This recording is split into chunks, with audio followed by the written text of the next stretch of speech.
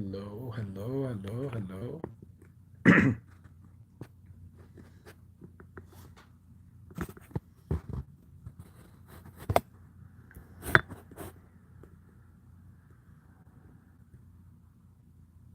Okay, looks good. Where's everybody?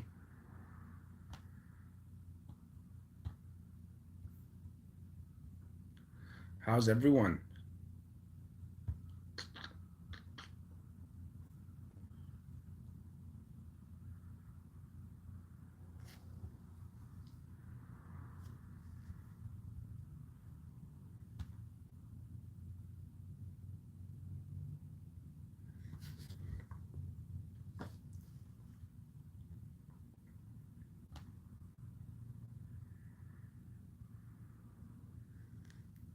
Forks, good afternoon. Forks, I got something. It's so ironic that you're the first, like you're the first one that said hello, and I got something specifically for you. I saw when I was hanging out at Cam's live this morning. Um, Actually, I was supposed to attend it, but I had so much. I was burning up so much last night and reading scriptures, so therefore I couldn't. I went to sleep like a seven, and then woke back up early. Anyways, I don't know. I'm developing insomnia, but then I saw your message talking about some that John Wick sniping video. And I'm gonna address that for you, specifically for you. So it's great that you responded here. And what's up, family? I miss all of you guys. Frankie Mohammed, what's up, brother? And Options Cartel, what's up, bro? I am doing well. Yes, as you can see, allergies are killing me right now, and lack of sleep. You can see probably my sockets are about to fall off. But it's only for this holy month. Um, 1 month for the entire year. Feel great. Hopefully, earn a spot in the great in heaven, or hopefully, I mean, that's the that's the hope, or that's the uh, objective. But let's see. Future Whale, what's up, brother? KJW. Yo, look, even KJW is talking about it. Did anyone see John Wick sniping new video? I saw it thanks to Forks. Forks mentioned it in Cam's live this morning. CS 101 Trades, a great brother, wonderful brother.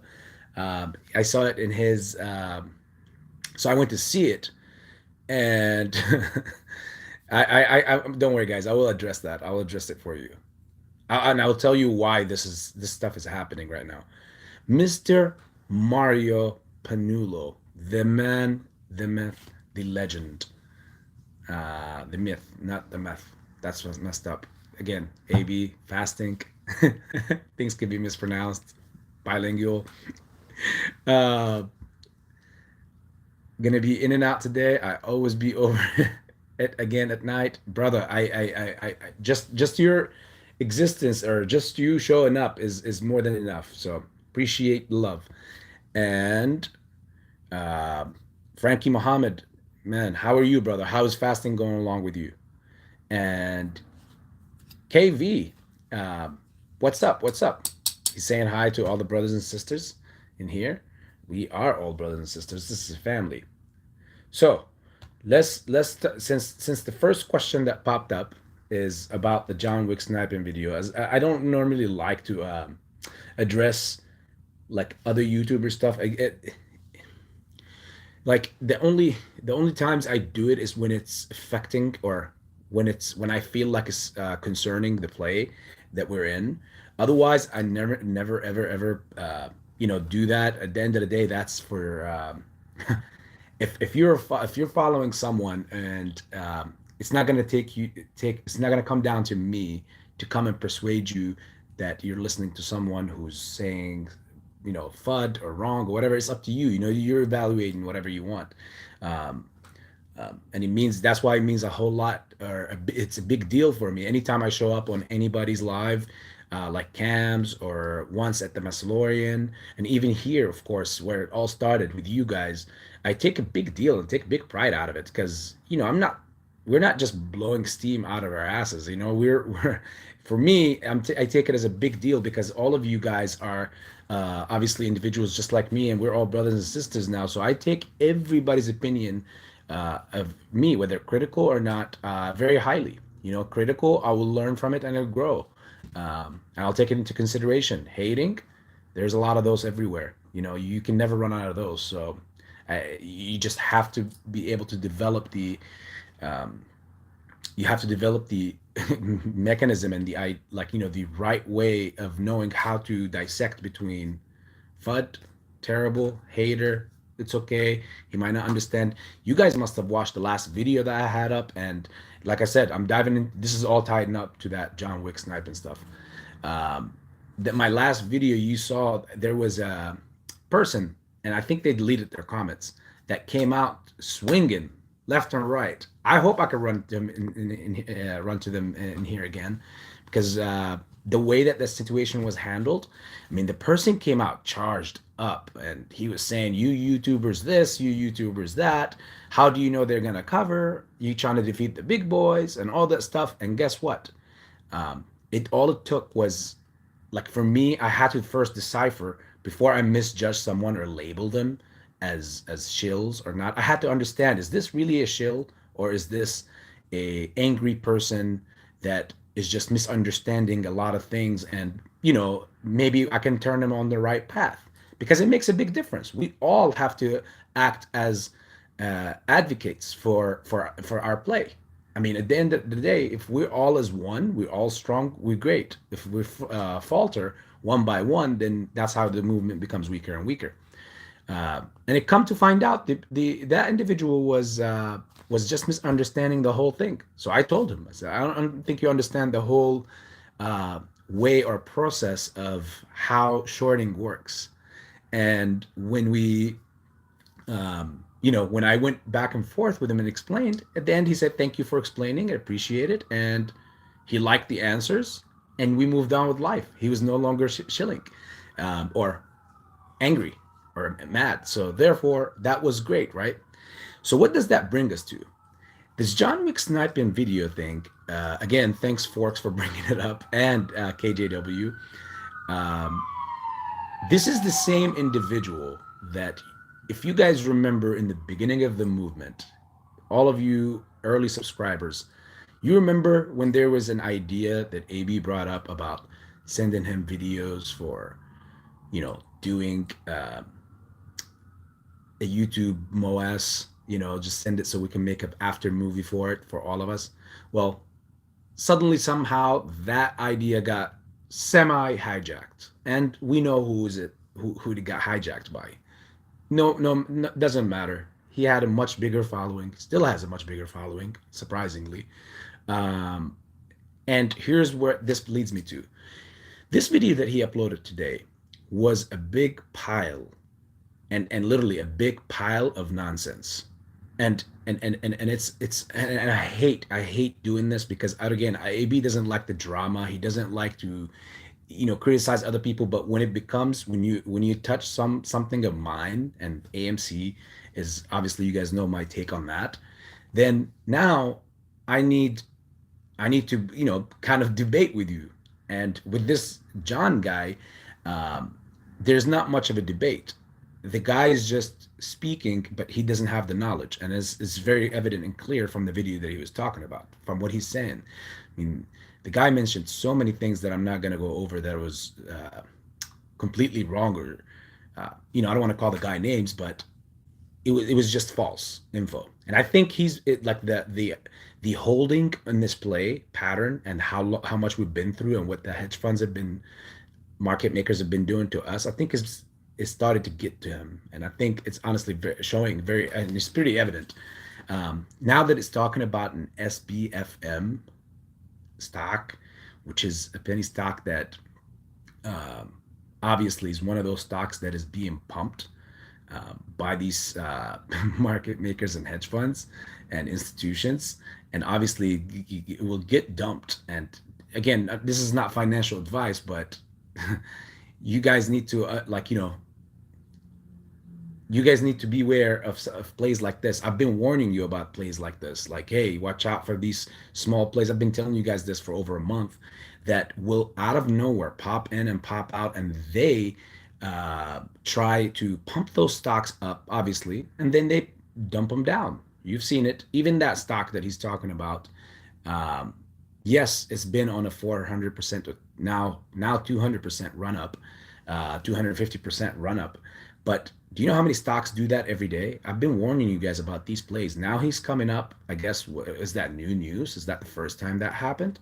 Every day you pop in the market, you see some random stock that has run up 150, 200%, and that stock ran up 250% or 300% in what? In over 2, 3, 4 weeks. You see random stocks run up that much in one session. Um, and the idea is not that, okay, this is, you couldn't have not made money on that. You could have, but if you got in from the beginning, but you don't have the insider info, and you got to watch out from these, because at any given moment as that stock was doing its run up, it had no fundamentals because it has a very short flow. So the whole float was traded over and over again many times. At any given time, you could be left holding a big, gigantic bag. I was going to use the ASS word, but I'm not going to say it. I'm fasting. So you could be left holding a whole gigantic bag. That's one. Second, the stock barely has 2% short interest. Who are you going to squeeze in that play? This is nothing but a pump and eventually a dump. So that's just addressing that stock. Now, enough of that stock, because it's not even worth the 1 second of us talking about it, unless you were swing trading it for and that ship has sailed, in my opinion, a long time ago. So AMC, let's get back to the fundamentals. Why did he say AMC is never going to squeeze? This is a guy that apparently started a challenge telling everybody why you're an AMC. Make a video, make a channel, talk about AMC challenge. And this guy is now saying this stuff. I'll tell you why. One reason, lack of knowledge. Second, it leads to misunderstanding and not understanding why you're in this from the get-go. Clearly, he probably followed the hype, but he never went and did his own due diligence. So therefore, it leads you to a place where you don't understand what are you even doing here? Like, why am I even here still? And clearly, that's pretty evident on the man. Again, no knock on him as an individual, but as far as his knowledge on the play, it's nada, is zero. The reason why he's afraid, and he mentioned something that was so elementary, I want to say, as far as AMC having a big float of 500 million. Will we understand this? Everybody who like, if everybody believed in, like, they didn't solve that bridge or cross that bridge a year and a half ago, you wouldn't have millions of people holding billions and billions of AMC stock unofficially, because I know that we own most of the float, more than 90%. Thank you, Aaron, for at least disclosing that. I know we own way more than that, but at least of the real float, that's how much we own, and that's what he has access of seeing. So if he reported that, he cannot disclose as a CEO false information, and he can't say, he doesn't have access to the synthetics. He can't see if there's synthetics or anything, because his company does not get paid for that. So you guys need to keep along and, like, pay attention to this and remember it. And the crazy part is the CEOs, like the company, it's in their best interest that there are no synthetics out there. Now you'll be wondering, like, so what is Adam Aaron doing? That's why I told you guys before, I'm very critical of Adam Aaron. Not too crazy on the guy, but at least there's some things that he could do to try to protect the company or AMC from shorting. He could go, there's many things you could see it. Like, one of them is he could hire an outside litigation to inspect this.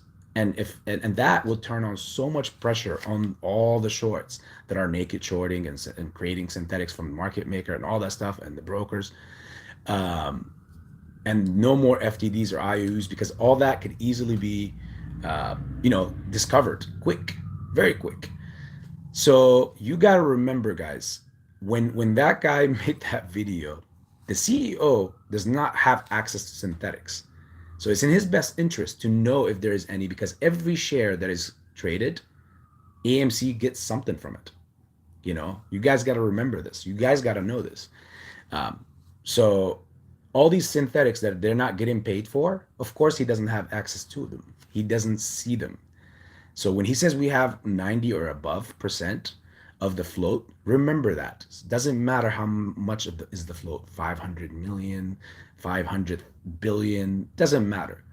And that's not just speaking of synthetics or talking about the all the float, that the many floats that we don't know about, right?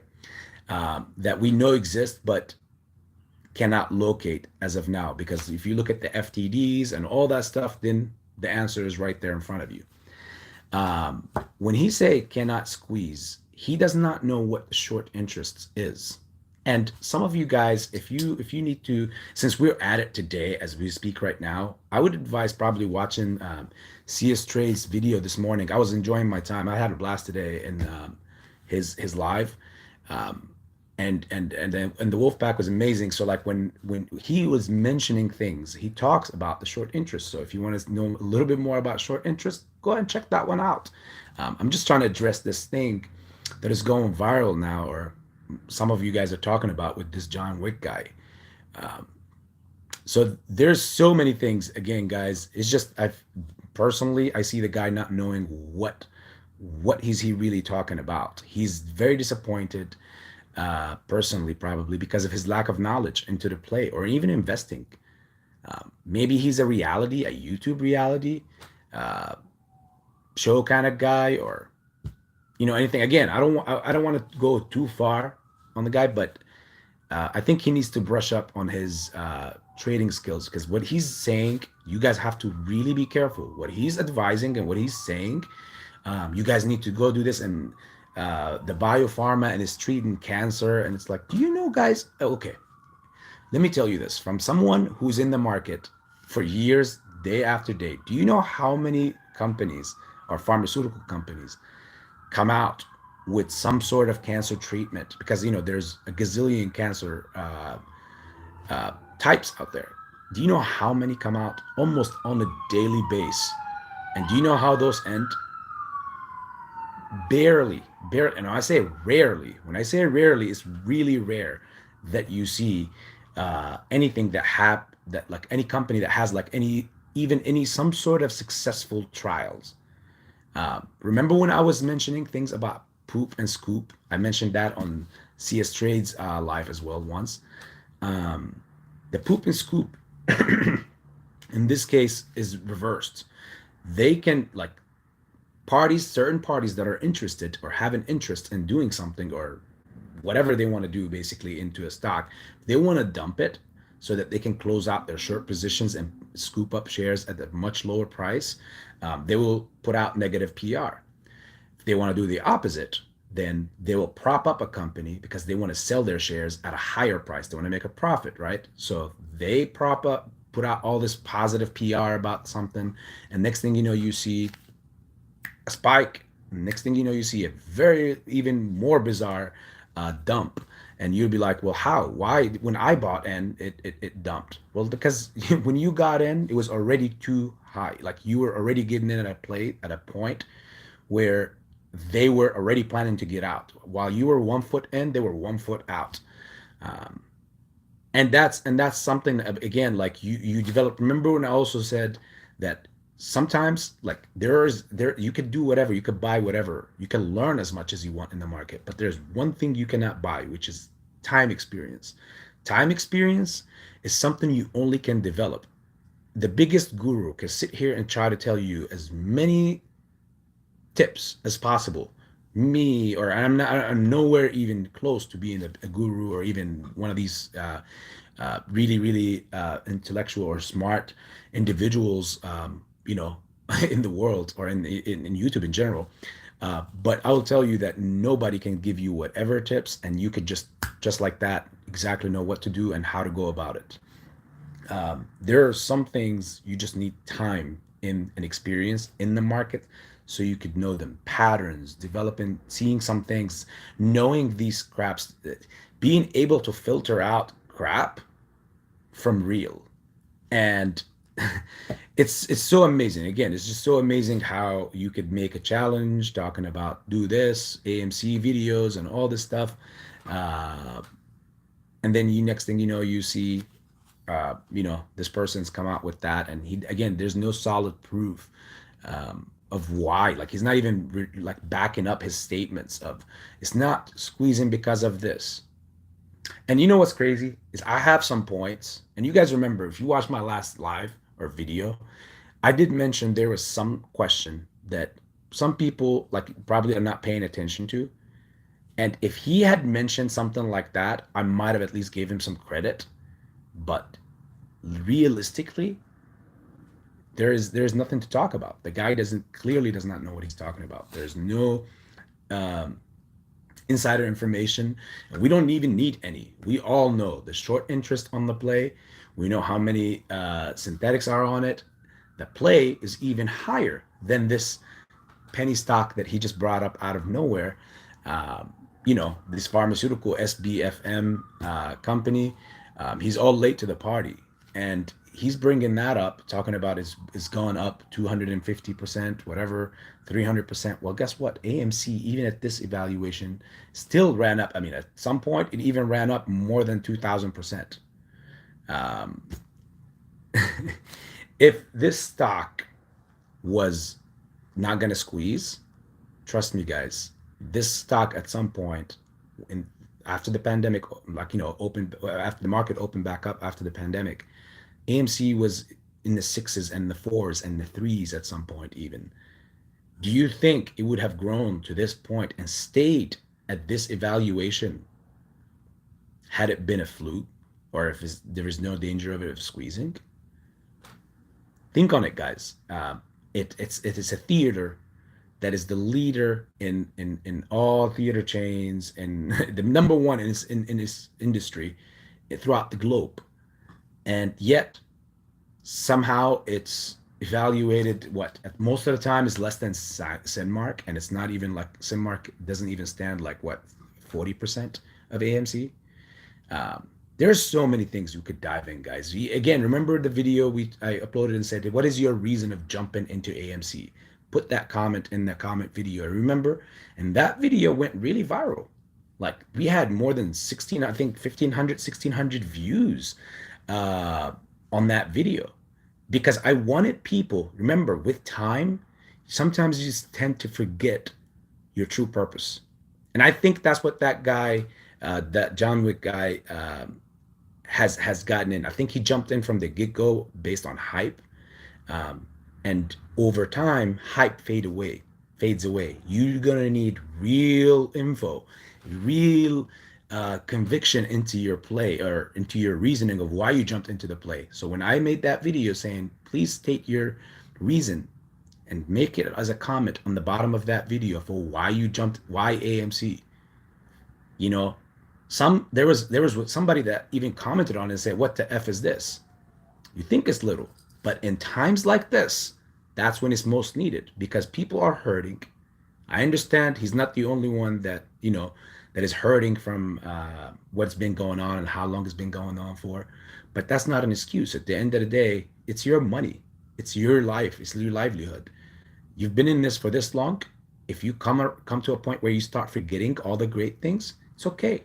It happens to all of us. Just go back and check the reasoning, like reevaluate yourself. And I make it easier for you to scroll down in the video section in our library, and you can see that video that I was talking about. Why are you in AMC? It's an important message video, and really important message to everyone, and you will see.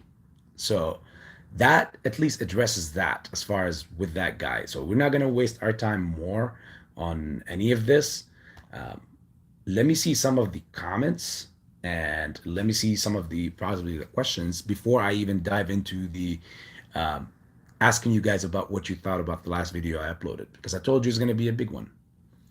Let's see who's in here. Oh my God, I'm seeing a lot of wolves in here. You know what's good is that I'm not worried. First, if it was anyone else, they'd probably be worried right now. There's a lot of wolves in the house, but for me, I'm not because I'm a wolf myself. um, See, here we go. Look, young finest, miss you. The end game is near. Yep, yes, indeed it is. I'll tell you this, guys, without any dates given.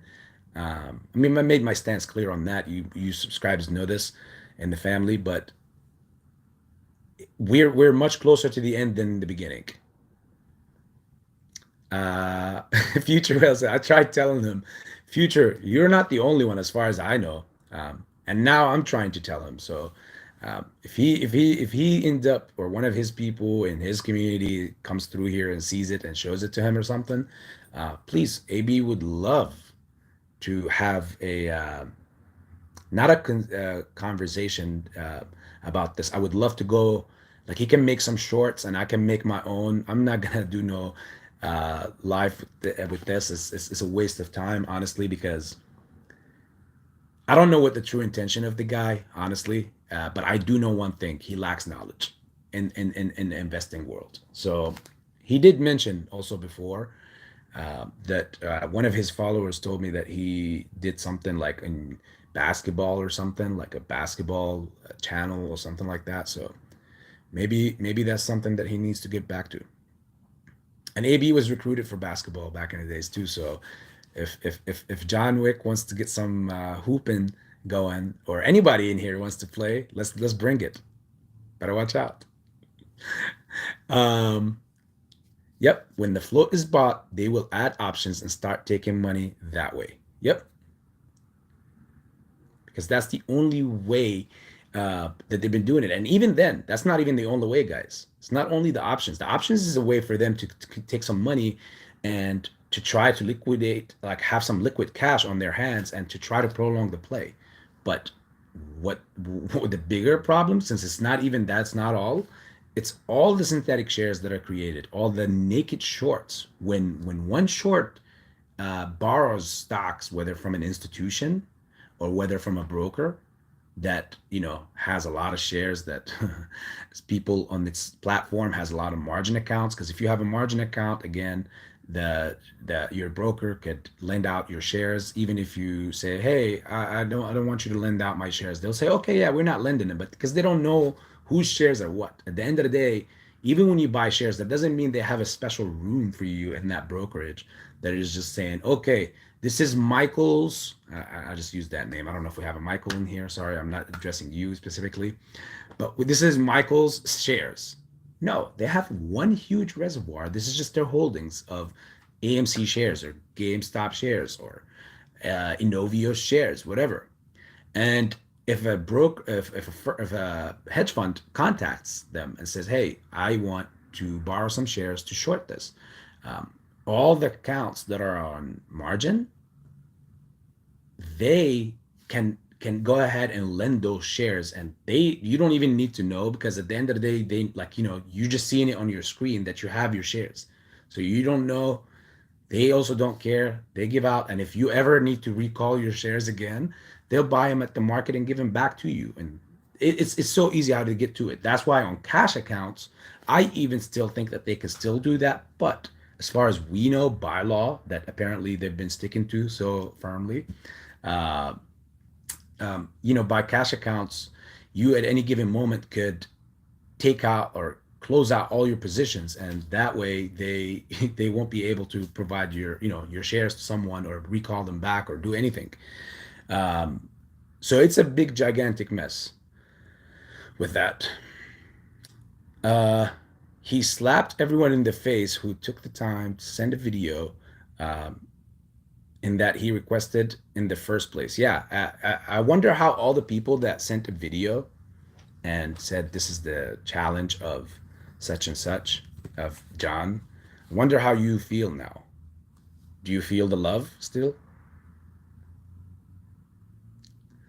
Um, in the clutch. It's always in the clutch. Another blessed day, above ground. John Wick Sniping's video shows how fragile a mind is when conviction of a play is not there.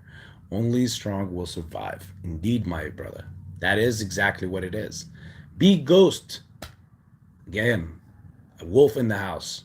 You're going to see how many other wolves in here. You'll see all these wolves in here. Don't worry, guys. We're all family in here. Nobody run away. And Mass was supposed to edit it. What Mass is gonna say now? That's Mass's answer to answer, I guess. That's his question to answer, brother. Gloria, nice running into you in here as well. Um, I had a blast with you guys all this morning in the live chat for Cam. And speaking of the devil, look at that. CS, how are you, brother?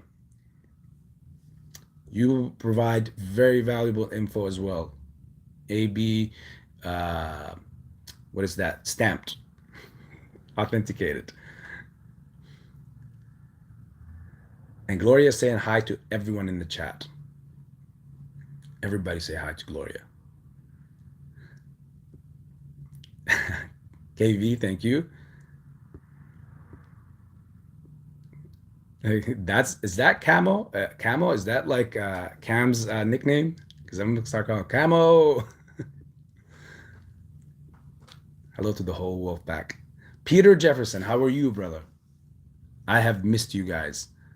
Just stopping through. Hope all is well. My question would be, do you think BlackRock is trying to kill off Citadel and other hedge funds, or are they still working together? I'm gonna come right back to this, Peter, because this is a good question. Let me just read some of the comments. Pabloco, what up, AB? What's up, brother? What do you think about Scalp and Spy? I'm interested in trying that out. And I'm also going to come to this one right after Peter's. Pabloco, I'm coming right back. Radwan, how are you, brother? Salams. Very disappointing. I'm not, honestly, because I have not spent any time on him or following him or any of that. So if anybody, the true disappointment is all to the whole group that is following him and somehow still following him. I'm off. I have to nap before next stream. John Wick is making a big mistake. He's not a stock trader, as no charts, no DD to back his allegations. It means nothing to me. Well, Cam, it was nice running into you this morning and right here as well, brother. You get yourself some rest. I know you don't get as much that is needed, so get yourself some rest, and I'll probably see you in the later on in this afternoon. But yeah, 100% on what you just said. Oh, thank you, brother. Appreciate it. Appreciate it, Cam.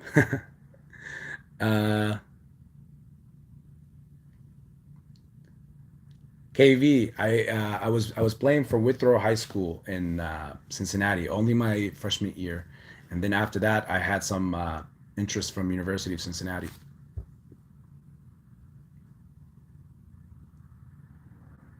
I was back in the days of, I don't know if you remember Hickson and Jihad Muhammad. I played with Jihad Muhammad a lot. Pickups. Okay, let me go back to the questions of Peter and Pabloco. Okay, just stopping through. Hope all is well. Question is, would you think BlackRock is trying to kill off Citadel and the other hedge funds, or are they still working together? Honestly, Peter, this is anybody's wild guess in this case, because one thing for sure is BlackRock and Vanguard, you could add on that list, are running the show. I mean, BlackRock and Vanguard have as assets that are like bigger than many countries, like countries itself. I mean, I'm originally, as a kid, I came from Jordan, and I know BlackRock alone has more money than the whole country of Jordan by itself. So that is power, and you see their assets of being in the trillions. I remember it was like 12 or 14 trillion dollars worth of assets. That's like you could do nothing but like scratch your head to that, because it's it's it's it's that speaks for itself. Now, as far as them going after Citadel, if they really, and this is my personal opinion here, if they really wanted to do that, or if they were doing that, they would have gotten rid of them long, long, long time ago, because they have the power to do so. I think obviously everybody's correlating on the same thing. I will constantly stick with my same stance on that class, and that group up there, that whole group, are all people that wine and dine in the same country club. Um, they have when you think of it from all angles, what do they get, or as far as connection wise, to us, to the retail? Nothing really. Is just not, there's nothing that ties us up with them. But that guy, speaking of Citadel, now has a lot to offer, and it looks like obviously, because they always take care of themselves, all of them. If you look and you watch all the political positions and the positions of influence that are held, it's always someone that is close, or is a friend, or is a family member of someone that is already inside as well. It's rarely that you see somebody come from the outside, like a Obama situation, Most of the times, you will see the same people being in the same thing, and it's a revolving door that they all could go around and round and round in. Um, it's crazy, right? So I don't think this is anything that has to do with that. And again, like, I personally think Citadel is just it's a company similar to, like, it's, besides being the largest and the biggest market maker, um, it's changing. And he even said it, like Griffin said it. I covered this before, Peter.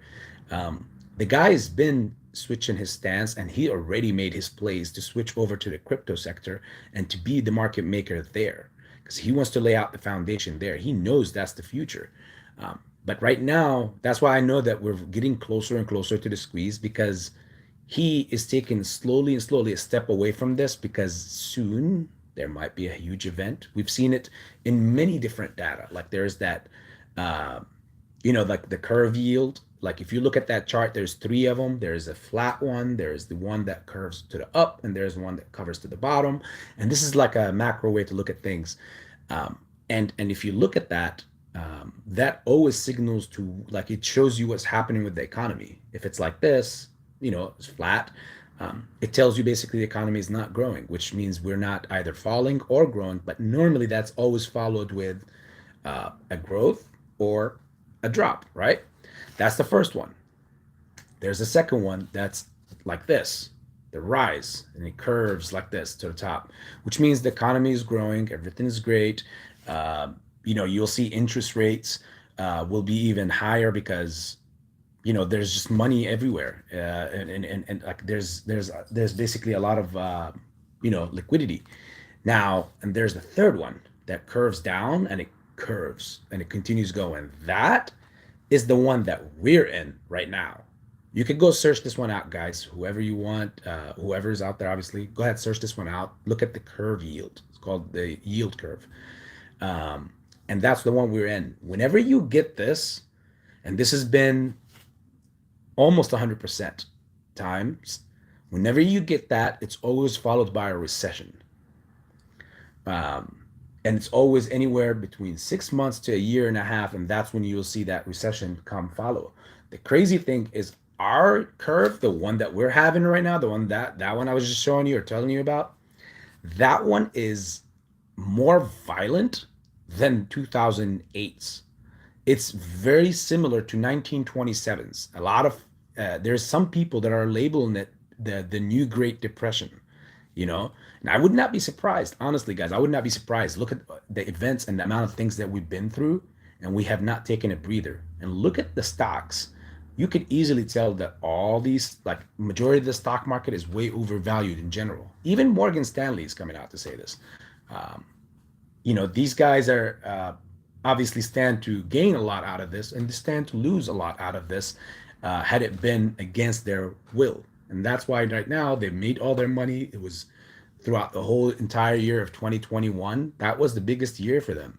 They made their money. Now they're preparing not only themselves, but they're preparing you, because you've been seeing a drop in most of the stocks from the 2021 time zone. So now everything is much, of course, less than what it was in 2021, and they're just preparing you to tell you that, hey, we're that's what you should expect. There's going to be a recession, and it will be coming. It's a matter of time right now, of when. And Pabloco, Peter, hopefully that answers the question, brother. But again, it is a personal opinion kind of thing. So if you would like to chime in, if you have your own intake as well, because when somebody asks a question, that means they have an idea or they're thinking about something. Write yours, Peter, Jefferson. So I could see what is going on in your head. And Pabloco, scalping the spy. It's a very, very, very, very, very good idea, um, Pabloco. But as you can see, the spy personally, and this is again not financial advice, I don't scalp it based on buying it. I scalp it with options. And again, guys, this is a very scary moment now. Watch out. Um, the reason why when I scalp the spy, I scalp it with options is because it is more worth it for me since the price of the spy is always high. So that's what I would say seasoned traders would do in that case. But as far as buying the spy and then selling it, you would have to have a big grip of cash that you're willing to have in there. And if you, honestly, if you're gonna have a like for example, if you have 50 to 100,000 dollars that you're just gonna dump on a stock or the spy in this or an index fund, obviously in this case, um, for a swing trade, like for a day trade, then there is honestly, again, this is not financial advice, brother, or to anyone else listening, but there's many other ways or other stocks that are even way less volatile or safe. Um, you could make a lot more playing other stocks with that kind of money. But if you don't, and you want to do something with that, then again, that's just the way you ask me. This is the way AB would do it. But you have to do your whole due diligence on learning how the options chain works, brother. Hopefully that answers the question.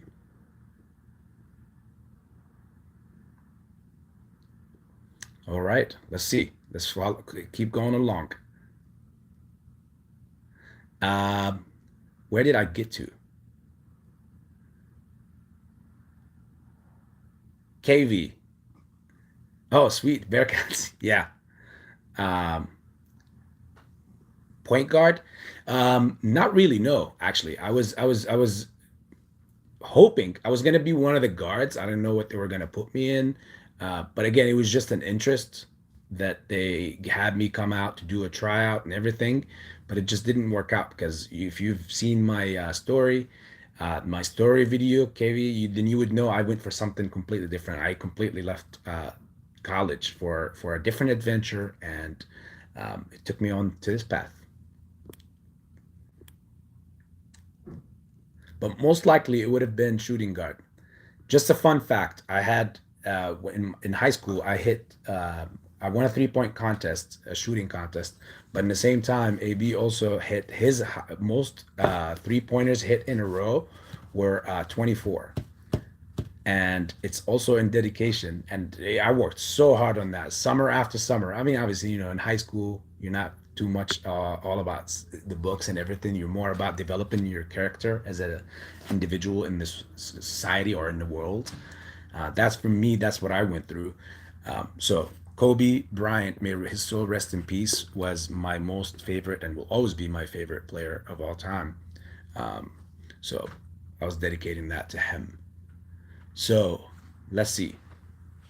Um, Mrs. Tahiti, good afternoon. What did you see that post when I said was it yesterday or the day before yesterday when I was talking about mvax, novavax? You seen what was happening with it today? And that's just the beginning. You know, I think it was you and Safwan Radwan that was that commented and said we're tracking it or we're keeping an eye on it. Um, G Chronicles, CS call. John Wick out. You guys, it's also, listen, I just wanted to address it for the group in here. But again, if there's someone that is subscribed to him that is in here, please go tell him. Make a short that explains your position, and AB would more than love to explain to you how you're so wrong on what you're saying, just for the sake of the subscribers or the followers that he has. That's all. Give me one moment, guys, please.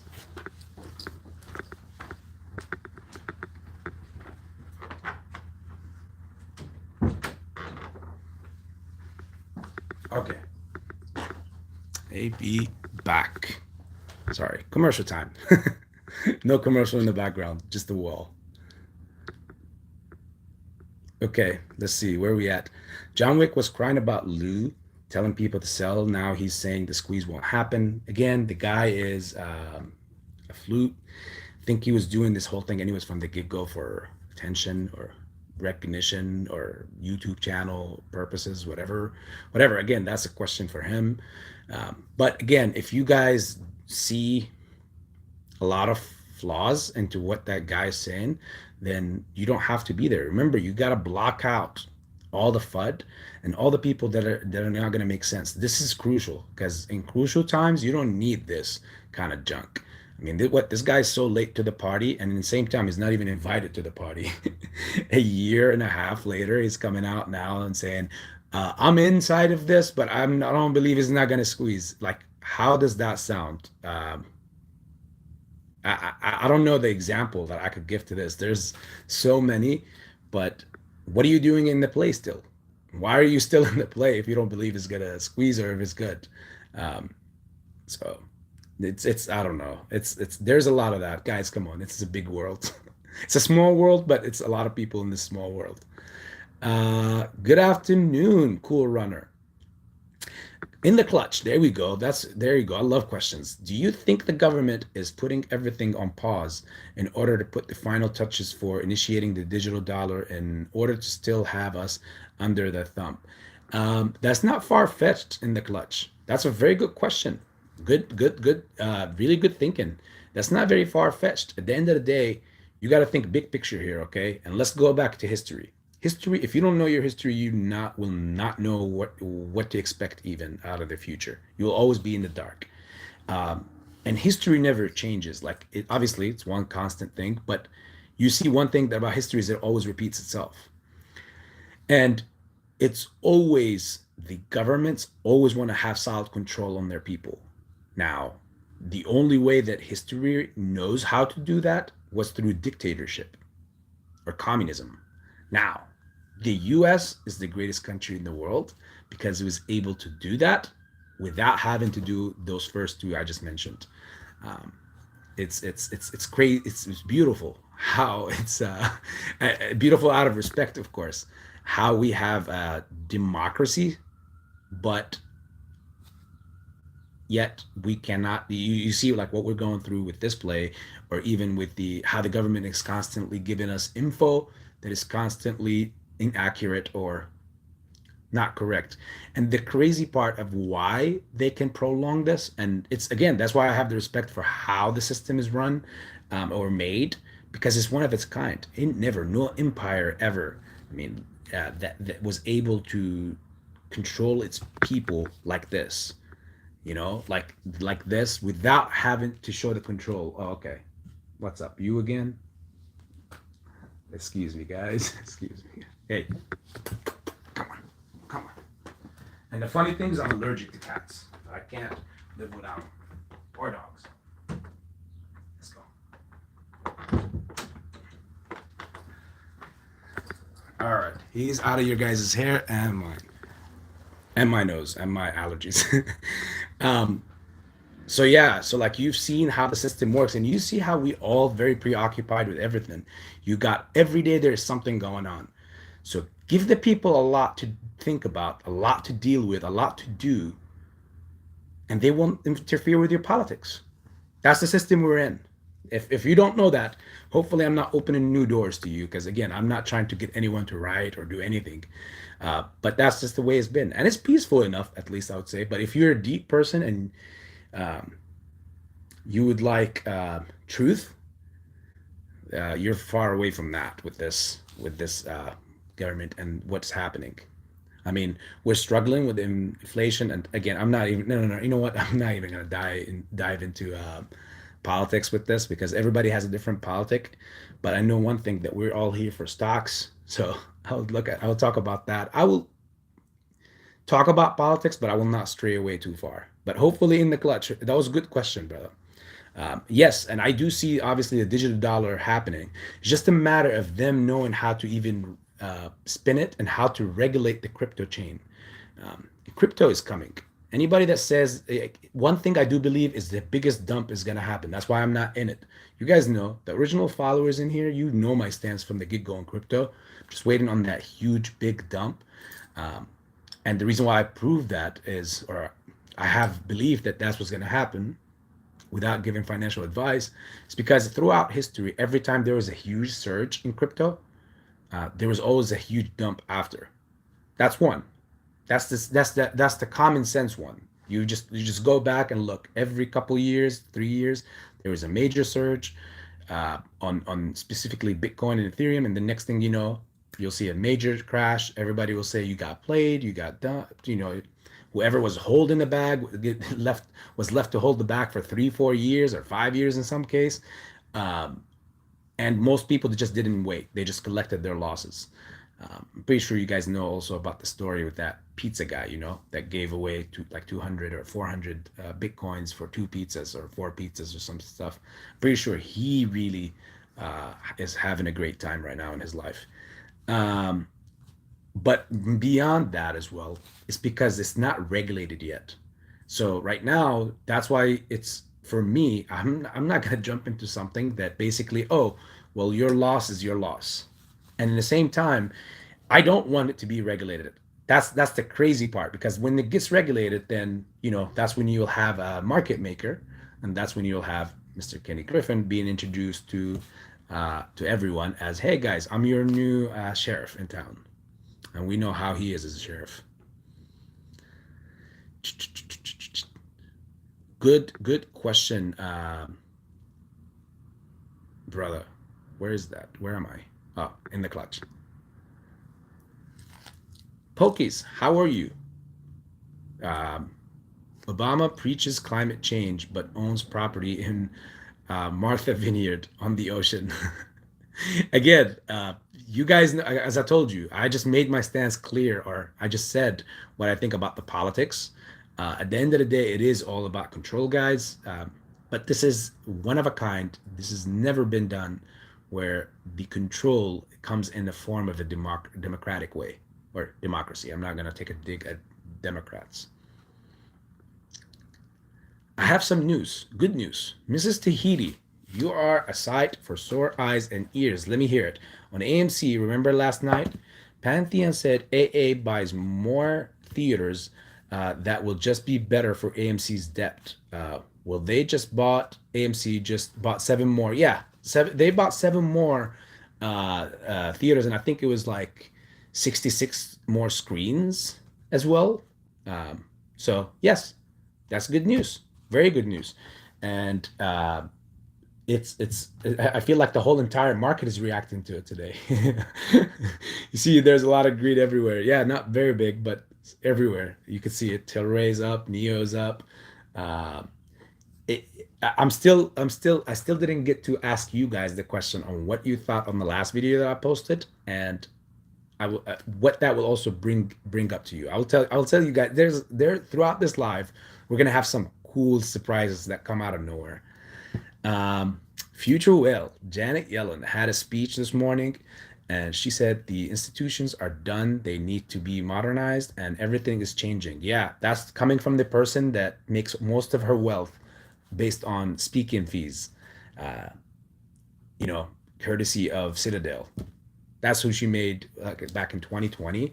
in 2021. I think she made like $4 or $5 million just in speaking fees alone, and I think it was from Citadel alone. I guess somebody's not paying Janet anymore. Safe to say that. Um, and they will be converted to AMC brands by Mint and by mid and April. By Mint and April. Okay. Yeah. So by mid-April, most likely. Is that correct, Mrs. Tahiti? If I got it right. That's very good. We most likely will see some of that into our earnings of the second quarter earnings, which is in June.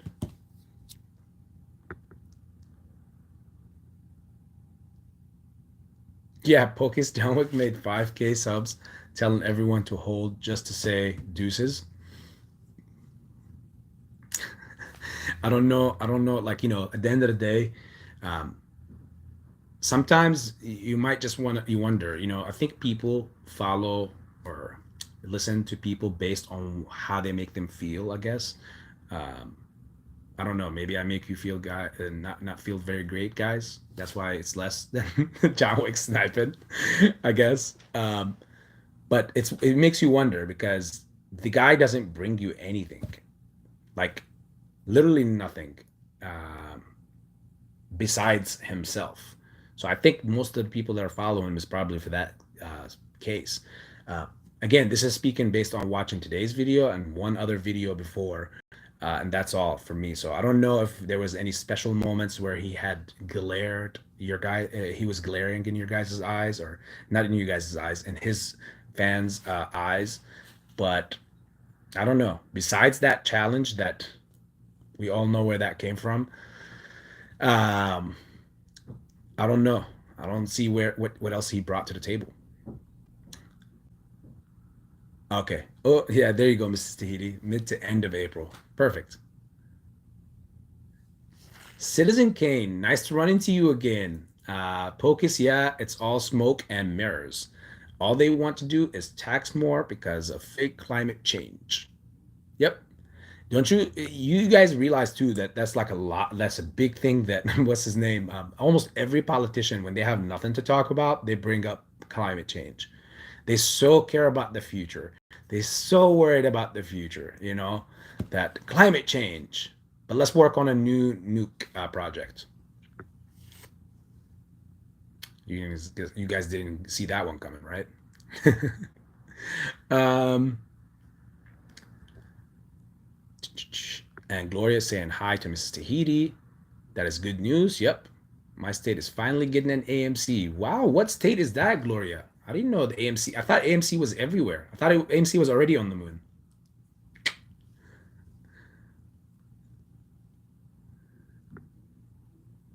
Call out John Wick, bro. He played like he was for the cause, and now he's bouncing. FM. Well, if all what I've been saying has not been a call out, G Chronicles, I don't know what is. Again, I'm not calling them out like to make some sort of like those basketball videos they make with thumbnails that are like clickbaits, where they say, "Oh, fight breaks out in gym after guy doing this."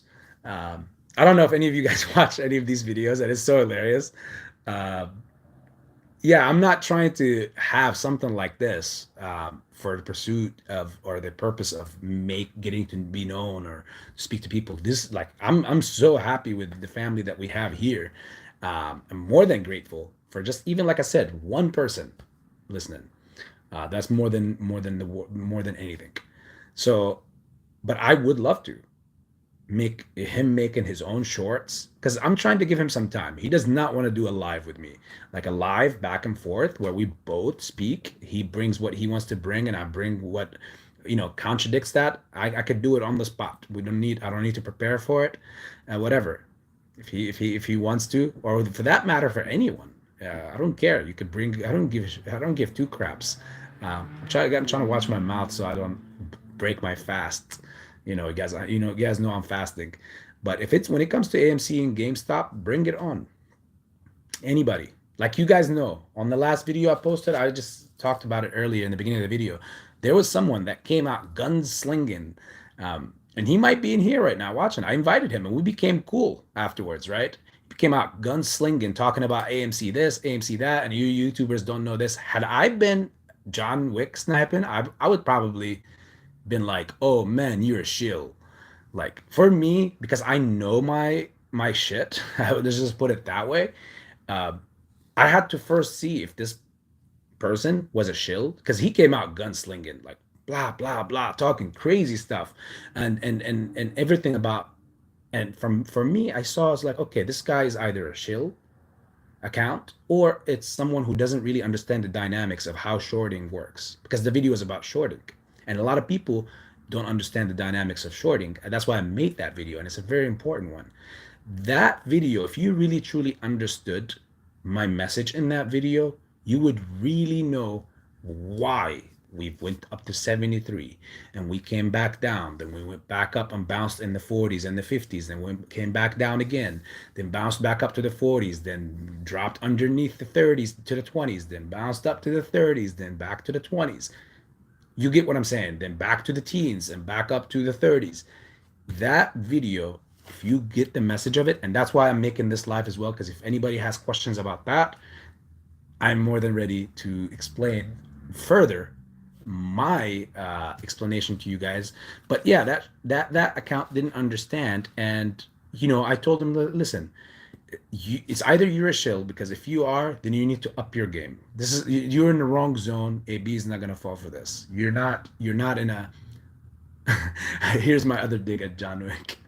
You're not in the John Wick chat room or zone, because you're gonna have to bring some weapons with you when you come and try to talk and bring that stuff to me. If you're gonna chill over here, please, please, please, please be sophisticated, and not only that, please bring uh, evidence backing up what you're saying. But if you're gonna come and say, "Oh, you guys are being played," and be a Gasparano, um, then you're just gonna get exposed. AB is gonna expose you, and that's what happened with that person. But he wasn't a shill. It turned out he wasn't a shill. So I told him, you're either this or you just don't understand how shorting works.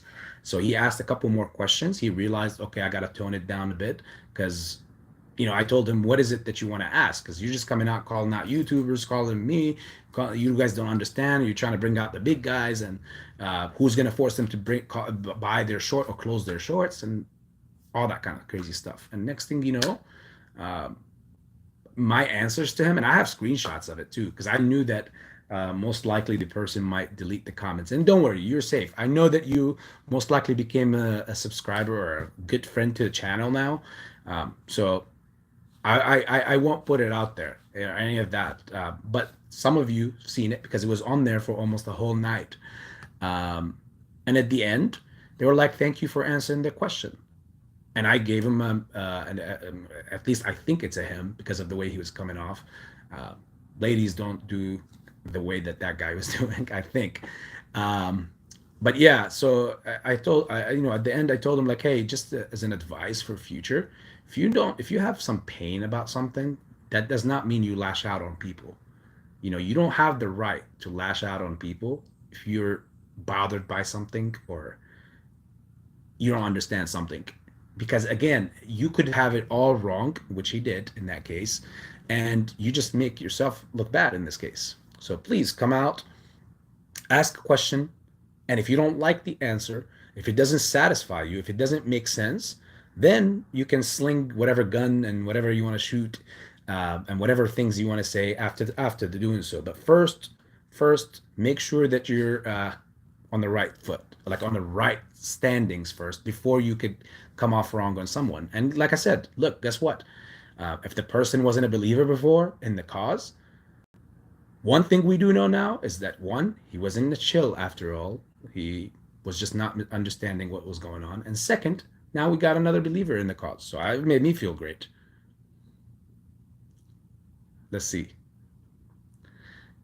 Everybody's saying hi to Gloria. Obviously, Gloria is a superstar in here and in the CS tank. And Mrs. Tahiti as well. I see. Wow. Oh, Forex, thank you so much. Appreciate it. Like button.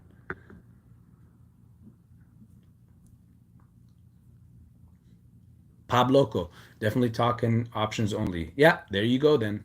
There you go, brother.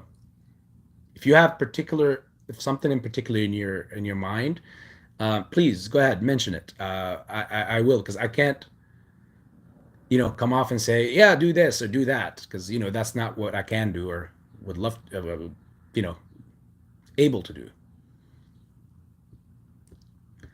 Let's see.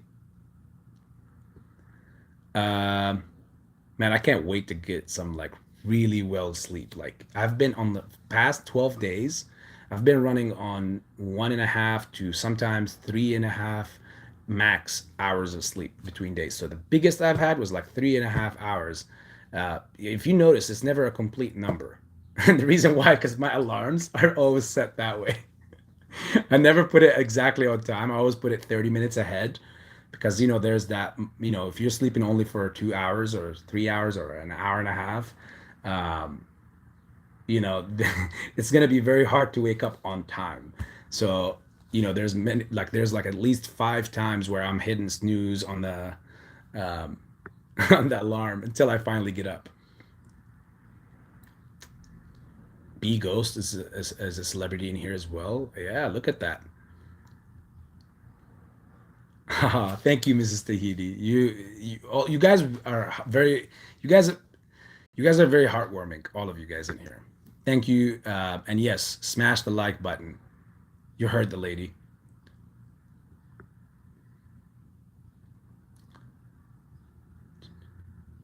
No, I missed it. Tell me, what did you miss? And I got you. Joe, what's up with John? Bro, not Joe. Yeah, well, it's Joe that asked me, bro, what's up with John? With AMC not squeezing, not to be a fut. Joe, I'm pretty sure you probably heard the whole thing now because I'm just reading these a little late. So I'm pretty sure you heard it. If not, please scroll back to the beginning because I addressed it pretty early, but for a little while, that's why. But in a nutshell, lack of knowledge. I'll just put it that way. Lack of knowledge. This is Tahiti. I'm watching Novavax, but just woke up. Love, love, love your info, AB, and I love, love, love, love me, Mrs. Tahiti's, uh, comments and valued, very, very valued opinion of AB. Thank you so much. I'm glad that you're seeing it. Um, the crazy part about nvax, this is probably Mrs. Tahiti. This is probably the easiest and not showing off or anything, but I'll tell you why, because once you hear my reasoning, guys, all of you, you would know why. Like AB had said something about mvax, and I said in the community tab, I posted that mvax is going to be exciting to see what's going to happen. And one, why? Because that's a company that in is one, it got approved, it got some initial approved for Switzerland to be a COVID vaccine there. um and again, that's not like the final whistle, like that's not the final blow. You're like, okay, well, that's it. No, well, ocgn got approved here and there, and look where they at. Yep, that's not the case. In the midst of the COVID crisis, we had the two biggest stocks on the biggest surges were Moderna, and and that's the stock, Moderna, that I will always kick myself in the foot for. That's the one right there. I tried. I did not at the time. I had everything put in Doge at that time because I remember everything was going on. You guys remember, if you heard the Doge story, um, you would know what I was saying. So I couldn't pull out of Doge. I had everything in there, and this was back in April, March of 2020, like right after the shutdown. And Moderna showed all like I was all in on it. I had all the conviction in the world, and it was in the teens. It was like what, 15, $17 or 12, like something like that. So low, and I knew it was gonna like be something crazy and high. So like I was researching at that time heavily into J&J, Johnson and Johnson, Novavax, Nvax, and Moderna. And out of all of them, it came down to, and there was a few more like Inovio and a couple more, but those two, nvax and Moderna stood out, but liquidity issues for AB at that time. Everything was in Doge.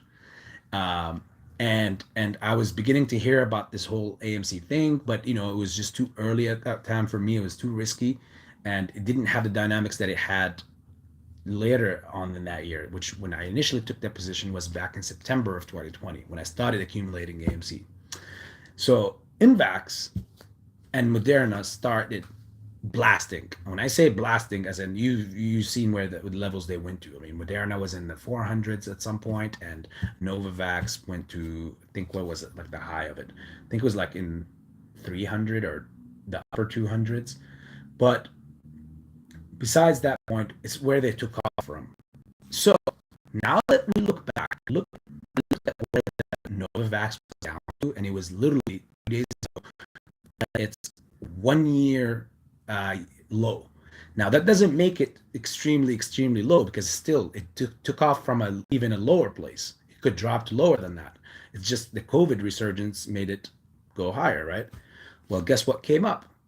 New COVID crises are happening. I mean, cases are on a surge. Philadelphia now are doing indoor mask policy again.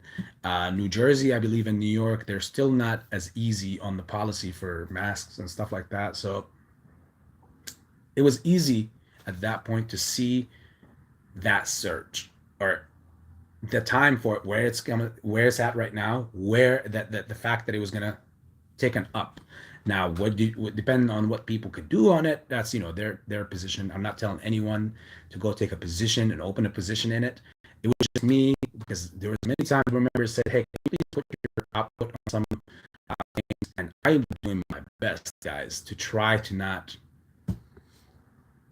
financially advise anyone and stay within that borderline of don't get yourself sued. Like that's the only thing that literally. And remember also, guys, remember when we were talking how much I was talking about ater a few weeks ago, and look at the way that it's been taken off, and it's crazy how they're doing it because they're covering it slowly so that they can not get burned. The market, this is all market maker action right here.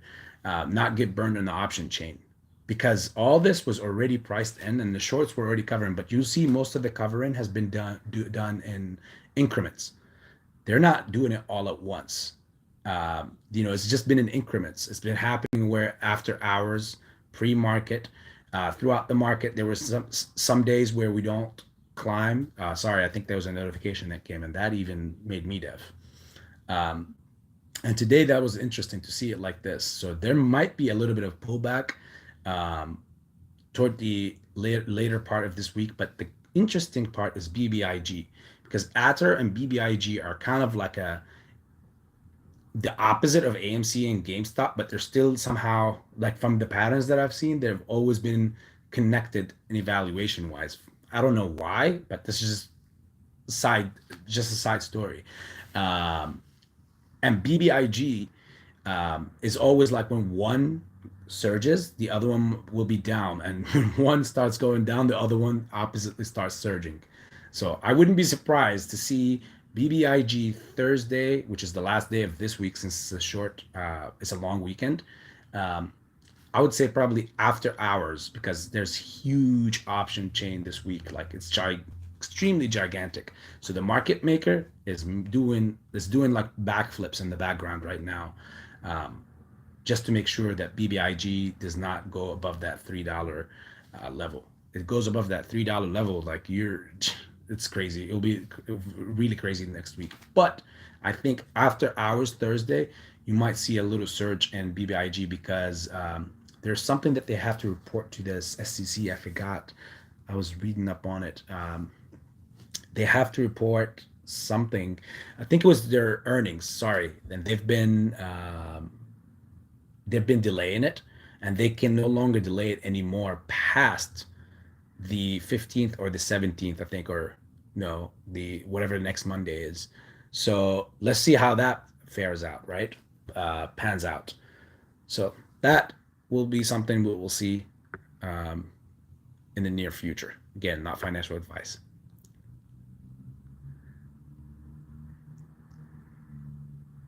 Yeah, Poke says John Wick is fun. He holds shares, but says won't squeeze. Yeah, it doesn't make sense, right?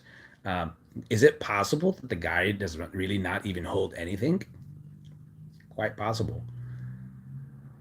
Um, because it makes no sense. Why would you be in something that you don't believe in? I don't get it. Um, there are a lot of suspect YouTubers right now, and it's really messed up that people even follow them. Future Whale, my thought process as well. Mrs. Tahiti, I love Lou, entertaining, but never gives straight answers. That's Mrs. Tahiti. You and I are very similar. I've mentioned this, and I think it was Massalorian's live chat when I attended it once.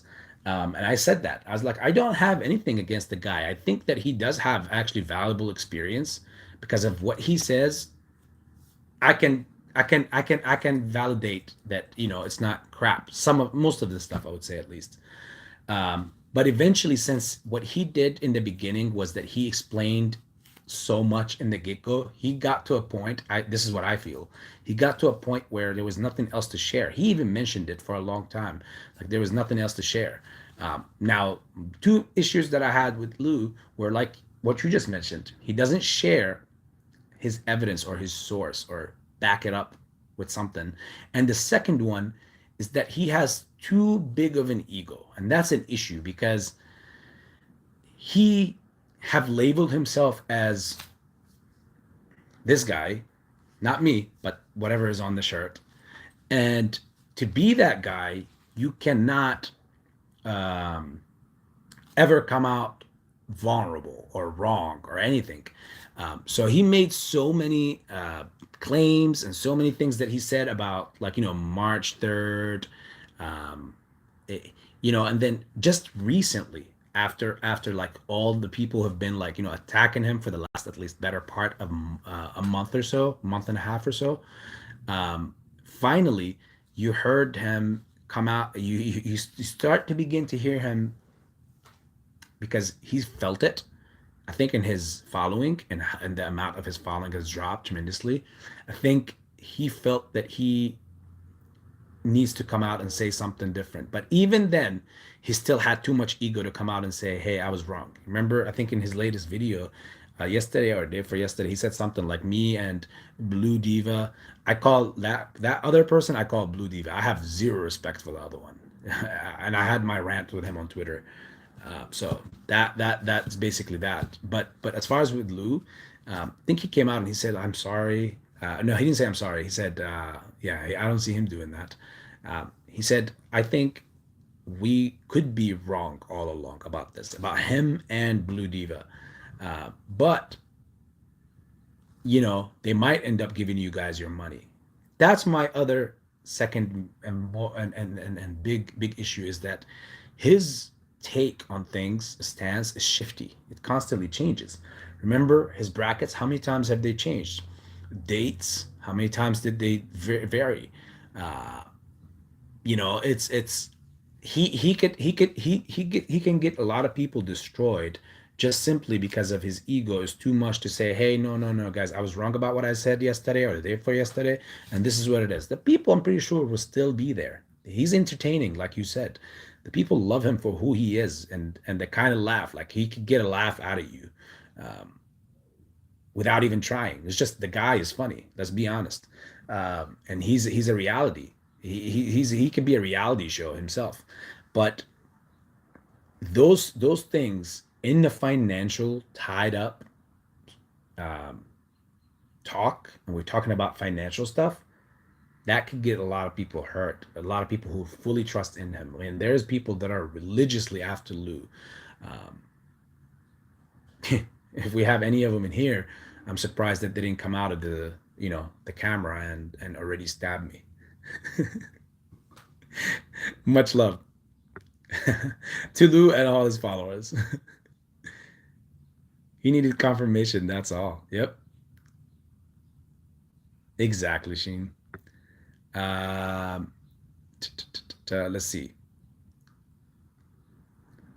Exactly, Mrs. Tahiti. Love Lou, but them answers leave you swinging, and that's true. Yes, uh, and that follows another thing. Also, I said was Lou has this thing. It's amazing how he got it worked out. His channel, he has it this thing where again he put the S on his chest, and he always develops this issue out of nowhere, which in my mind it's like again remember the S, the Superman character.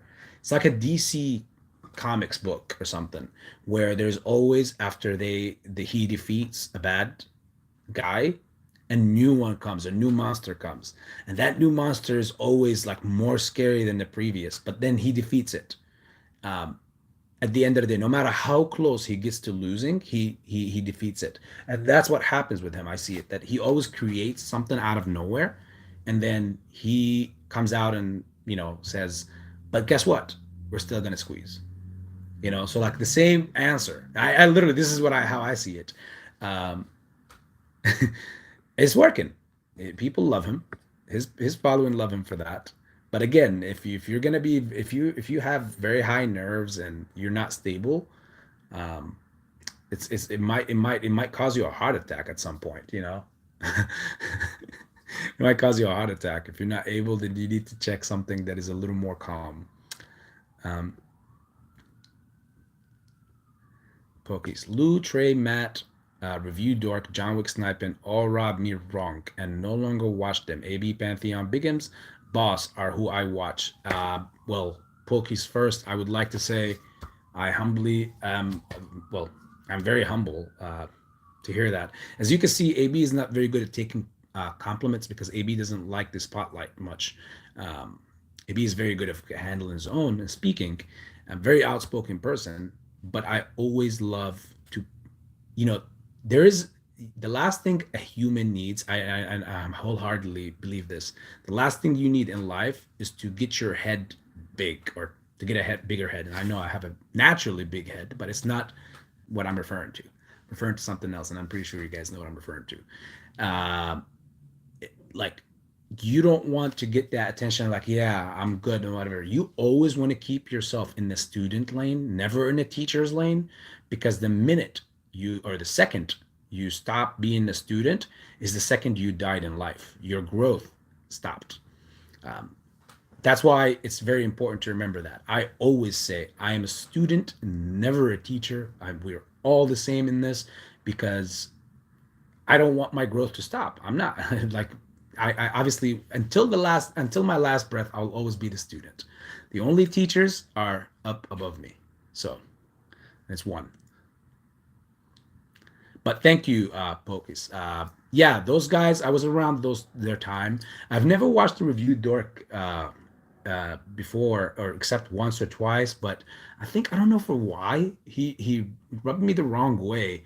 When I heard his voice, it was not matching his thumbnails or his face. I don't know. I'm weird like that, right? Uh, his voice didn't match. I thought he was gonna sound something like different, but then I heard him a little bit, and when he started saying stuff about selling and buying back, then I was like, okay, this guy is here for subscribers and views. So I stopped right away.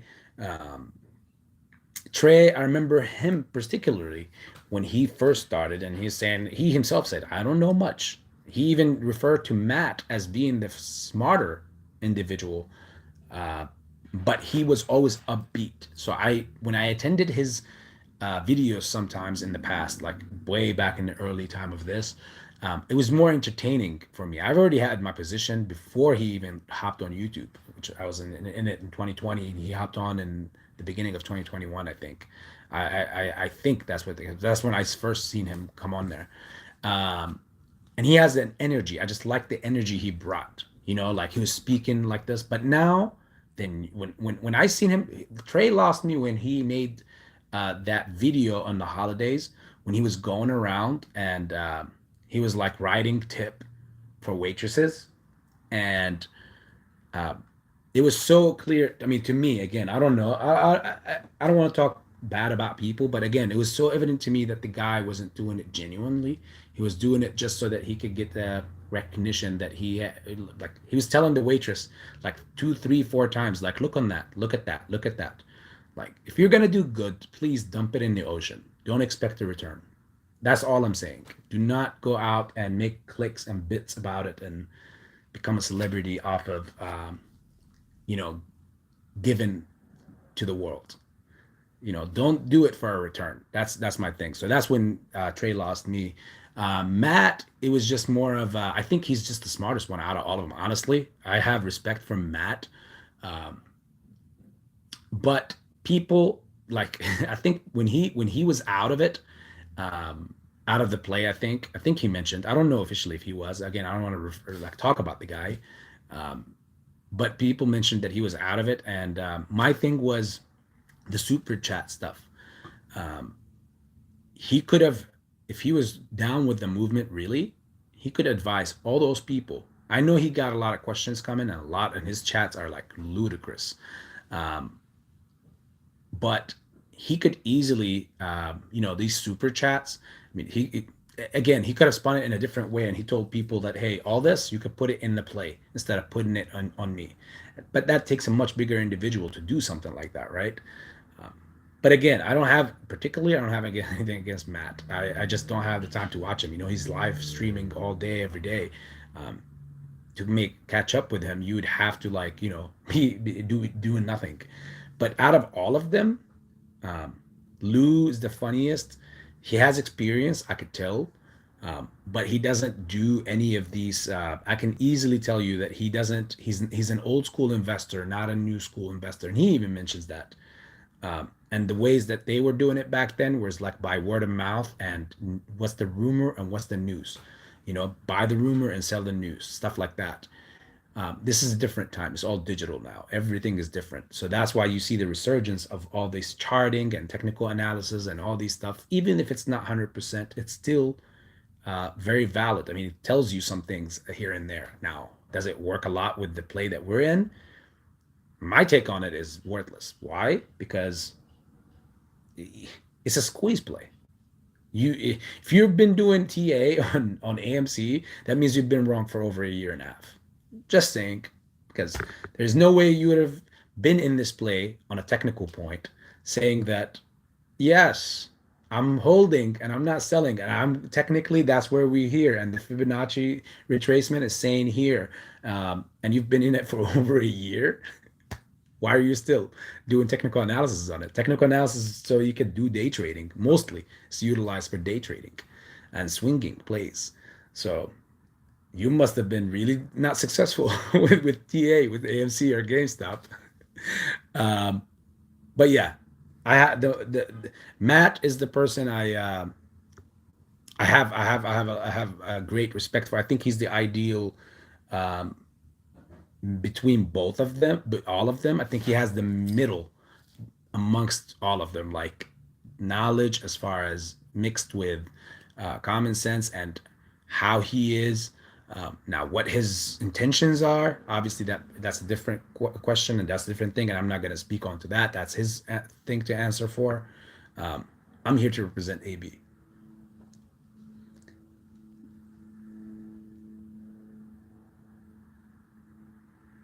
I'm great, AB, all about control.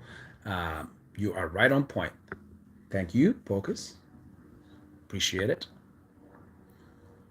So tired of the corrupt banksters. Oh, Citizen Kane, you must be uh, listening to a lot of bigums here, right? And I forgot what's the other guy? Randall? Yeah, Randall, yeah. You must be listening to these guys a lot. It's okay, guys. It's important. Let me say this. Remember when I was doing this? What like I think it was like about a month ago. When you guys, some of you guys in here, I don't remember who, came and said, "Hey, check out. Did you see AMC Bigum's video? Blah blah blah. Like that stuff." And it was that video where he talked about like I think when he first talked about the repo and like the CDOs, when he explained the CDOs and what happened in 2008 and all that stuff. And I went to check that video, and that was the only video I've seen. I know that recently they made new videos about ISDA and stuff like that, and how it's connected, and it's all. Remember what I mentioned? My response was when you guys told me to go check it out. I came back and said I think he's smart, and yes, he's speaking the truth, and it aligns with some of the things I've been telling you because of the whole makeover. I've been telling you how they've been prolonging this, what's abusing us. The dark pool, obviously, which should be coming back on the 18th of this month. In a few days, we should hear what the comments are for. So hopefully it's approved. I hope so. Again, that's the most important rule to me. I never cared about 2020-10. I'll be honest with you, and I made that clear many times.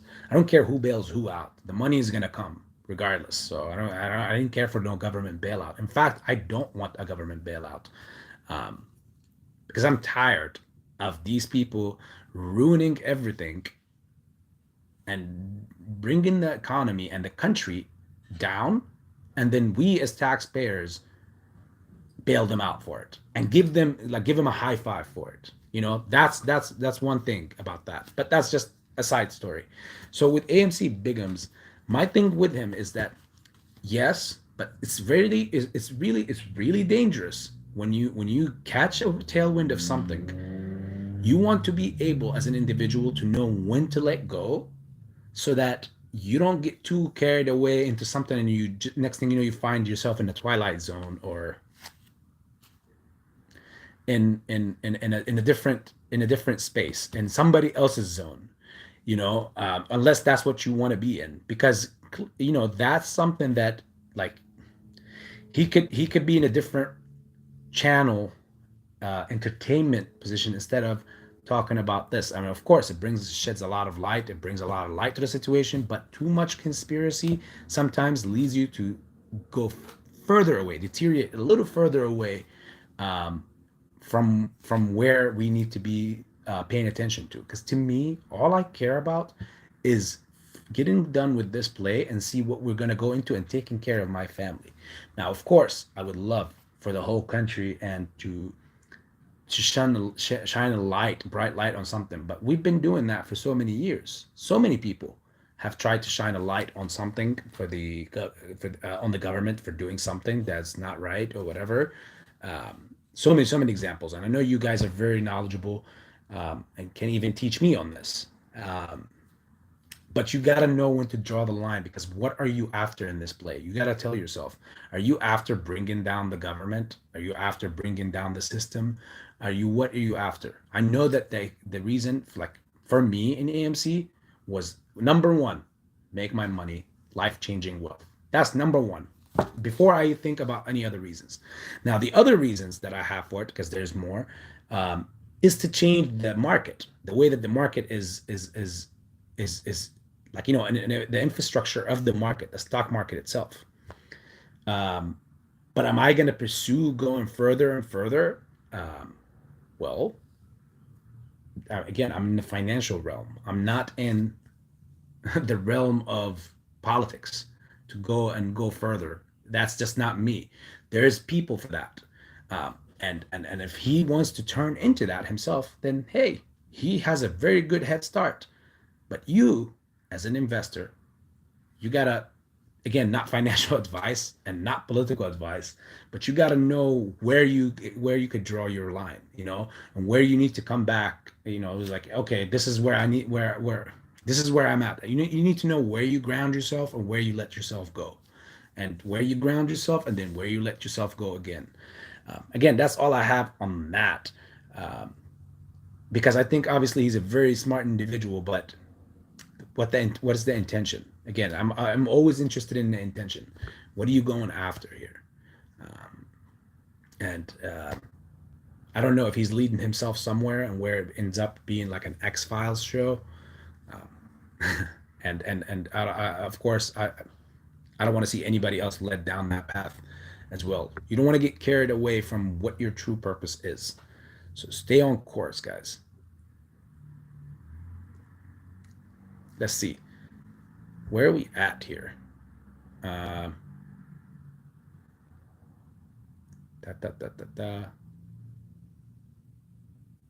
Similar to Pantheon, I will sell all my shares during the MOAS, but buy back after they reach fundamentals. I mean, again, yeah, there you go. That's a good opinion.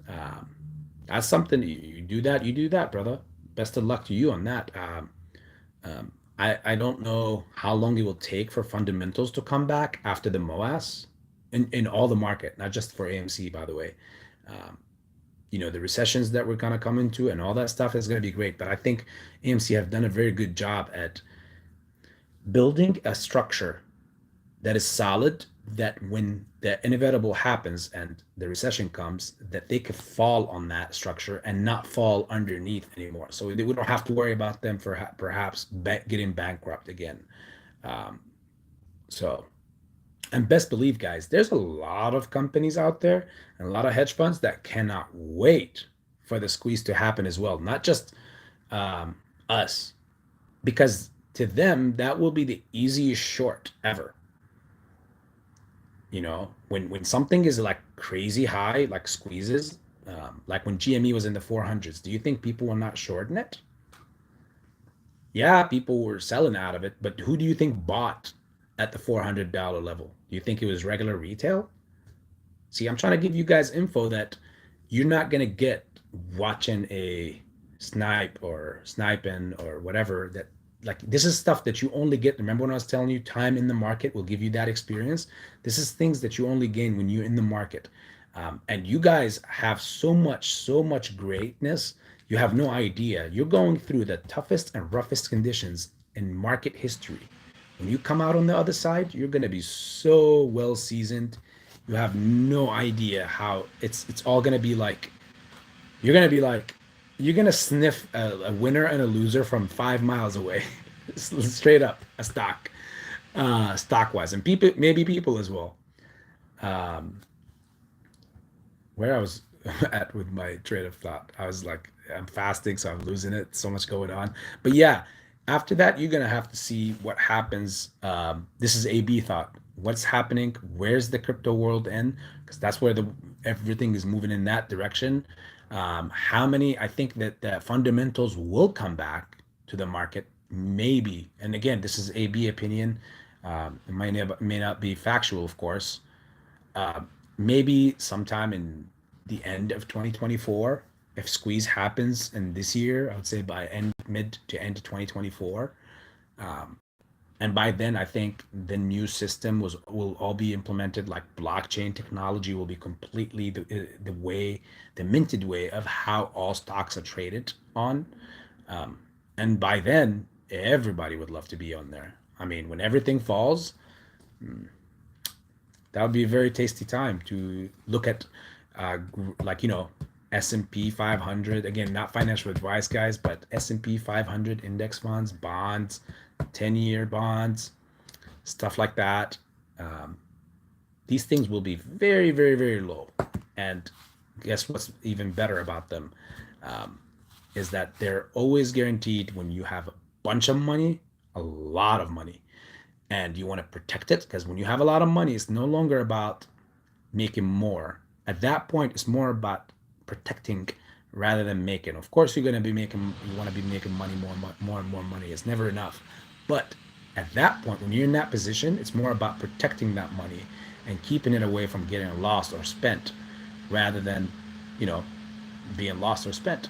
So one of the interesting ways to do so is by putting them in these index funds, especially at the right time. So when these S&P 500 baskets fall down to all-time lows, all-time lows, not just 1 year lows, and you see big halts and crashes because in one session you've seen the S&P 500 fall more than 30%, which will automatically give it a 24-hour suspension on trading, or a halt. Um, that's when you start looking at these. And when you exit, I mean, as far as I see it, this is AB opinion again. This will happen after a MOAS situation. And after the MOAS, you will have a lot of capital. Well, hopefully you come out of the MOAS with a lot of capital. And you will look at something that is like low hanging fruit, with a basket of the top companies in the world. And, one thing at least I do know that is the S&P never keeps you down forever. So with a huge chunk of money, it makes a difference. But if you are a person who are investing $5,000 or $10,000 and you go and you put it into that, then it's more like a retirement fund. that's what you're treating it like. You're going to have to keep dumping into it so that you can get your 13, 14% or 10% yearly kickback. And that's if the market is in great conditions. That's why it'll be crucial to know when to go in, and how much you go in with. It'll be crazy. I mean, can you imagine if you make a couple mil out of this play, guys, and you go and the S&P is like at at a ridiculous, like those index funds are like at a ridiculous low price, and you put it in the S&P 500, and you see it grow year after year, um, anywhere between 8 to 16%. Well, after a huge drop, you're going to see a massive rally at some point. You've seen what happened in 2020 after the pandemic opened. When we came back from the pandemic, you've seen the rally that all those index funds had. Um, but just as a simple one, when you have just a simple, like, conservative, very conservative um,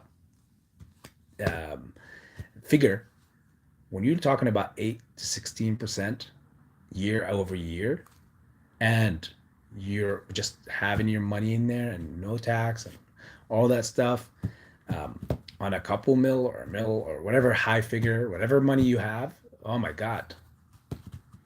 That's a way that you say, I will never ever be in need of money again.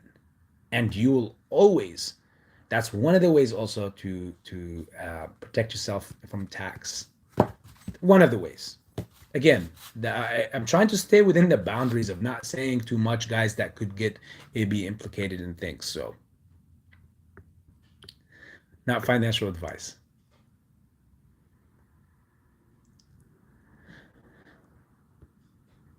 Young Finest, will they turn off options during MOAS? That's a very valid question. Now, they can't by law, of course, because, it has a lot to do with the time frame, because you purchased an option. It's all about time in the options. So they can't turn it off, but what they can do, excuse me, is try to play with the time that the squeeze happens in. Okay. It's like after hours, pre-market. Most of the day have suspensions and halts. They will halt it throughout the most of the time of the market, so that people wouldn't have enough time to exercise this, something like that.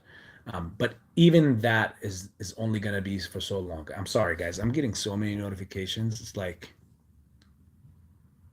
okay, sorry. Uh, so yeah, so like they by law they can't turn it off because you paid for that time, and if they turn them off, then what did you pay for? The market maker owes you a lot of money, of course, in that case, and your broker that sold it to you. So no worries from that end. It's just about the time that the squeeze will happen in and how it will happen. Will they have halts throughout the day? That's the question. I know they applied a lot of halts and suspensions to be implemented when time comes, when push comes to shove. We know who they implemented all these things for and for what. Um, but how will they work? And how will they implement them? How will they have suspensions? They will work around that, because at the end of the day, they have access to all that data. Like, they know how many options, just like we do. We know how many options are being played on, for example, this Friday's options chain, how many calls and how many puts are there. So if they see that they're going to get vanquished by such and such date, then they're gonna basically do their best to, we'll put it that way, they're gonna do their best to make sure that no squeeze happens on that particular day. And we've seen it just so they could dodge the bullet, because that's more dangerous than the shares. The shares are, you could count and that's something they need to close, but the options, whew, any person who barely have a couple $1,000s can end up making a shitload of money by having options on AMC or a squeeze play, or even something like what happened with GME, and that was not a squeeze. That was just a gamma ramp.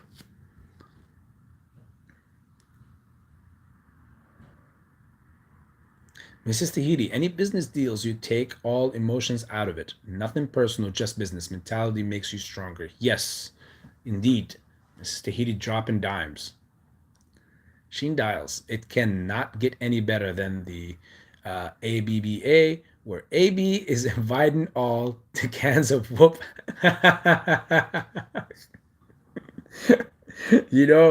If I could pin a comment in the live chat, I would pin now and Sheen.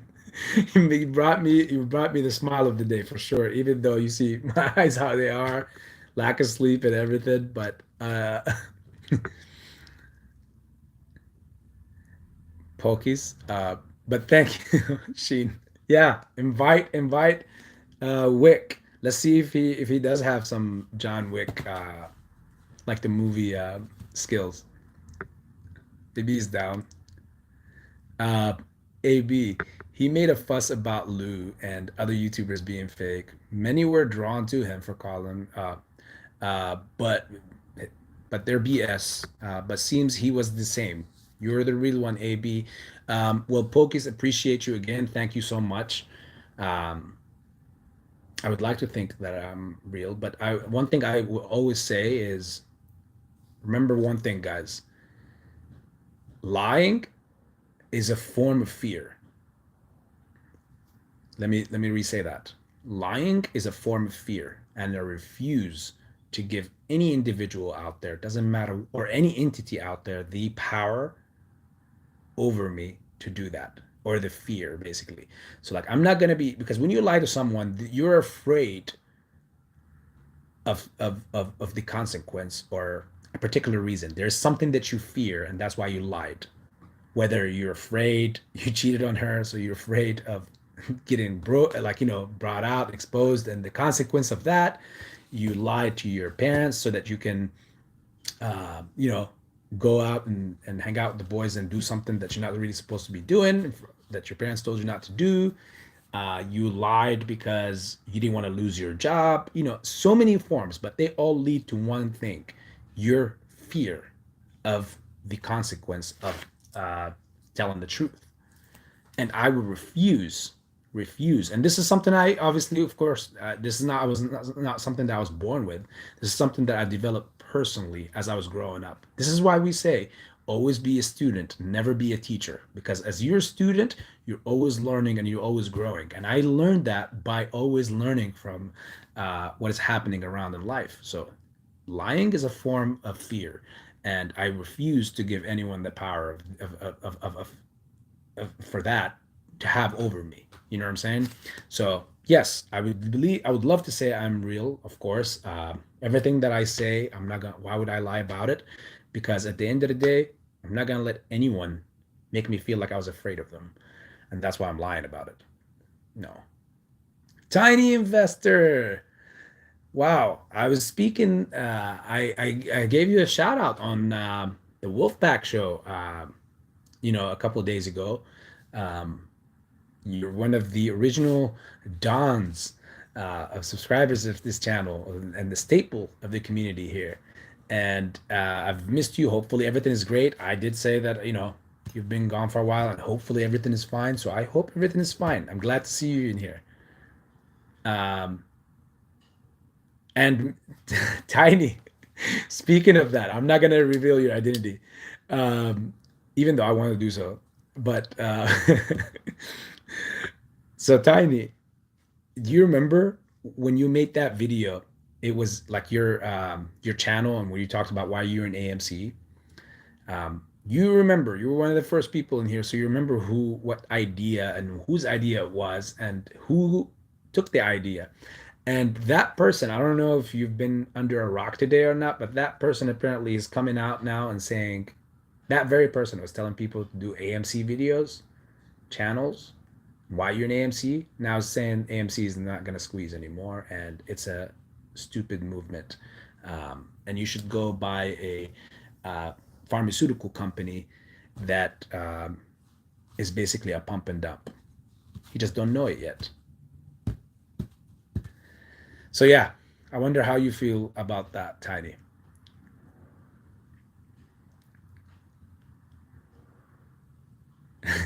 KV, Mrs. Tahiti, zero where I live. Oh, okay. Yeah, because that's only one AMC in Fort Myers. Oh, Mr. Tahiti, you live in Fort Myers. Closest is Sarasota, and I have a very close friend, very close friend who just recently moved out there as well to Sarasota. Actually, that is due to visiting them sometime soon. Actually, he's coming back here with his family um, sometime this month for the Ramadan festivities and stuff. But he was, he's just got a house and a couple of things down there, so it was like anytime he's gonna get married soon as well, so I'm gonna have to go down there and visit him on that occasion. A great friend of mine, but he's a crazy partier. So remember what I was saying earlier? You got to know where you can stop your line. Partying with this guy is you're always gonna either end up in prison. He parties wild. He parties wild. Um, or you're gonna end up doing some hangover movie. Like it's always a hangover movie episode around this person. And I know that sounds fun and all, but when it's happening to you, it's not fun at all, minus the tiger scene.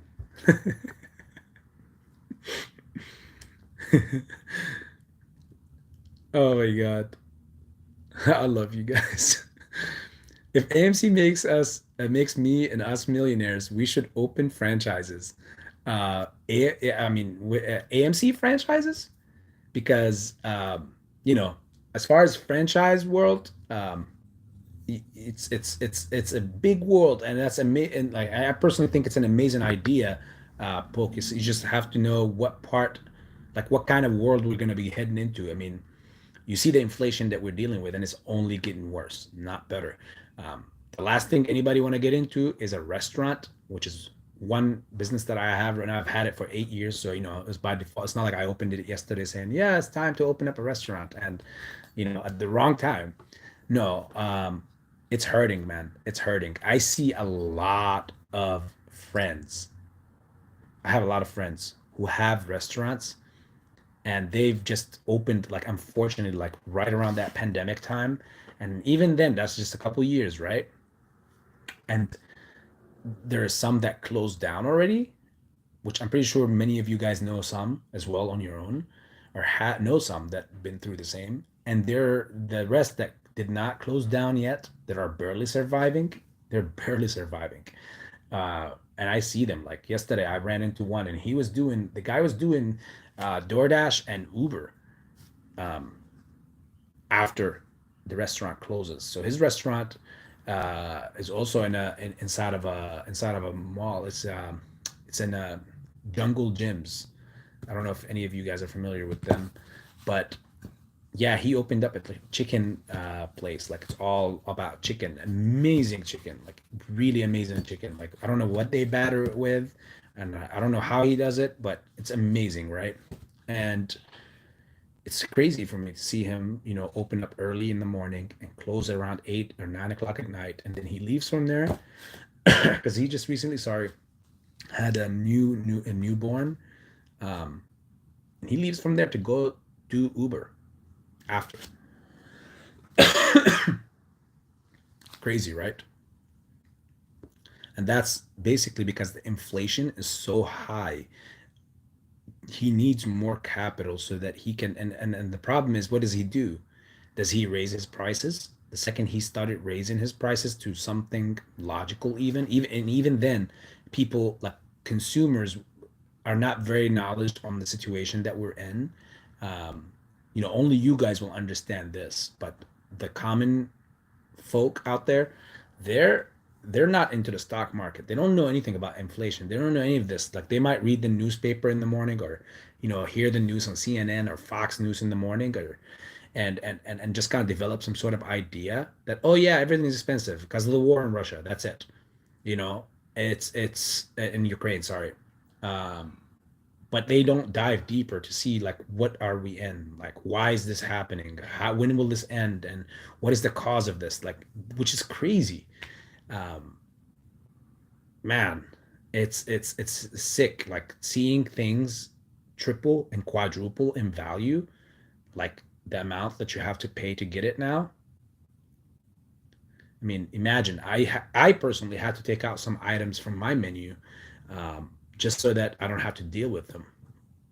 And I'm the one who's supposed to be like, good, like the restaurant's been around for a while, so we have a client base. But even then, if you look at it, I took out, like, we had chicken tenders on our menu, and I took those out because to get those from whether US Foods or Reinhardt, these major distributors, that the value of them right now, if I want to continue selling chicken tenders at the rate of, we were selling them for 4.99 for four pieces. We would lose right now if I still sell them, because the oil also like really raised in, like, it's really expensive now as well. It tripled in value already. Um, and by the time you pay the taxes and all that stuff on it, you come out losing. It's pointless. And people come in and say, "Well, why you still don't have? Why you don't have chicken? You're out of chicken." Like, no, no, we just took it out. Why? Because I don't see myself charging you $8 for chicken tenders. I just don't see that. I don't care how big and how nice they are. Um, I don't think stuff like that, that is fast food, and like that particular item, like things like that, are worth that much. I mean, can you imagine getting it's a Greek restaurant, so can you imagine having a euro? So all of you authentic Greeks out there. Oh, by the way, Mrs. Tahiti, I know there's a big Greek community in Fort down in Florida, and I think it's in Sarasota or Fort Myers. There's a big Greek festivals that happens. Great food. I've never been, but people tell me about it. But yeah, that was a side note. Um, I don't like. Can you imagine having a euro for $12 or $11? Well, in order for me to make my profits and be happy and pay my employees happily and everything, um, I would have to raise the prices up to that much. Who would pay for that? Because again, the government and the country have tackled, and the feds have tackled the situation in such a bad manner and played hot potato with this whole inflation situation, that they made it so much worse, to the point where their inconvenience and their incompetence dropped on us. It drops like each one, like it's from the top to the bottom, and that's how it started. Like the incompetence on the top dropped, and the people that dealt or had to pay the price for their incompetence fell on the people underneath them, and the people under on that position also, their incompetence dropped now and double the value of the first chain to the second, on the third, on the fourth, and by the time it comes down all the way to the bottom of the pyramid, again, if this makes any sense, guys, hopefully I'm not bringing too much to you guys, but by the time it gets down to the bottom of the pyramid, that's the people that will take the biggest hit. So I did like, I'm supposed to be right here, right, the step or the class right before the final the final step. I'm like, as a business owner, and if I was to not take all that blame and just raise my prices accordingly, everything raised in value, so I should raise my prices. If I was to do that, like everyone has been doing from the top all the way down to the bottom, then guess what? All my customers would have to end up like would end up having to pay ludicrous prices just to eat food, right?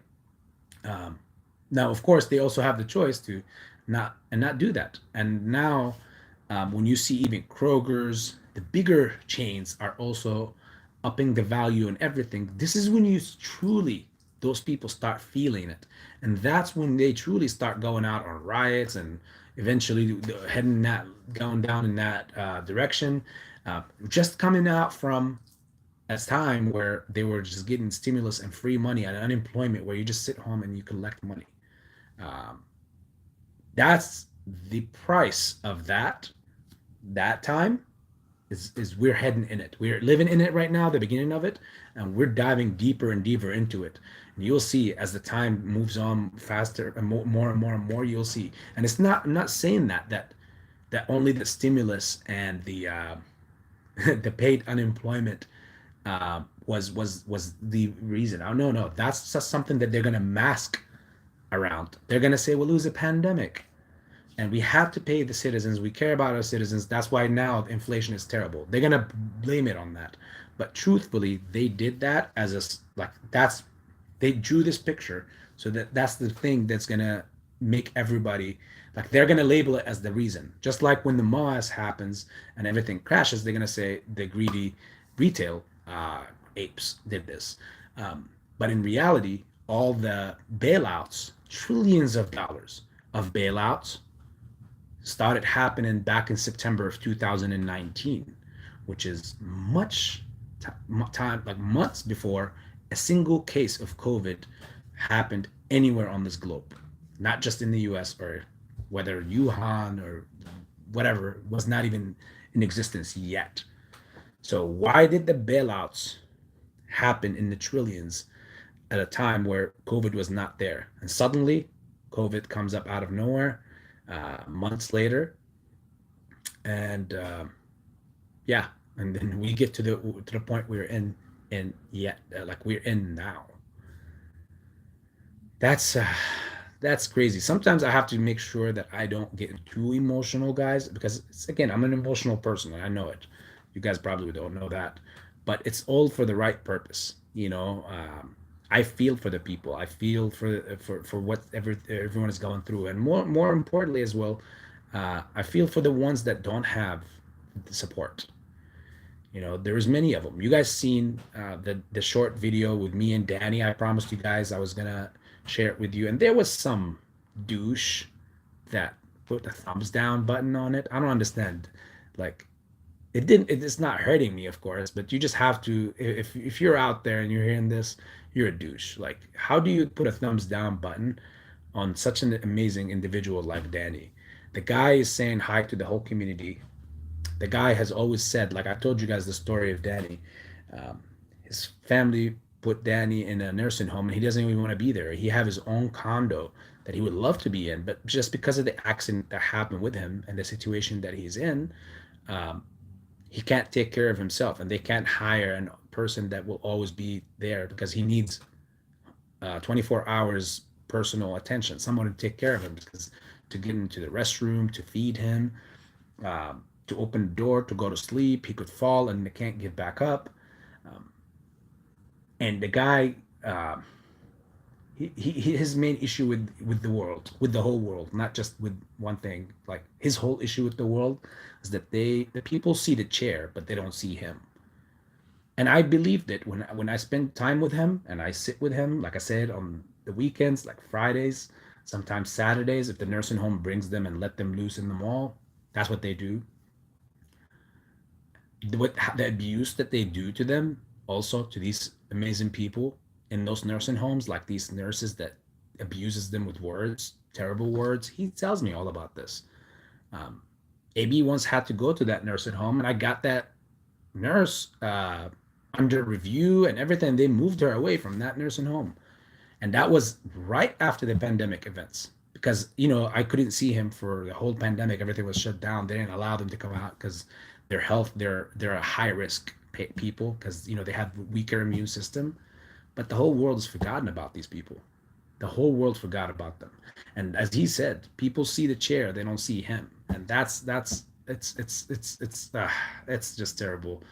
And I've seen it with my own eyes. I've seen how, yeah, people in the mall, they walk in, bunches of people, they would come up to me and they think like, well, what is this guy is feeding this guy? They think I'm either his son or his paid servant or something. They would see my uniform tag saying Greek burrito, because that's the name of my restaurant. Um, and they'll be like, they'll be just all looking like, what is going on? Like they don't see it.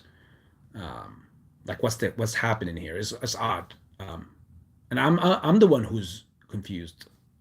Why isn't the rest of the world like this? Why is it odd that this is odd? Why is it most like this? Um, but no one thinks about these people, because we live in a world where everyone just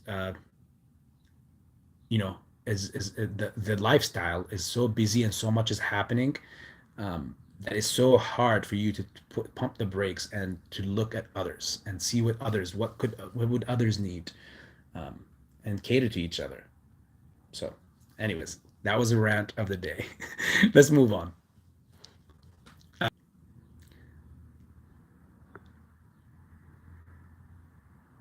Where did I get to? Where am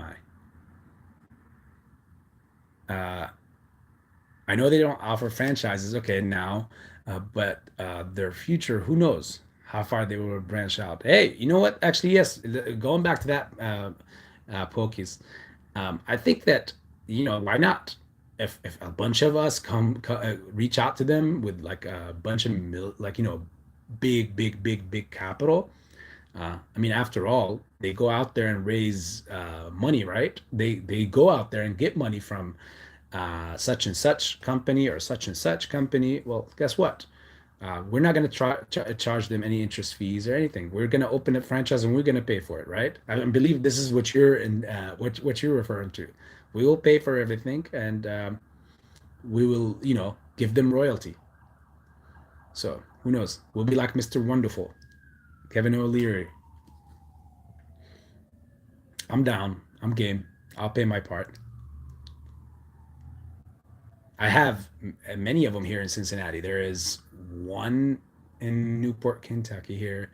There's one up in Westchester. Yeah, there's like three of them in my area. I think we must be really good, important market. Um, you too, KV. See who else discusses that info together. If they really don't have that many theaters, we can only go up in business on the business side. Yep, I agree. Uh, Focus, that would be great, but I want to help others own homes. American dream, right? Yes, that's the original American dream. Where have we, man, boy, have we slipped away so far or deteriorated so far away from that? That's a wow. That sounds so amazing, Mrs. Tahiti. Um, I think people forgot about that term. Yeah, I think people forgot about that term. Be amazing to have that back, the original American dream. I want to bitch. They slap the banks for taking that dream away from so many. Just my dream. No, it's not just your dream. It's Tahiti. Um, it's everybody's dream. In fact, that's been the plan all along. When the pandemic first happened, that's when Citadel was going in. And I don't think a lot of people know this right here that I'm about to say, but Citadel was going into business with BlackRock. In fact, Peter, uh, well, Miss Stady, see how funny how thoughts can correlate and come together. Um, BlackRock doesn't want to bring Citadel down because they are business partners in a way. And back in 2020, they partnered up to buy many properties, majority of the properties in California, because I think it was in San Diego, some parts of San Diego and some parts of LA along the coastline. Um, the idea is that they could control you better, um, and they could hedge against inflation better when they have these properties, like the hard assets like these properties, because then when you own a home, they you're not controlled by them. But when you don't own a home, you own your own home, of course you have to pay rent, and they can raise rent to whatever. They constantly keep making money, so you're like, they look at you as a cow. That's how they see it. Like, we'll always milk you out. We'll always milk you out. But if you're independent and you own your own thing, they don't want that. They don't want people who's talking about, I'm gonna go live off the grid, my own home, farm, everything, sustained living. Like, that is your public enemy number one when you start talking that. But yeah, Citadel is partners with BlackRock as far as with that venture.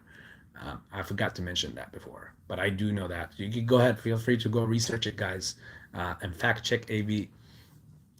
They bind a lot of listed properties together, and yeah, that's why I personally also think that BlackRock is not out there to try to doom Citadel. I think that they, quite the contrary. I think that they, you know, love each other.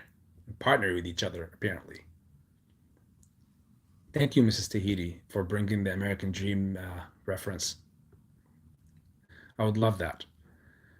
PC3, what's up? Welcome to the house. Pete, also, Pete N is in the house. What did you miss? Not too much, not too crazy, but you know, quite you know how it is with AB. You miss something here and there, um, but not much, not much, my friend. Um, if you have free time in the future, please go back through it. See what we talked about. There's a bunch of things. It's more like a Q&A session and some rants here and there. And Pam the trader is in the house. It's always a lovely scene to see Mrs. Pam as well. Mrs. Tahiti, I'm pretty sure, I don't know if you and Pam are um, know of each other or talk to each other or correlate with each other, because Pam, as you can see from the title, she's a realtor. Um, so yeah, hopefully you two are a match in making, I mean, in heaven. Focus, very true. Take back the homes from BlackRock. The America dream is what we are fighting for. Yes, Pokis. Yes, indeed, my friend. Um, and everyone, obviously, I'm pretty sure is gonna say hi to Pam. If not, say hi to Pam. My mother-in-law worked for Pfizer for 40 years. I got a lot of stories. Wow. Well, Mrs. Tahiti, I'm I'm all eyes and all ears. However way you want to share those stories, AB is more than available. I'm interested.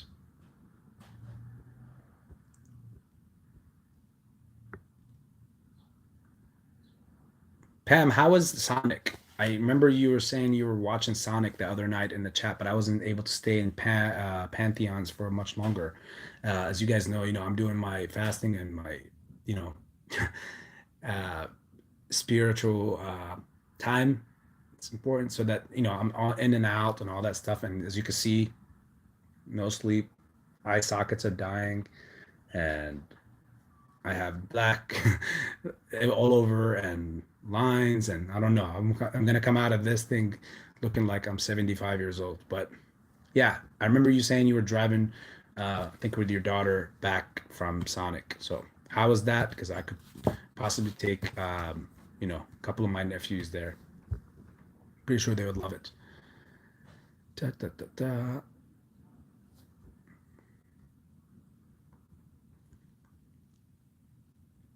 Like, yes. Beautiful flowers. Who's going to the Investor Connect special screening of the Massive Talent movie tonight? What is that? I didn't hear of that, Pam. Hmm. See, Pam is amazing. Like, not only as a realtor or a movie review, or like I told you, she's a five-star talent.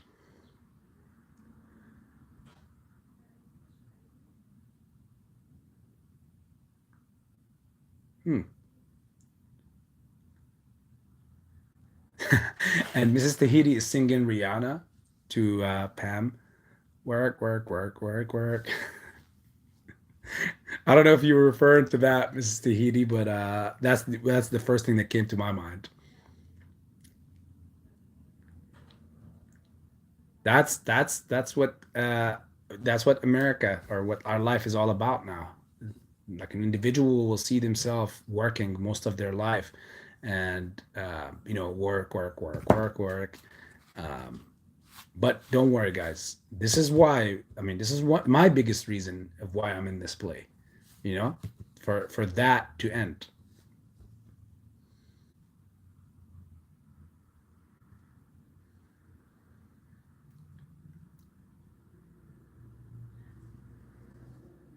He knows info for sure, but no substance in his words. I'm assuming Lou or John Wick. Maybe John Wick. No, but John Wick doesn't have info. He just he just looks at things. Like, I don't know. I don't know. He probably. I think the guy that he said that brought him that SBFM reference or stock. I think that was the same guy that was mentioning it to Pantheon. Remember one night, guys, or Pam? I don't know if he's still in here. Remember when there was a guy? I think his name was Chris that came on and kept saying, "Sorry again, guys. I'm getting notifications. I think just CS Trades went online with someone. I think that's why it came on." But yeah, I think he said something to Pantheon, and I think that's the same guy that told this John guy this, and now he's like saying, "Oh yeah, squeeze. Let's go into that and squeeze, squeeze, squeeze, squeeze." Um,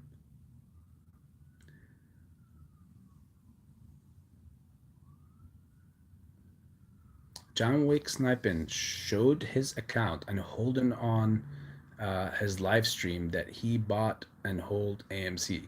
Yeah. Again, it's I mean, again, the guy could still hold it. I don't understand, but why would you come out and say this like that? Again, that's what Pokey's also said, and I'm pretty sure many of the other people in here was wondering the same thing. But then again, when I made this investment, guys, back in September of 2020, not even Trey was in, so I didn't need somebody's convincement or convincing, so I could feel like, oh yeah, I want to be in this play because of this or because of this person. No, um, again, you always need to have your own reason, and that's when I made that video last month saying, write your reason on why you chose AMC or why it's AMC. You all came and you each one of you wrote something in that comment section. It was labeled under that important message to all, and that video went, like, as far as all my other videos, that one was viewed the most. That was crazy. Yeah, that was the highest view on any video that I've had. And I didn't share much. I wasn't bringing out any breaking news, or I didn't make anything. I just said, write a comment for you, and bring to light something that why is it AMC? Why you chose AMC? And everyone wrote some things, some answers that were similar, and some wrote things that are obviously not similar, which is natural. But the key point here is that there were many reasons. So for whenever people with time start forgetting their stance or why and what's happened, why am I still in this play, or not, why is this going to squeeze, you could always go back to that and look at that, and if those reasons are there, you're gonna be like, okay, yeah, that strengthened my conviction in this play. Pam, where do I find your reviews? I'd love to watch H or listen to your movie reviews. Uh, I don't. Let's see if I think she already answered here, but let me see. Miss Tahiti, just search under my name, Pam the Trader. Not sure if AB allowing to share a link here. Yes, please. Actually, hold on. Hold on.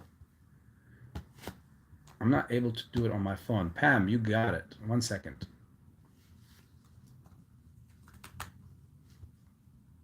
Let me try to log into this live. Hopefully I don't get flagged. If you guys see an extra watcher to the channel, don't think we got extra new people watching. No, it's just AB, you know.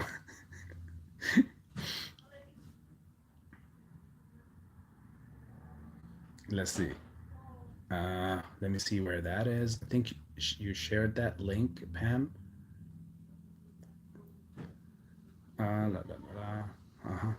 No, this is Citizen Kane, but I opened his as well.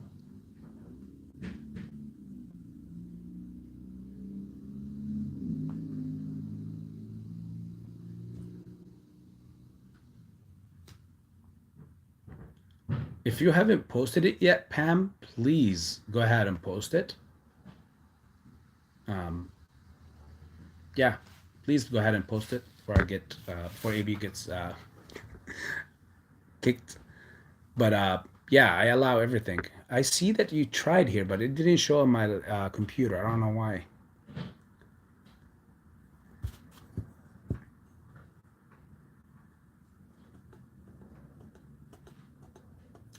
If you Pam, if you want to make it as a comment on any of my videos, please go ahead and do so. It's fine.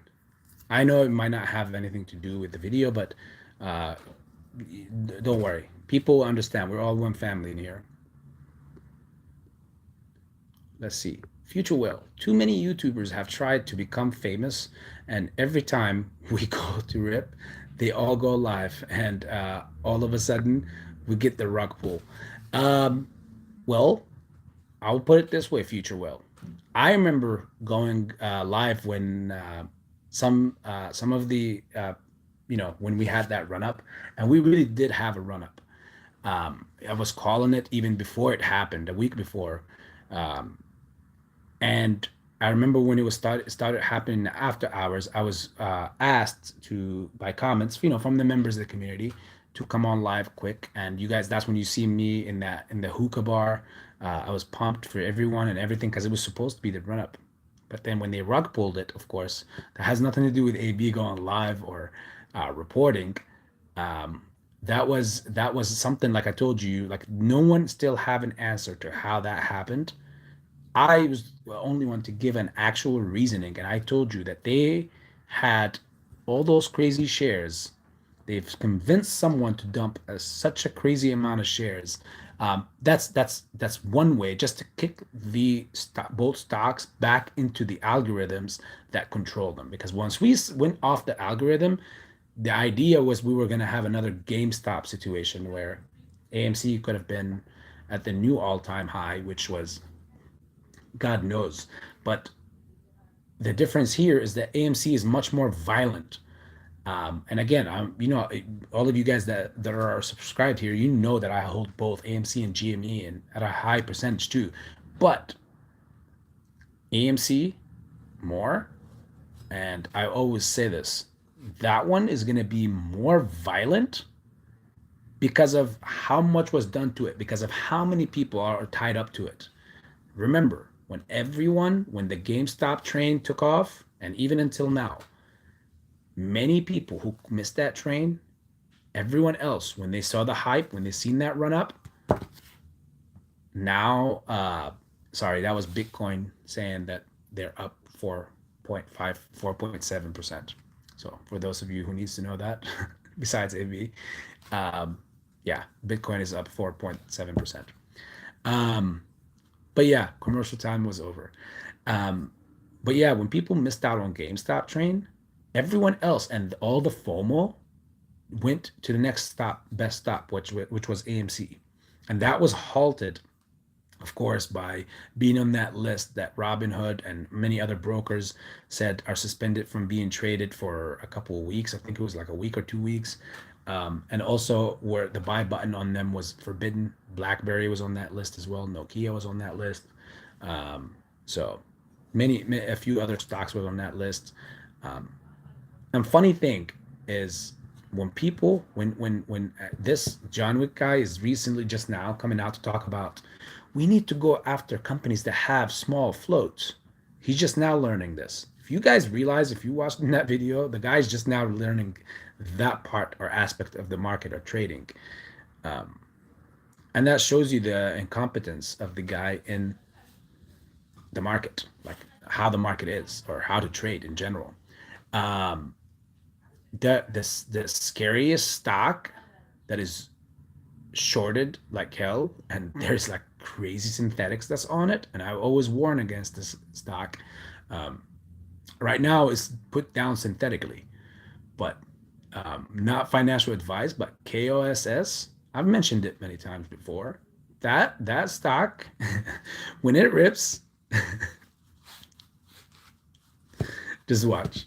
Just watch. When it rips, just watch how where it's gonna go. Then come back and fact check AB. Don't let the smile fool you guys. Again, I'm not a financial advisor. Um, but yeah, future will. Hopefully that answers the stance, because I was one of the people that went on live, but it was only one time, and that was at that time. Um, let's see, Mrs. Tahiti, plus AB, like we know, me and you, that this has never happened like this before. Maybe some similarities from history, but we've never been through this, and neither has Lou. So my likes have changed too. Yeah, I totally agree, Mrs. Tahiti, and that's why I've made the reference earlier. I don't know if this was also a reference to that. It's just like lose time is different than now, and this has never happened. Like when people compare this to other squeezes, it's not anything or nearly the same, not even close to being the same. Honestly, because there's so many different variables involved. If you want to compare it to Volkswagen, it can't. Um, I would hope it can be like a Volkswagen. One can only hope, because that was the sweetest and the swiftiest um, squeeze ever, because it was just two parties involved: the hedge funds, the shorters, um, and Volkswagen and the parent company of Volkswagen. That was it. They put the money in, raised the capital and the value of the company, which basically forced or got the hedge funds or the shorts in margin position to get margin called. And when they got margin called, they just had to pay. And at that point, the people who did what they did had to choose the numbers like, okay, we're not going to give you back your shorts. Because again, there's a one big conception. And that's why I made that video about shorting, guys, in the market, or to most investors in the AMC and GME and in the meme stock movement, is that people don't understand how shorting works. Like shorters have two objectives. One, to completely get, like, their number one hope is to drive the price down to zero, which means wherever they borrowed the shares from and dumped them on the market, sold them on the market short, from that point, so if they bought at 40 and the price went to zero, they just made all that from 40 to zero, depending on how many positions they opened. All that is their profit, net profit. So, and they pay zero tax on it too. You see, that's their first goal. Now, most of the time, since that's not an everyday thing or something that happens on the daily base, it's a rare occasion that it happens like that. So what happens is that they short, and to close out their shorts and collect their profit. Like, how do people think that the only way that shorts collect their profit is by the price going to zero? And that's not true. No, it's quite the contrary. Quite the contrary. It's actually the opposite. Majority of their hope is to get it to zero. That's their goal. But majority of the time, of course, they come in. They're like traders, like day traders, like you and I. Um, Only with a much higher and bigger clip. So what they do is they short a stock, and they see that it's going to go down, and they bring out bad PR about the company. Remember, poop and scoop. That's Wall Street vocabulary for you. That's what they use in Wall Street. When they poop is when they release all this negative PR. Well, they don't release the negative PR at that point. At that point, they will do the opposite of poop and scoop. They will release good news when they first take a position. That way, after they've taken the position, like that, before they take the position, they put the price up. Now it's at a higher place. That's when you start seeing, oh yeah, this company coming out with medical solution for leukemia or whatever. Next thing you know, they take a position at a high point they know fundamentally doesn't even belong there. And I'm just explaining to you guys the process of things that if you don't know, now you know. And then at that position, at that high position, they take that short position and they borrow those shares, whether from an institution or a bank or a broker, take those positions and those shares and dump them, selling them short on the market. So let's say it was at 50 and the price drops from 50 all the way down to $22. They just, all that from 50 all the way to 22 How do you think they're going to collect their profits? Do you think it just randomly shows up on their account? No, they have to close that short position so that they can collect the profits on that short position, which means they have to buy back the shares at a lower price at that $20 level or $22 level so that they can get those shares, return them back to the broker, and the level that it dropped from here all the way down to here, all that is profit, pure profit for them. Which when I made that video, there was a message behind that video. And if you got the message, my beloved family, um, you would have a much better understanding on what to do next without me having to give out financial advice. I'll just say that. uh, Ms. Stated, Pam, I can find you with just that info. Thanks. Um, yeah, ma'am, this is amazing. I can't believe it that Mrs. Tahiti and Pam did not know each other before. Um, wow. You'll see now. You guys make very, very good friends.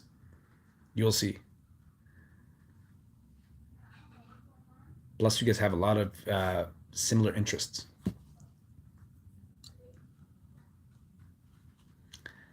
You don't have to brag about money. Money will brag for itself. Yeah, hopefully I didn't. Did I? I didn't. Yeah, I never mentioned anything personally about money. That's the only down part about reading the comments probably a little bit later. You don't know the motive. But I know it's all good. Mrs. Tahiti, I just do it for fun and just for our I was gonna say UFC community. No, AMC community. Pam, the UFC needs they have a lot of interests.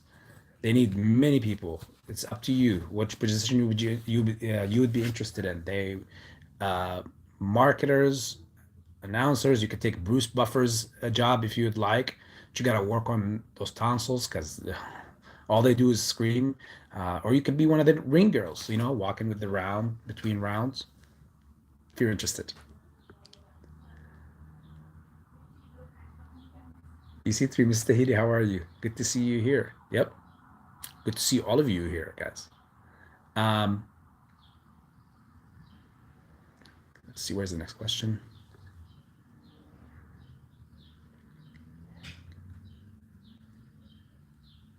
Oh, Pokey's. Oh, okay, yeah. So I think when Pam posted that comment about him showing that he did buy and whatnot and all that, I don't think she's seen that video yet. Yeah. Well, thank you for having AB's back, Pokey's.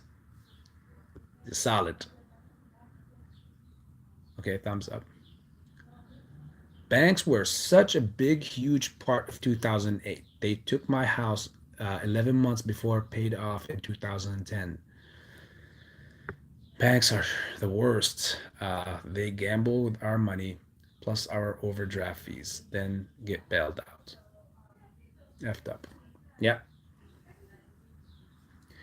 Yeah, I remember about how many people they put out of job and how many people they got homeless as well. It was like or between 6 to 8 million people that went homeless, and that's 6 to 8 million people that were not homeless. That they just became homeless because of that. And then that's when the government came and said, you know what, we're gonna bail out the economy. And how did they bail out the economy? They gave the money back to the banks, the very same people that uh, put it there from the get-go. And here we are again. See you later, Pam. Tiny. Big banks need to be broken into smaller banks so that they are not too big to fail. Now, see, here's the thing. Okay, here's an AB input on this. And this is going to take us a little bit back in history. Um, the reason, and I'm gonna be careful exactly with every word I say here. The reason why banks, we'll put it that way, were never mind. Let me take a different route because again, everybody has different thoughts on this. Again, this is a little political, so I'm gonna put it this way: banks. The reason why they control everything. And remember when I said in previous videos that um, eventually, for all these rich classes and rich individuals like Citadel and all this, or billionaires, their number one ultimate, like the highest accolade you could have is owning a bank eventually. And it's hard, it's extremely hard to try to get one because you have to be in such a club like that only them allows or opens the door and they choose who they would want to let in and let out. And banks run the world and the governments because they control the money. When you control the money, you control the power. You hold the power. And when these banks constantly keep doing these kind of things, um, it's it, it it's kind of like it's almost it's either we break these banks completely and delete the idea of banks, and which is why I'm so bullish on crypto, and this is why I don't want it to be centralized. That's why if the banks get a hold of the crypto chain, then and they control the digital assets and everything, then we're not changing nothing. We're going from one problem to another, even worse problem, because again, the banks will have all their hands on it and everything. The reason why I want the crypto is because we can dethrone the banks and there will be no need. Like, look at the Ethereum network, smart chain. I can make a contract with you without having to go to a bank and get it notarized or whatever. You could be in Japan and I could be here, and I could import like crazy. I can import vacuums like in bulk, containers of vacuums from you without the involvement of me having to pay a bank so that they can transfer it to you, which will take time, taxes, fees, and a middleman, and all that stuff. I can write the contract from my end, send it to you all on my phone, quick, simple, and you will accept it, and you know uh, that person in Japan will also, the shipper, the manufacturer will go ahead and sign the contract, and we agree on terms, and they ship, and we agree on whatever terms, and when they will receive their Ethereum, as far as I'll pay them half in Ethereum up front, and maybe the other half afterwards, or however way we agree, whatever the terms that we will apply, we'll abide with, and we'll pay it. Banks don't want that, of course. That's why banks have a problem with the crypto world, because banks, that means the crypto, if it goes into effect and the banks don't have their hands all over it, then the banks will automatically be useless. And you're talking about the most evil on this world is caused because of that. In fact, banks are actually, and this is just a fun fact on the side, are forbidden in Islamic religion, like in our religion. That's why there is only like there's a religious bank. It's called the religious bank, an Islamic bank, and I know that's at least from my end, from the Islamic end. Most people are supposed to, like, not go ahead and invest in that because of the simple facts. And there is like a big, you could go read up on that. You could go on Google and put what's Islam's output or input on banks. Why are banks forbidden in Islam? People who are not knowledge in the stocks, like you guys, will not even ask that question. Because they would just think of it as a closed-minded thing. Because people run to conclusions quick. But since you guys already know what these banks are doing, and you're real knowledgeable, and you're not the average citizen, common citizen with common sense. No, you have a lot more experience, and you have a lot of more knowledge than that. So therefore, you guys, when you search something like this, you start getting some answers that will make you click, and you'll be like, wow, okay, that makes sense. Look, well, guess what? This religion even doesn't believe in this. Banks was not created long time ago. They've only been around for less than 200 years. I'll tell you that. But the idea, like the banks that we see them today as they are, that's was created like what 100, 200 years ago. That's it. Um, but there was safes. Like country did have a safe. It did have someone who manages that safe, like a minister or something like that. Like all those foundations were already ingrained. Someone came along the lines, I won't mention who, just so things won't get political and whatever, and said, you know what, we can turn this into a very profitable thing, and we can turn this into a form of control down the line. We can hold this power because we see the power that this could turn into, and by us harnessing that power, we can control people, and control it is. That's what they've been doing.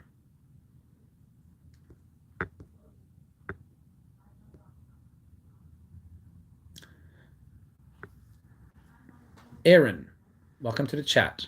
What are you going to invest in with post-MOAS gains to ensure financial survival in these crazy times? Pantheon was talking about a silver squeeze last night. Um, well, silver already squoze, when you remember that China situation, the short on it and how it squoze. Um, you're going to have, okay, I've mentioned it on CAM, on CS Trades 101. Um, Gold, silver, all these, you have to buy them in bulk, but like you have to buy real assets, in my opinion. Like, you don't want to buy, you know, trade like paper, or index funds that hold, like the JDST. You don't want to hold something like that because it's a stock, it's paper. Same thing. Who's holding the gold? So you're investing in another stock. You're not investing in actual gold. So you want gold stock, or silver. If Pantheon was referring to silver, um, like actual pieces of silver, actual silver or gold, then I wholeheartedly believe I agree with that. As far as paper, I don't know. That's dangerous because the times that we're going in, buying silver and gold is one thing, but selling it is another. And you could go ahead and search on that, and you will see why it's hard. Because when you have like when you have something you want to sell, no matter how valuable it is, you still need a market for it, right? Someone to buy it. You need to still find a buyer. Um, and if the market is all screwed up post MOAS, and everything falls down, then who are you going to sell to? What are you going to sell to? I mean, it can go up to whatever. Who are you going to sell to? Um, Again, the real thing is a different situation, because when it's a recession throughout the whole, like, I know it's so hard to imagine this in these times because you see how the market is flowing and moving right now. But trust me, when a recession is here, the whole flow and everything will be completely different. Everything will be different. Um, and similar to the pandemic times when everything was shut down, I mean, we were in different times, right? No one believed it. It was just different. We didn't go through something like that before since the early 1900s, and I know none of us was around for that. So it was a first for all of us. Um, so that's one. Two, you hear the ladies here, Mrs. Tahiti and Pam. I can't stress enough the importance of having your own residence, your own home, not paying rent or for anyone. Your own home is important, and even as an investment, I would probably, who knows, not financial advice, but I would get into real estate, like, buy some properties. Everything will crash anyways around that time. I will wait for that housing to crash, and I will load up, because one thing 2008 taught us is, and I know I'm hearing right now that I'm hearing rumblings about California's housing market is already crashing. Maybe any of my realtors in here, whether Mrs. Tahiti or Pam or anyone else in here, can chime in on that. But that's the rumblings I've been hearing. And I know that that's the state that always gets, when there's a recession or some sort of a crash, that's the state that first deals with that, like it feels the wrath of those things. Like that's the first place that it hits, and then it spreads out throughout the country. Um, simply because California is just the spine, I believe, is the spine to this whole nation. So um, yeah, that's that. Um, I would definitely, besides real estate, I would look at an business opportunity that is perfect around that time. So what do I mean by this? You see in the pandemic, for example, you see what was happening. Everything was closed, everything was shut down. So in those times, what businesses hurt? The businesses that got hurt were like the Ubers and all those apps, because they were forced to open up a different department that was delivery food. That's when Uber Eats came out. They were forced to do that because first it was just pick up people like taxi service, and Lyft. But the reason why they had to branch out to do that, because their model got hit by that, what happened to the world, and everything got shut down. People are not supposed to be are not getting out of their home. They were locked down. So what did Uber make? It was making $0. It was taking a lot of losses, and that's why it dropped. The stock dropped, but it rebounded after, when the markets opened. So now you gotta come to thought, like, when you open up a different when you start thinking, when you want to open up a business, what business would thrive in in a recession time? Think of that. The number one answer will not be a restaurant. Take it from an experienced person. You don't want to be in this world. As much and as bad as the fact that people will need food, obviously, because the food is always needed. But the fact that you're not sitting on your own farm and your own barn, meats, butcher house, or a like you don't have your own all those things, whether like your own personal butcher and your own barn in the back and a farm. You need to buy these things, and to buy these things in the recession times, they're going to be worth a whole lot. They're already worth so much right now. They're already getting so many restaurants shut down. So put that on the side. um, Cars might not be very very good thing. I was thinking about opening up a car dealership personally, but I put that on the back burner for a little bit because I think that it's going to be terrible. Because I think cars are going to drop in value because people are going to have more important needs to address in those times, in recession times. Like, they're going to need to address food, family care, health. I would look into, you know, something entice, like smart, like probably a nursing home, a, a clinic, some sort of urgent care. But those would expect, like, will require you a lot of work. I know some people that own urgent cares, and they turn them into franchises now in Ohio, here in Cincinnati, and it's not easy. And they made it so hard for other competition to come in quick. But their money is the easiest because their client is their financier is the government.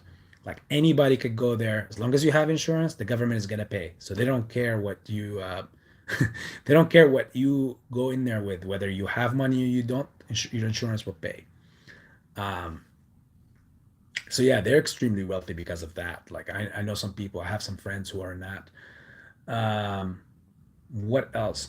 I would say think of draw a plan of like, again, I don't want to give you a, this is not living advice as well, but think on the idea of owning land, as much land besides homes. I know homes, and we said that, but land, because homes could always gain value, but of course you have to keep doing maintenance on them and all that stuff. But land, it only goes up in value no matter what, because there's nothing done to it. People could do whatever. Whoever buys it will do whatever they want to it. And in those times you'll be cheap because people have more pressing issues and matters to cater to, which is necessities for life. That's why cars and homes will be cheaper, and whenever there's a recession or a breakdown, because those are the first two industries, like, or that's the first industry to get hit. Excuse me. Sorry, I'm not like I'm trying to think of more. I know there's so many more, um, but I can't think straight. I'm on 2 hours sleep. Um, I'm fasting. I'm coughing because I need water. My throat is getting dry. Um, but I'm having a blast. I'm having a blast with you guys today. This is amazing. We're getting crazy amazing. Oh, and there's another thing. I don't know what your guys, what your politics and what your views are on um, marijuana, but you've just seen what Mike Tyson did, right? And being in a legal state and having a farm. I have some friends. Oh my God, I have a funny story to tell you guys at some other time. I have some friend who went when as soon as it got legalized in Michigan, Detroit, Michigan here, he went and bought a land there and buying it at the like buying that land there, he brought some people. One of them was a guy from the dark web. It was crazy. It was a crazy thing. And that guy came in, he's apparently a scientist and on the dark web. I don't know what kind of scientist that is. But that guy apparently gave like gave him a formula for a strand. Apparently that strand was like medical strand for something crazy or whatever.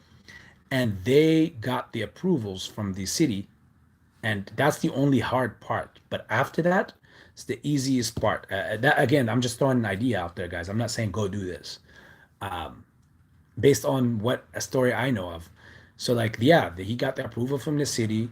They built the greenhouses there, and come to find out that those plants apparently are the easiest to maintain. A marijuana plant doesn't need much to be maintained. Again, that's all new news I've learned from that chapter of courtesy of my friend. He's a Somalian brother. Telling you, AB has a lot of crazy stories. We didn't even scratch any surface yet. Like there's crazy stories. AB in Africa.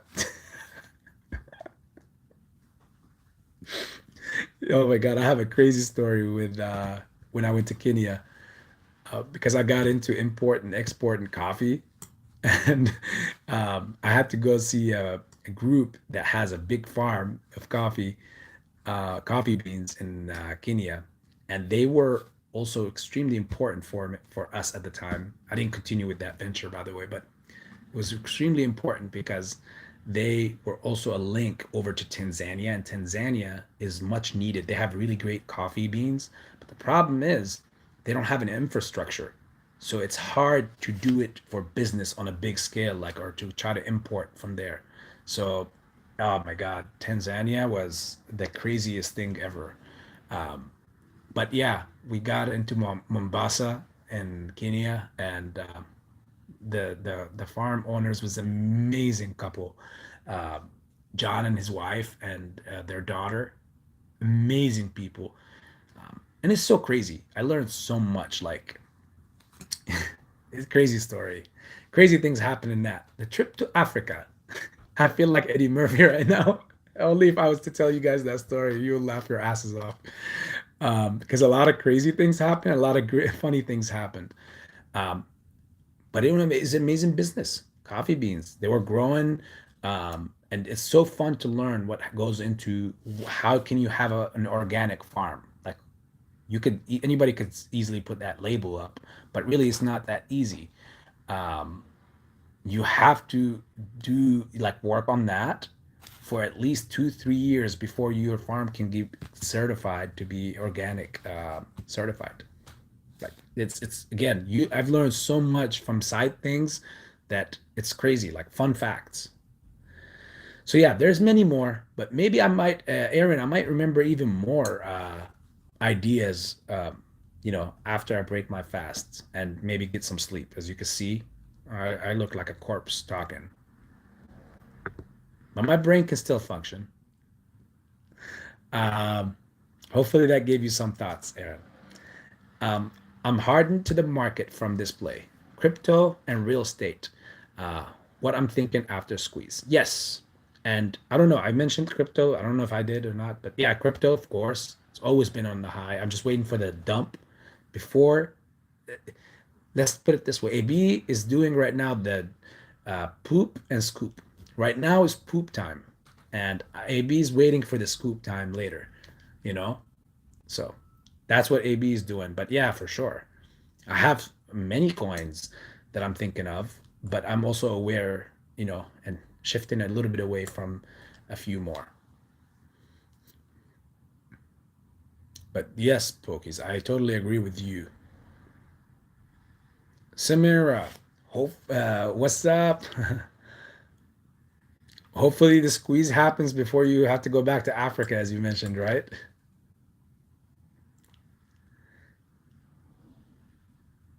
Mrs. Tahiti, AB, you come down. We have to have dinner or something. We are more simulator than you know, more similar than you know. Yeah, well, I would be honored. Of course, I would love to.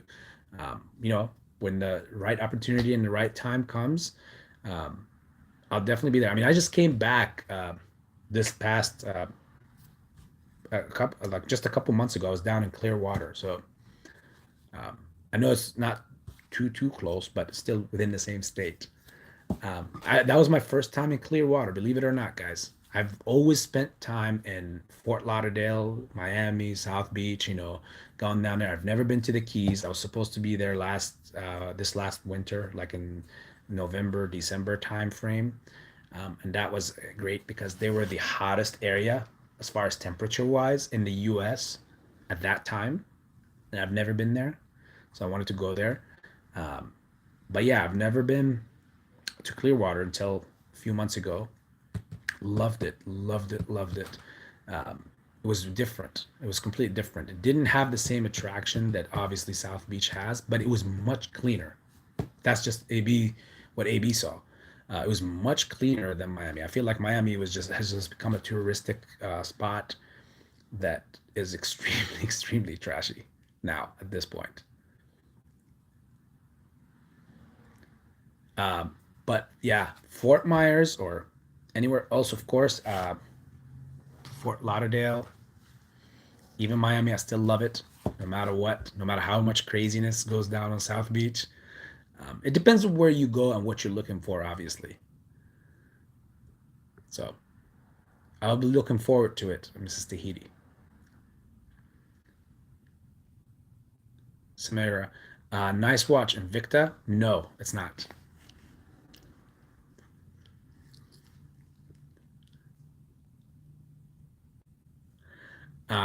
Tiny, I'm okay. Thanks, AB. I've been taking a break for the past few days.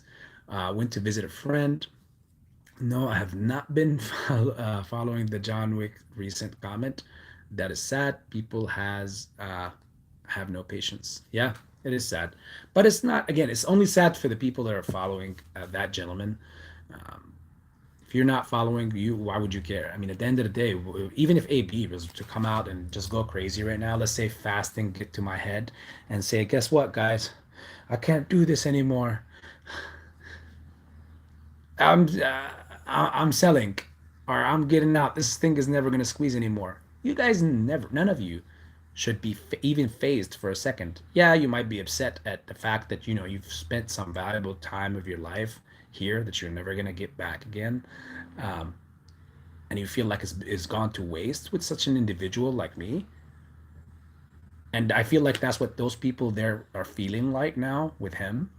And that's an unfortunate reality, and shame on him for that, honestly. Because you never want to, obviously, why would you lead the people on all along? And after all, it turned out to be that he just doesn't have the knowledge. Trust me, guys. Like I know it. Like I see a bullshitter when I see one and I hear one, um, and I'm a good judge of character. So the guy, it's not that he's he could be a good guy, but the truth and reality is the guy does not know this. He's in a different realm. I think he needs to go to a different market or something different to talk about. Um, he doesn't know. He doesn't know stocks. He does not know stocks. He doesn't know the fundamentals of stocks.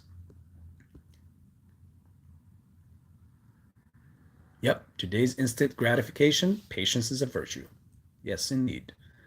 Um, Samira, food truck, yo, that's good. I have a friend who also, a couple of friends that open food trucks. One of them is a Senegalese friend.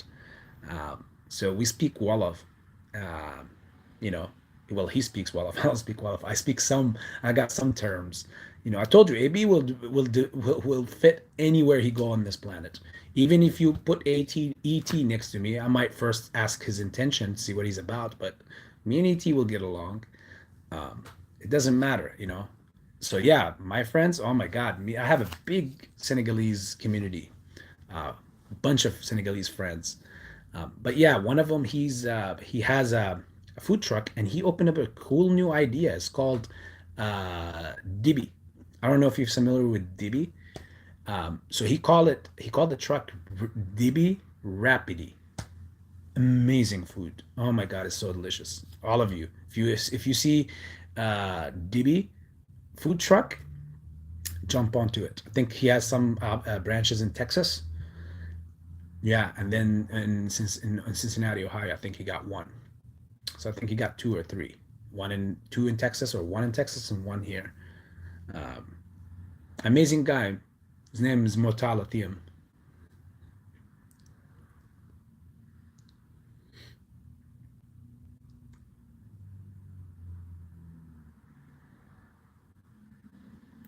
Yes, Mrs. Tahiti. Oops. More similar, AB. See, we get more and more similar. I hope we don't get all the similarities out to the point where we don't even need to have the dinner anymore, right? Uh, Sheen, yep, Tiny. When we're losing a battle, time is putting a jab in hedge fund's face for us. Yes, jab, jab, left, hook, jab, jab, hook. So right now it's jab, jab time, right? The hook is coming. Better watch out for it. Just hope it's not an uppercut. Well, that's it for them, not for us. We don't have to worry about that. We're the only one dishing out the haymakers. Um, Christopher Santos, welcome to the chat. I have noticed that John Snipin, or whatever his name is. Some Christopher, I think you're listening to me a lot. That's my way of referring to people I don't respect. Um, but yeah, his name is um, gets very negative whenever AMC goes in the red. He's basically gambling. He doesn't know much about the stock market. He's a poker player, and I hope he does never goes to play poker as well, because I think he would be terrible at that as well. He Because his intentions, if I was the dealer of the house and he was playing poker and he lost a couple of rounds and he starts acting like this, then I totally know that I got him in the back of the bag, like bag in the bag of the money, like easy, like, oh my God, his intentions and his cards are easily shown. I could see it in his eyes, I could see it on his body. Body language speaks louder than you know, many things. So hopefully that's not the case as well for him. Hopefully he doesn't go to play poker. Again, I'm not going, guys, we're just having fun here on the live. Um, I just hope that all I care about is for nobody to. I'm thinking of it like I'm Will Smith and AMC and GME is my Jada, you know? So like if you're gonna talk about AMC and GME, you better keep AMC and GME out your MFN mouth around AP, unless you have a uh, evidence, something that you can talk back and forth about, something that can convince me that you know your stuff, or like you know what you're talking about, and bring evidence that hey, this is this that, just like that random person that jumped on the video comment section and deleted all their comments on the last video I had. Came out gunslinging, wrote paragraph this long. Some of you read it. If some of you read it, please share it in the comment section so that I'm not the only one who's saying it like it didn't really happen. But it was like this long each time.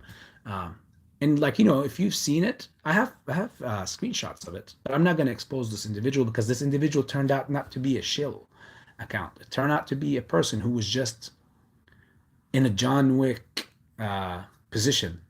They didn't understand how the mechanism of some things worked or how they were. So they lost patience and they lost hope. So they were lashing out. And he thought that I was a Trey or a Lou or somebody um, who either was not going to see him ranting on his comment in my comment section, or who doesn't have the balls to address it. And again, like I told you guys, I don't care what. You see it, guys. And if anyone else is in here in this family or the subscribers could say, whenever you write a comment, does it go unanswered?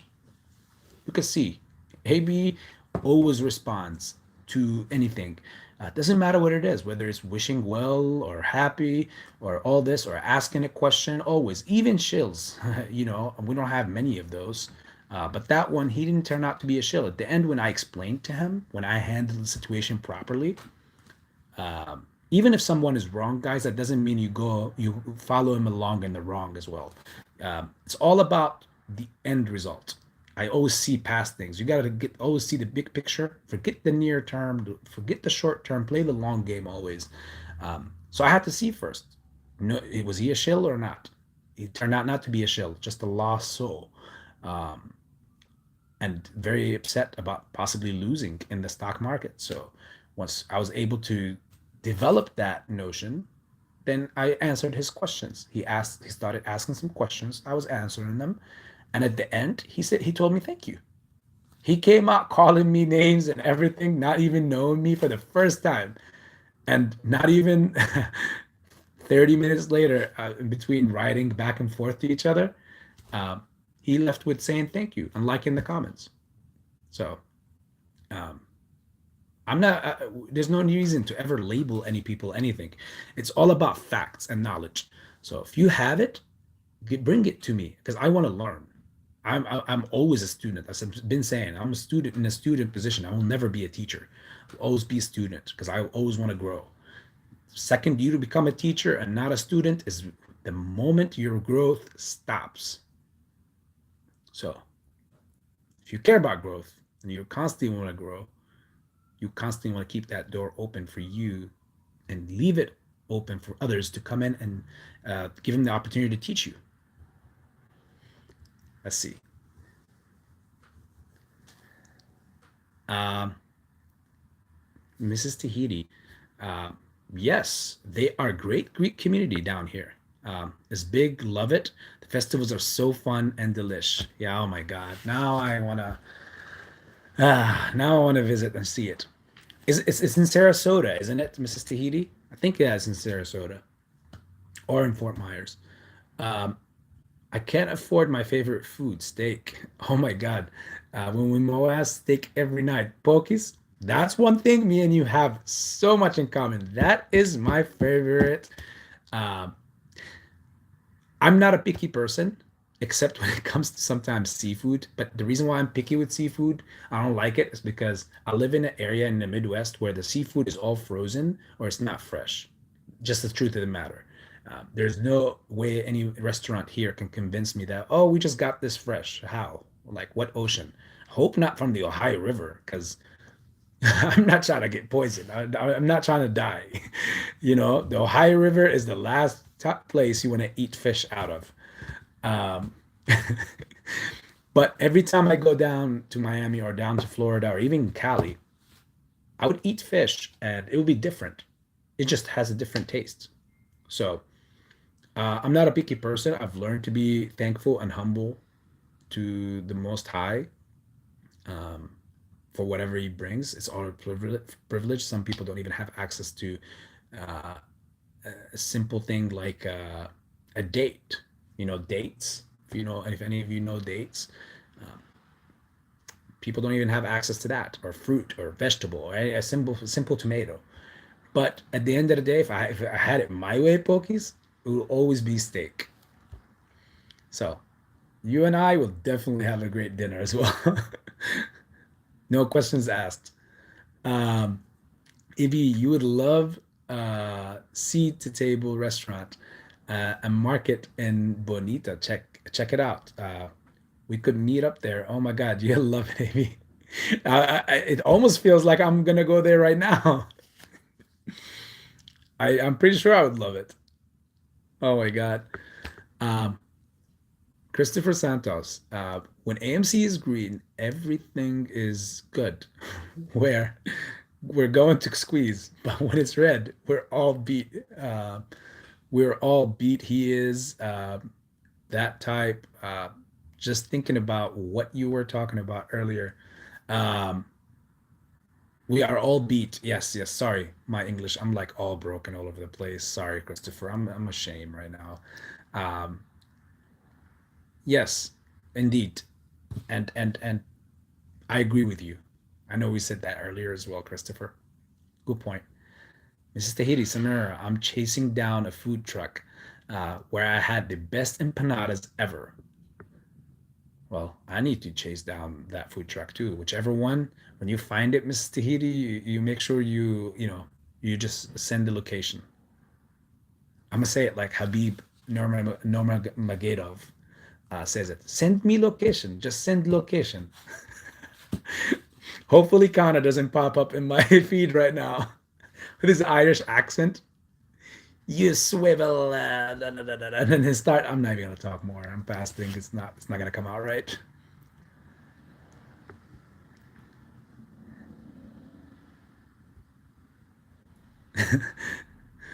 He says the word mate so many times.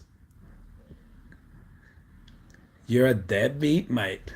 I have such a. I think I was never meant to be born as an Irish person. Um, it's just my voice is too deep, and naturally, I think God was just saying, "You will never have any Irish." I don't know, unless I got it all wrong. Um, who knows, mate? um, let's see. I didn't get the name, so I've been trying to find them again, and a great idea, but bad timing to do right now too. Yeah, that's tough because yeah, the recession and the inflation and everything like we're heading into, it's just gonna be tough. Um, it depends. Again, it depends on what it is that you do. I mean, I have a friend who have a food truck as well. Another friend. This one is an American, huge. I call him Baby Shack. Well, he's not Baby Shack. He's Big Shack.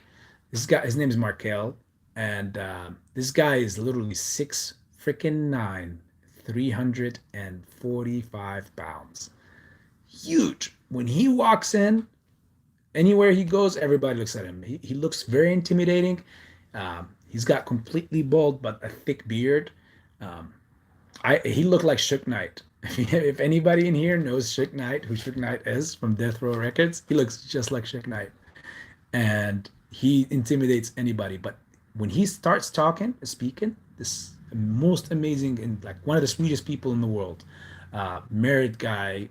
He got a food truck, like I said. So he went somehow down to California and spoke to a chef and paid him a good amount of money to get uh, like a recipe, like a bunch of recipes for only one thing. He just does want something so simple. It's so simple, but it's so sought after. And it was chicken and waffles. So he has a food truck and he sells nothing but chicken and waffles, but it's so delicious. And the line that he gets outside, because he drives his food truck, he puts it like he every day he has a schedule to where he puts it, and sometimes he's like right next to the hospital, the University of Cincinnati Hospital. Sometimes he's next to Children's Hospital, or different places. Sometimes he's in whenever there's like in the summer when there's fests, he makes so much money from that thing.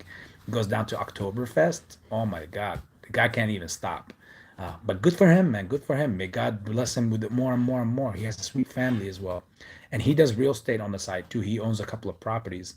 Um, I've helped him with a couple of ideas and a couple of things to do, and now he's working on having he's remodeling two homes to make them a what do you call that, like a lighthouse for children who are bad, basically, and you know they could easily be put in there, and the government will he'll have that program, he'll have the license for that, and where they can be in there, temporarily. And it's confusing how it is, but apparently the government will pay him for all that stuff for each person. So you just have to have people that are licensed to deal with these troubled students, basically, or troubled teenagers, which I think is amazing because he's an advocator. So I told him, he asked me, he's like, hey, do you want to come speak to some of them whenever I open it up and whatever? I was like, you don't even have to worry about that. Like, you don't have to ask me twice. I would love to relate with anyone, like I said, but especially younger crowd, to see them going on the wrong path and hopefully try to change their course, and or at least put them back on the course to move ahead in life and become great. I mean, again, if you guys watch the AB story or listen to the AB story, coming to America story, then you would know, like, I had a crazy tough one, so I could definitely share a lot with any of these kids, especially because you know they feel like they're counted out of society. That's why they're in the situation that they're in. But yeah, that was a great business idea. Think on it, guys. That's also another one. um, Tiny investor. It's always interesting to hear what Tiny has to say. That's heartbreaking to me about Danny. Nursing home is not a good place. No, indeed, it's not. They are underpaid and overworked. I'm currently taking care of my dad, who is disabled and need care at home with my mom. I'm sorry to hear that, and good on you, Tiny, at least for doing this. You know, um, that's sweet and nice of you. So we don't have to put him in a nursing home. After MOAS, I'll be able to hire some help and retire my mom as well. Well, I'm asking the power above to please make that happen, and hopefully it happen exactly the way you want it and even more beyond.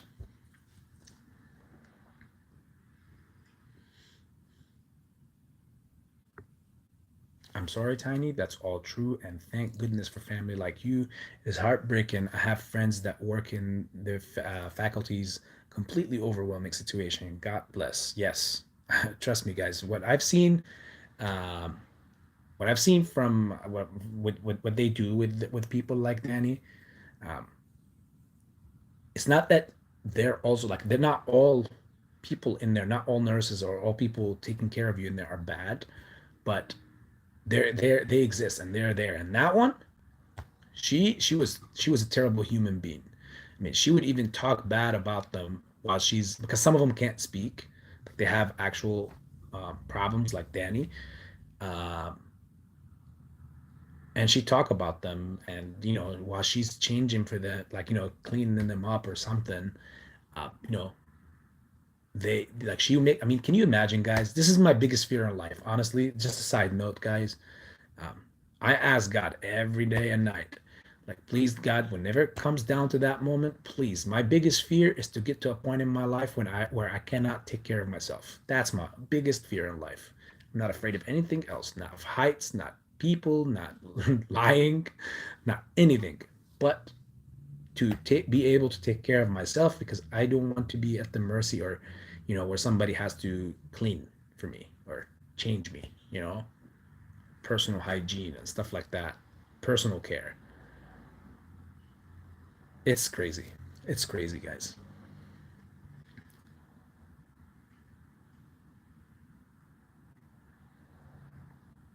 I think AB, that Pam retracted it for you. That's why you can't see it. Oh, okay, good. But as long as you got it, Mrs. Tahiti.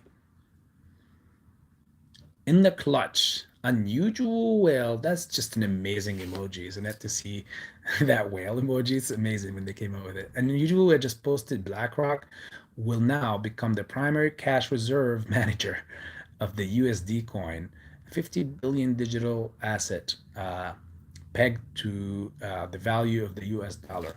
Um, I mean, you know, it's inevitable where they're obviously completely in control of everything. I just hope that that whole $1 trillion bill does not come out. Um, do you know what that means, guys? If there's a $1 trillion bill, like, That means the dollar will be pointless. It's kind of like when you go out and to buy a McChicken or a burger. If you ever go out to McDonald's, I'm just using that as an example. Um, you're gonna need at least like $50 or $100 to buy that. Like that's what it means. It means like the value of the dollar will become so useless um, globally. So yeah, we're on that path in the clutch. Well, once again, you're in the clutch. So hopefully, in unusual whale is in the clutch as well on this one because we never know all the sources to be 100%, but we can research onto that and validate it. Stating no in the clutch. Yeah, see, no way. That's big news. And my first reaction is more corrupt BS. The audacity of our government. If I'm understanding it correctly, yeah, you're understanding it correctly. That's why I said in the beginning of this chat. Remember when I was saying political and all this stuff, like hours ago, when I was saying that it's interesting how here um, the control does not come in a visible manner. Like they control the people, but it's not with visible chains. It's in invisible chains. No, you're free. It's democracy here. What? This is the land of the free. Look at the French gift of the Statue of Liberty. When in reality, you're not free. You're free to go destroy yourself, but you're not free to, as you can see, everything is tied up. It's kind of like they were, I mean, they're smart. Whoever created this whole system, and it goes back to centuries, not just now. It didn't start now, it was centuries ago. The system was to make an empire, a dominant force, a dominant system that will rule the world. And that is true. That's what we are. Again, this is, I know people don't like to hear this stuff, but that's what this country, that's what we are in. And I would rather be us than someone else. That's just the truth of the reality. But the difference here is that our government is not truthful with its citizens. And when it says that, hey, you're free and all this stuff, you're really not. You're controlled by other assets and other means. Like, look at this, like what we're just talking about right now. That's a form of control. And yeah, they might not come outside and say, like the communists or the dictators, and say that you are our property and you must abide by what we say. This is a more slick manner. No, you're gonna follow without us having to tell you you have to follow, but you will do what we ask, or because we're gonna force you in that direction. So smart, smart. Much respect politically. Oh my God, what did I just do? No, no.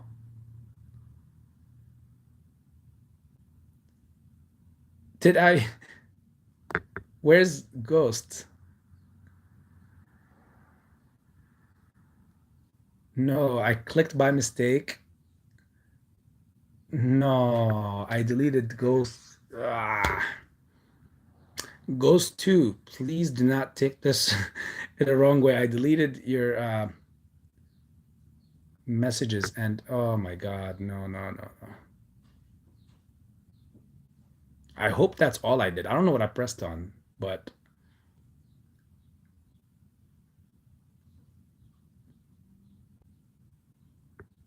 okay. 1 second. Um,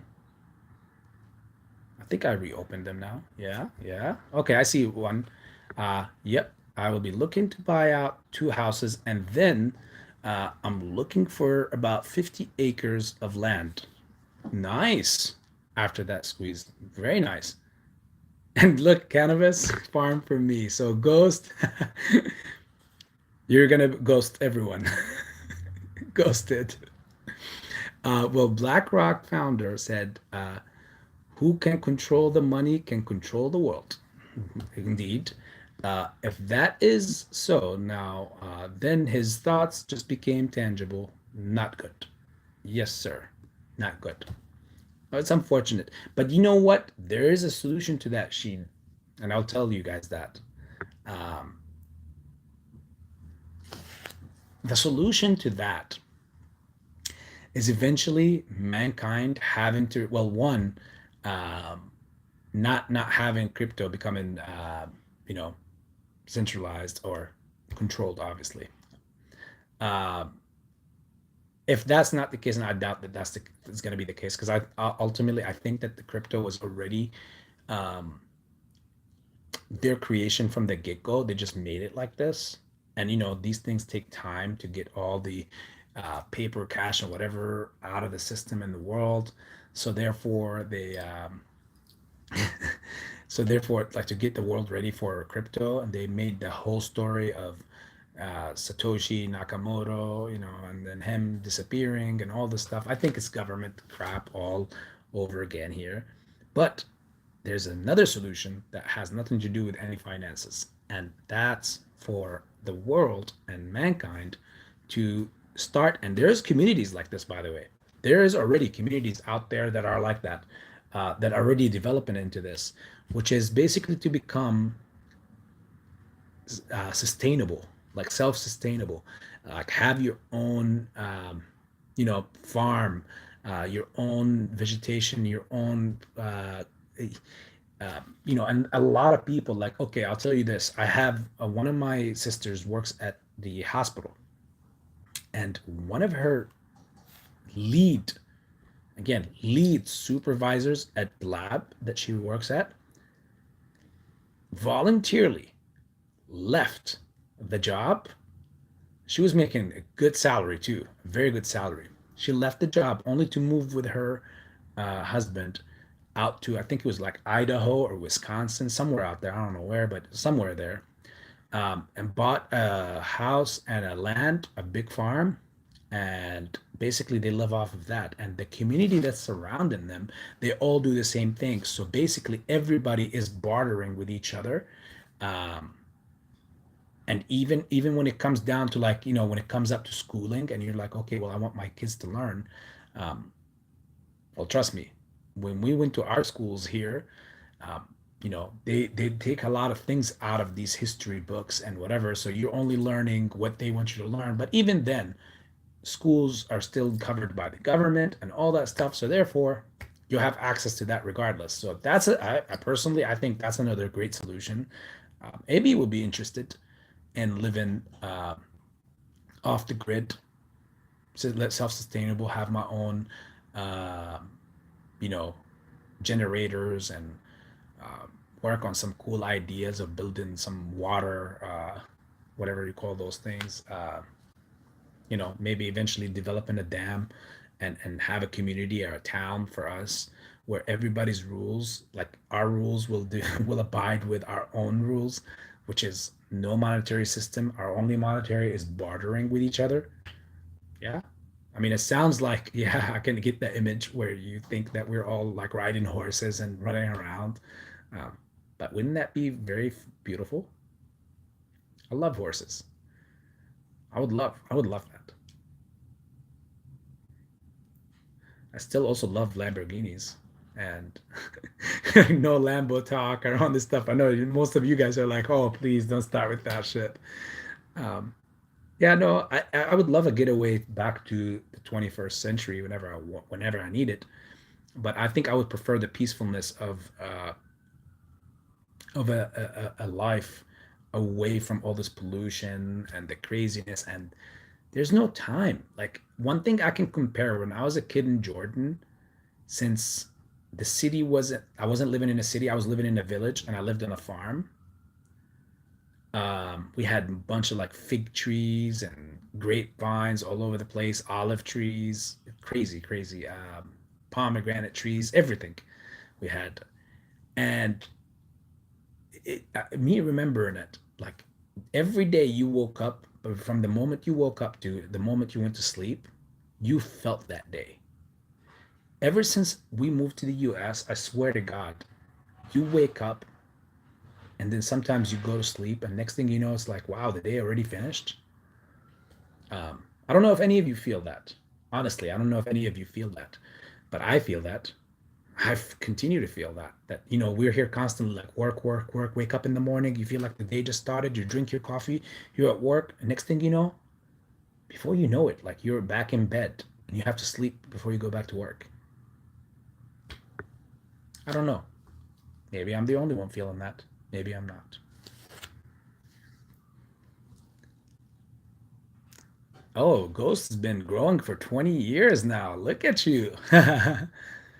AB, I have 10 acres in Michigan for that purpose. Sold it last year. Uh, Full barn for 4-car garage, indoor grow. I'm originally from Detroit. Wow, look at you. Um, did you, if you don't mind me asking, Mrs. Tahiti, did you sell it because um, what like you couldn't go through with opening the farm, or I don't know, like I'm interested to know because I know my friend, um, he continued with it, but I didn't keep up with him to see what happened after, honestly, because um, I don't know, like I don't know, like yeah, I just knew the whole thing. I went there, I seen it, the greenhouse he was trying to do. He had the engineers trying to work on it. He needed capital. um, and I don't know. At that time, I was trying to start a. This is another crazy story. I was trying to start a job, or not a job, like an opportunity to work with a really highly intellectual individual who teaches. He's a professor who teaches out of MIT, um, and older guy, amazing gentleman. I met him through a friend of mine. She's an insurance agent lady. She was partnered up with him. And he wanted me to bring, like, he wanted to work with me on like important almonds and pistachios and walnuts, believe it or not. um, since I have Middle Eastern uh, heritage, so he was like, in Jordan there's a lot of this, and then they will sell a lot of that, and it was going to be a big thing, but it just never materialized. That individual was highly intellectual, and oh my god, was he so full of knowledge. um, he was like Professor X from X-Men, like he's that smart. His only issue was that he couldn't see very well. Like he could see, but he just can't see too well. um, Amazing gentleman. Wow, you just reminded me of him, and that whole time back then. That's crazy. I remember that experience.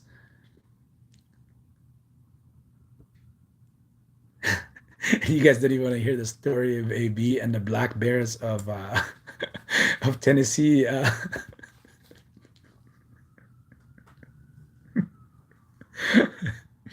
I've always wanted to run into a bear. Okay, and of course, I never wanted to run into a grizzly bear. But I heard that black bears are, the fruit ones. They're the cute ones. They're the cool ones.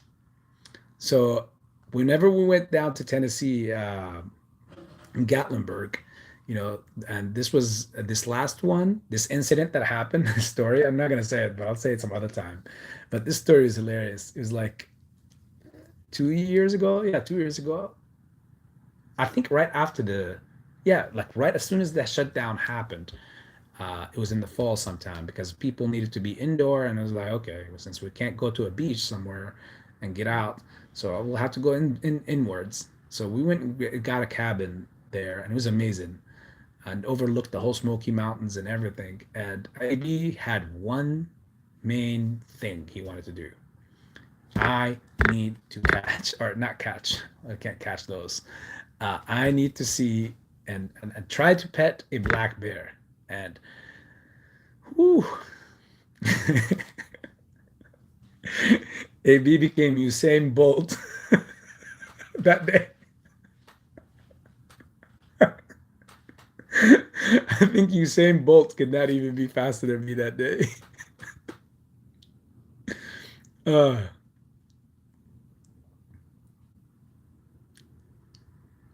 Bob Loco, unpopular opinion, but I saw a few Teddy Zane vids, and I have to say, I had the wrong impression of him. He owns a few businesses and just needed his liquidity to do other moves to realize gains. Um, yeah. Well, I'm pretty sure every person, obviously, guys, has a story, right? Like that's a given. My thing on the guy is that he was in the crypto realm because it had the most following and likes and all that stuff. And I understand he needs his businesses to to make realized gains, and I think that's where the YouTube comes in, because that is covering for that or taking care of that or hoping that it will become that. Um, so it was easy to jump on the AMC train and then get subscribers and get attention. Um, at the end of the day, I have nothing but love and respect for any other human. But when you get to these stocks, AMC and GameStop, and you want to say stuff like he said about it, um, I'm not gonna view him with the same eye, with the same lens that I view everyone else. I'm gonna look at him as obviously a possible threat, and I'm gonna see, well, one, as a possible threat, not only to the community but to myself as well. Now, if he has valuable or plausible cause, and it's true what he's what he brings, and the knowledge is correct, then I'm not going to be an ignorant person about it. But my guards will already been up regardless. My gates have already been raised, so I'm already in defense mode, and I feel provoked. So when I seen one video from him, that was all I needed to see. um, yeah, I saw that the guy is doing it for clicks. He's doing it for subs. um, yeah, have businesses or whatever the case may be, but um, again, there's many ways to gain popularity or whatever besides having to come out and bash something or whatever. You could call it smart, you could call it wicked, you could call it stupid, you could call it whatever. But again, I don't respect it. I think that if you have intentions, this is the problem with this world, is that everyone masks the true intentions that they have. If everyone reveals what their real true intentions are, if you can't find it here, you can find it somewhere else. You'll eventually find it.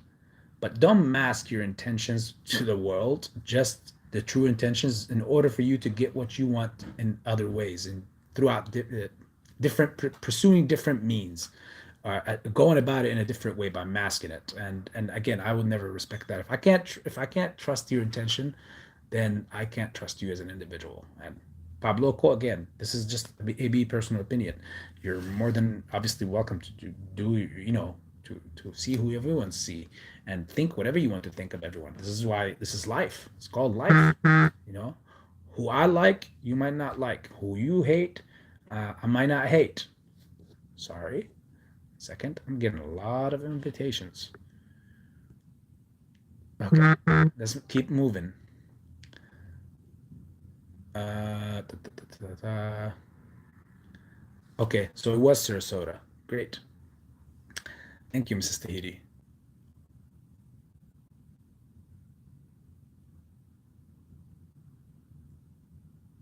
Did you go off air because you were watching Chelsea versus Real Madrid? Radwan, I'm not opening that up with you because, as a Barcelona fan, man, they Madrid is the luckiest team in football history, man. I mean, they're one of the biggest teams, of course. I have great respect. Of course, I love Barcelona, but I love football more than anything. The sport of soccer and football. So I have some Real Madrid jerseys, even though all my friends know that I'm a big diehard Barcelona fan. Um, but yeah, Chelsea, they gotta kill themselves for that. I'm pretty sure they're dying because of that. That goal in the first leg that Mendy, the goal, caused and in a way gave to Benzema by making that stupid pass, and he passed it to Benzema. It turned out to be the goal that decided the whole thing. So, congrats to you and your team, by the way. We'll see who you run into next. I'm surprised. The biggest shocker for me is Villarreal upsetting Byron. Pretty sure that's the upset of the year for everyone. Chris, why the sad face? Is it because of the Chelsea and Real Madrid too. Are you a Chelsea fan, Chris? Tiny. Thanks, AB, for your prayers. Appreciate you, BS. If you deleted this message, I'll be pissed. No, don't worry. I will not be deleting anything for you. Mr. Tahiti, I went up with three guys. One got in trouble with the law. They all left me up there by myself. After that, I had the boys sign everything over to me. Very rural area, way up north, uh, with thigh-high snow. Wow. Um, was too much for one person growing an electrical construction upkeeps. So market went crazy, made 50% off and off sale, and came home to Florida much happier now, but really love to grow. Wow, that's wow, Mrs. Tahiti. This is a really an amazing story. Um, it actually can be turned into a movie. I see the plot. You should consider, selling, either directing or writing, um, or giving this story to Hollywood. It is. I mean, it's a movie I'll definitely watch. The beginning of you like you riding with three different guys, and they one of them gets in trouble and whatever. I mean, I'm interested in knowing all the details in that. So perhaps we can one day run obviously into each other and cross paths, and you could search that. You could share that with me, and maybe over dinner, hopefully. Um, I can't believe, also another thing. I'm finally caught up to all of them, to all the messages, and wow, look at this, guys! All nine of you in here. This has officially been an AB record. 3 hours and 40, going on 42 minutes live. Wow. I can't believe it. Yeah, I can't believe it. I only missed two prayers. I'm still not asleep. Wow, wow, wow, wow. Tiny 3 hours later.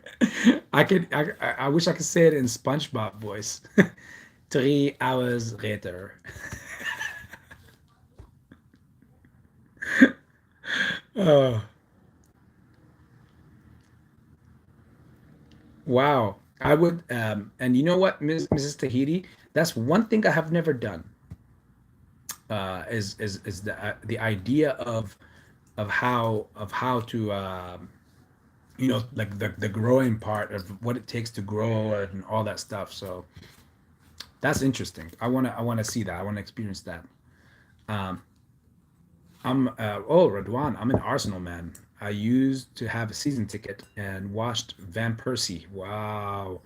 And Czech Fabregas at their best. Wow, wow, wow, wow. Two big guys. Fabregas was great when he was with us with Barcelona first, and then he went to you guys. Um, Van Persie still has the most gorgeous header goal of all time, in my opinion. I mean, that goal in the World Cup that he had, screamer and mind blowing. How he just flew and it timed it perfectly and like scored it. It was just amazing. The best header I've ever seen in my life, hands down. No one can convince me otherwise. Oops, sorry.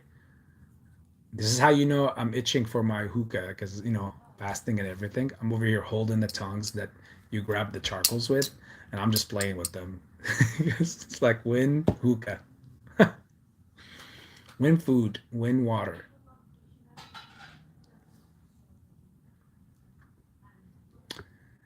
So AB, what is an update on BBIG before you go? Yeah, before I go, no, there's one more thing I want to talk about as well. But as far as BBIG, I said, I think you weren't here. Yeah, you came in a little bit late after I said it. They have to turn in their earnings, and they've been filing with the SEC for delays. And apparently now they can't delay anymore. Like this is their final one, and the only time they could delay is like until this Thursday, or possibly by next Monday. So we'll see. That's going to be interesting. Honestly, for me, that's going to be interesting. The company's board is the total opposite of GameStop's. I wish. And welcome, Brendan. I have something to ask you before you leave. Before just stick around for a second. Um, so yeah, so like unfortunately this the board that we have is the worst board I've ever seen in company history. I mean, yeah, it's up there. It's worse than AMC's, that's for sure. Um, it's like Lisa, which is the CEO now of Zatch, aka bbig.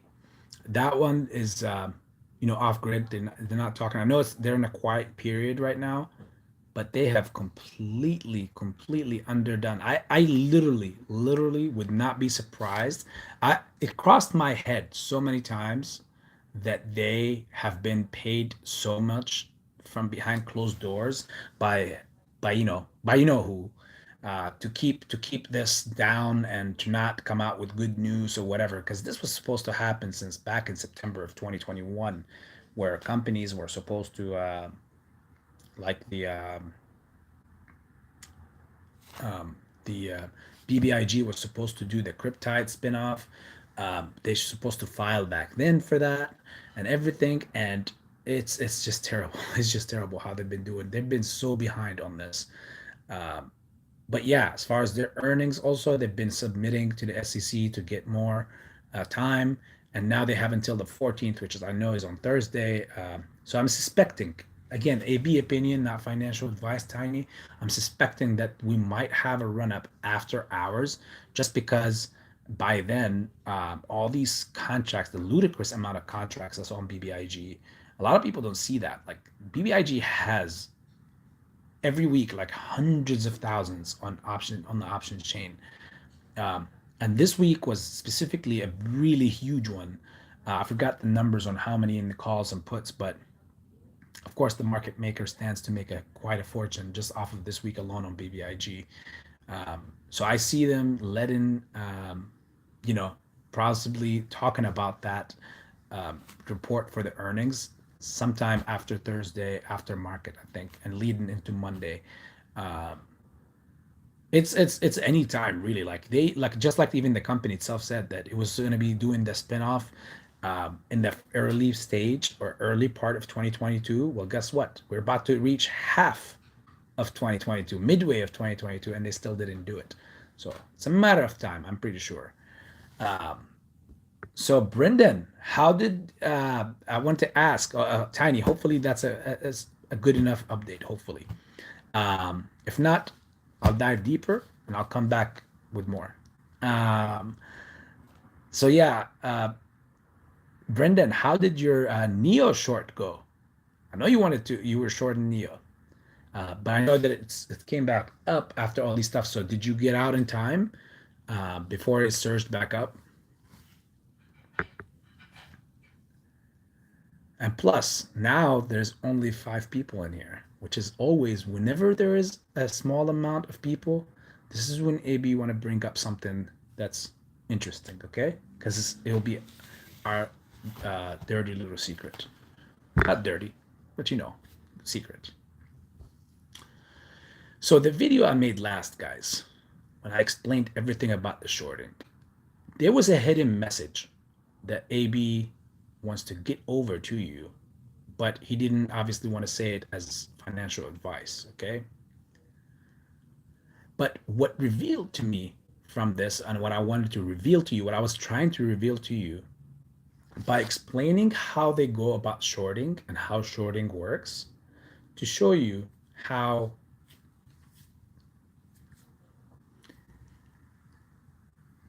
it is not far-fetched, guys, that initially the AMC and GameStop runs were predicted by these institutions in a way where they kind of wanted this to happen in a way. And here's how again, this is a hypothetical situation. Sorry for the people are trying to reach me. They're like, come play soccer. And I'm like, hey, I got torn ligaments in my ankle right now. Unfortunately, AB haven't been able to go play soccer for over a month. So hopefully they'll heal soon. I'm due for an MRI this upcoming week. Um, but yeah, anyways, besides that, so it's not far-fetched that now looking at the past of what happened and now in the present and what the future might look like, that they have they got this run to happen the way that it did, just so they can, it's kind of like a fishing method to lure people in so they could come in. Now, hey, either way, they knew that, like, it's easy to tell, like it's so easy for me to tell you that, guys, and you guys know by now that so much of this play is like, so much of these hedge funds are going to get eradicated when this thing is done, and that could be also part of the plan. But in doing so, they were able to have access to all the money that we were pouring at them, and they were able to lure in so many people. Eventually, when they lose at the end, they know how much they're going to lose, because at the end of the day, this will pay for this, the market will bail out this, and they will bail out the market maker and the banks and everyone. But eventually, hear me out till the end of this. How many people lost in this movement? Like I said before, remember in the beginning, I said one particular thing. I said, guys, uh, oh, Young Finest is like, how close are we? People don't want to hear this. I think a lot of people left too. Uh, it's okay. So yeah, where was I at? So at the end of the day, people, uh, I forgot my train of thought where it went. Like, where the hell am I at? Where did I get to, guys? Man, this is fasting. Um, I've said from the beginning, yes, I remember now. From the beginning, I said that we were positioned to make money, but not everybody was going to make it. So therefore, some were going to feed on other, because not everyone, I personally know so many people that couldn't make it in this play. Like, they got either margin called before because they were over leveraged. Um, no, Young Finest, I'm not. I'm just fasting. um, but yeah, there was that time where people could not understand what that was. So when I made the shorting video, hear me out till the end of this. They have been he got up the price. They got the prices up high, and when the prices are up high, it's so much easier to short and more profitable for them. So what they've been doing is constantly propping it up and shorting it, propping it up and shorting it. Now, on the side as well, since you can't naturally or organically do that, what did they do? They started not delivering. They started selling shares to get the money, because when you buy the shares, you're paying, right? And they get that money, but you're not getting shares.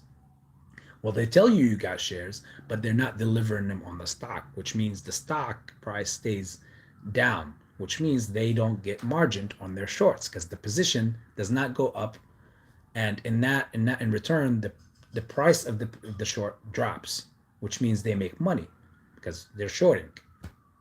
So, um, what I was gonna, where are we at? Yeah.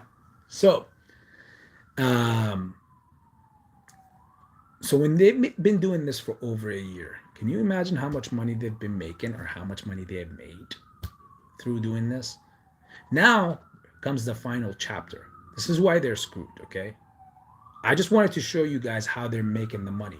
And this is, if you understood what I just said completely, then you'll be able to play just like their game. You'll be playing their game exactly, in fact, because you'll be able to know, like, now you know what they're doing.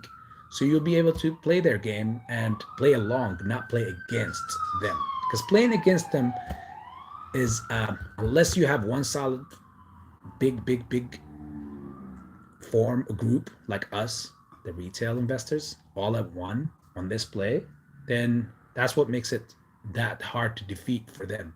But if we were on your own trying to go against these guys on any other stock, of course, odds are you're going to get defeated 100% of the time. The only thing that is keeping these plays alive, especially AMC or GameStop, is the fact that we are all in this and we're not selling this. That's why the price is staying up there. But in the same time, for them, they need it to stay up so that they can profit from shorting.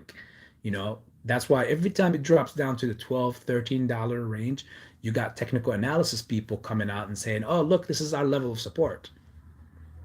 Yeah, that's true because we keep bouncing off of it. But that's also their level of danger because at that level, you know, there's no more to short. Like, how lower can this go without, without revealing the true value or existence of all the shares that are not purchased or that are bought but not sold because people are not selling.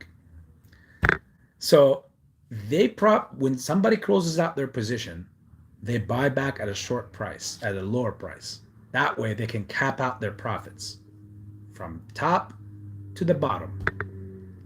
And when they close their position, obviously they're buying back at the bottom, which means you're going to get a natural rise in price because you have a few blocks being bought back so that they can be returned to the broker. Forget synthetic talk, forget naked. Let's just talk about that idea for now, okay? This is how they capitalize on short. This is how they close their short positions and how they make money from it.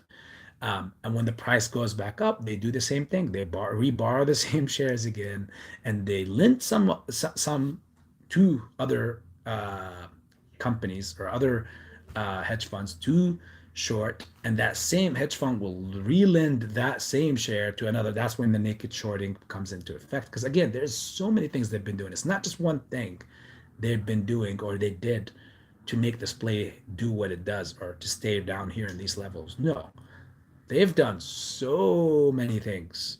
Naked shorts, synthetics, the FTDs, algorithm trading, basically hacking the algorithm so it can go into their favor, but then block out of it, high frequency trading, all these, oh my God, it's unbelievable. The amount of tricks that these guys have been trying or been doing. But what have AB done, and I'm just going to say this finally, what have AB done is every time the price came down to these levels, and I could see a major drop like this, that means someone is closing out their short position on the play. Now, a short-term short position is not a long-term because the long is not changing. You see the short interest is not changing much. But the long-term, the short-term, they're in the meantime, they're making quick money off of this. Why not? People are not selling. It's an easy short for them when they keep dropping the price, the way they drop in the price. So the price drops the way that it does, 6, 8, 9% in every single session for 2-3 days. Now I know somebody was closing out their position. This is what AB did. So what did AB do in difference? I know that they're going to try to prop it up again so that when they close out their positions, when it's completely closed, they buy back, bring it back to the broker. The price is going to go up naturally. This is not financial advice, guys, but this is what AB did. Every time they did this, AB played options every time. And just most recently, this drop. And yesterday, they jumped in again. And I've done this more than once because they did this many times. And it's almost like 100% thing for AB where the price naturally goes back up. It's just a matter of knowing when it's that moment. When you see those patterns, drop, when you see that price level drop into that point, AB got in the day before yesterday, but that wasn't the best time because it dropped even another 7% yesterday. But that wasn't much on the option chain for me, but I got in half, and then the other half I put in yesterday. Sometimes I do quarter increments, quarter over 4 business days in case I timed the bottom a little bit slower or worse, not on time, like not perfect. And when you get in, you're almost guaranteed to see the rise in the play. This is what they've been doing on the opposite end. They've been doing that with the shorting. Short it, cut, recoup. Obviously, when they do that, it goes back up. They already got their profits at that higher level again. Somebody else, and I think they're swapping with each other because there's so many of them. They all take in turns, and this is why you got so many institutional investors that are in AMC that have big positions. Two of them are BlackRock and Vanguard, obviously, so that they can keep lending these shares to these people. And we all are asking yourselves, how do they keep getting shares? How is it that they're always getting shares? It's not just that they're printing or synthetic shares or getting synthetic shares. No, no. You have to dig deeper. You have to think outside the box for this one. And that's what AB was able to come up with. That's what I think. I honestly think I'm 100% true about this or correct about this. No one has brought this like broke this down like this. And when you see these big firms, because they talk with each other, and since it's been going on for over a year, they all had a correlating effect in where all the hedge funds, all the institutional investors, um, and the market maker and the brokers, they all collided together and correlated with each other and colluded with each other, all against the retail investor, against basically the American citizen. Let's just put it that way. All against us. And they had a big system. That's why you can't expect the SEC to do shit for us. So you can't expect Gary Gensler to do anything. So you can expect the DOJ to come out and say, oh yeah, we found something. They just do this as smoke, pop smoke. But will they be able to mask this for good? Don't worry, guys. I'm not going to pull a John Wick sniping on you. Trust me. I'm just telling you how I was able to see what they're doing for over a year and a half, and eventually to mask the whole situation, they're gonna let this thing rip. It's just who survived and who was patient enough, they're gonna go with the run up. But do I think that this is what's happening currently or what was happening? 100%. AB 100% believes this is what they've been doing because they've been profiting more. You see, every time it drops, that means somebody is basically shorting, and when it goes back up, somebody else from a previous point, have closed basically their position. By closing their position, that means they bought the shares back, but it was just a lower price. And when they bought them back, they return them to these firms, and then when these shares are all called for, that firm gets itself out of the turn. I think they had some sort of it's my turn, oh no, it's your turn system. So that person get out of the way. Now it's next for the next one. Since the price went back up again, now you got more people, now you got somebody else's next turn to drop the price down again by shorting it, and someone else will come in to cover, to buy at a lower price. They get the shares back, they give it back to the brokers, and now next person in line, please come in. Boom. You short. You like this, like almost every time there's two counterparties. Two hedge funds, one that will be shorting at the same time, and the other one will be covering at the same time. So that when this one is going out, this one is going in. And they keep making money out of that because we're holding the floor for them anyways, the positions. It's freaking genius. No one has thought about this. But there is a flaw to it. The flaw to it, to me, is how, you can easily infiltrate the system because you know what is happening, which means it's guaranteed that the price is honestly going to keep going back up no matter what. Every time. You just have to not diamond hand an op. I'm not going to say what to not diamond hand. Well, AB played options. So AB is going to say not diamond hand the options. So if you don't diamond hand options, and you go along with their waves, just wait for their waves. Their waves will come. Short, pump, short, pump. And if you time it perfectly, it's the easiest and biggest amount of money you could keep bringing in and out off of this play without even having to touch your shares. None of your shares. which is what AB thinks. Again, this is not financial advice, guys. This is just what AB thinks. Um, and eventually, when the time is right, obviously, and there's no more money to be had, because again, retail investors are not investing anymore. That's it. Money's drying up. Um, there's nothing in the market. They themselves are not making. It's not as lucrative anymore. Um, what else can they short it down to without having to reveal without having to address the FTDs and everything? That's why you got to keep listening to the background noise. The cat system going in July. Um, it's so crazy, guys. It's so crazy. So eventually, whoever will last at the end will get the reward because all these things will be answered for.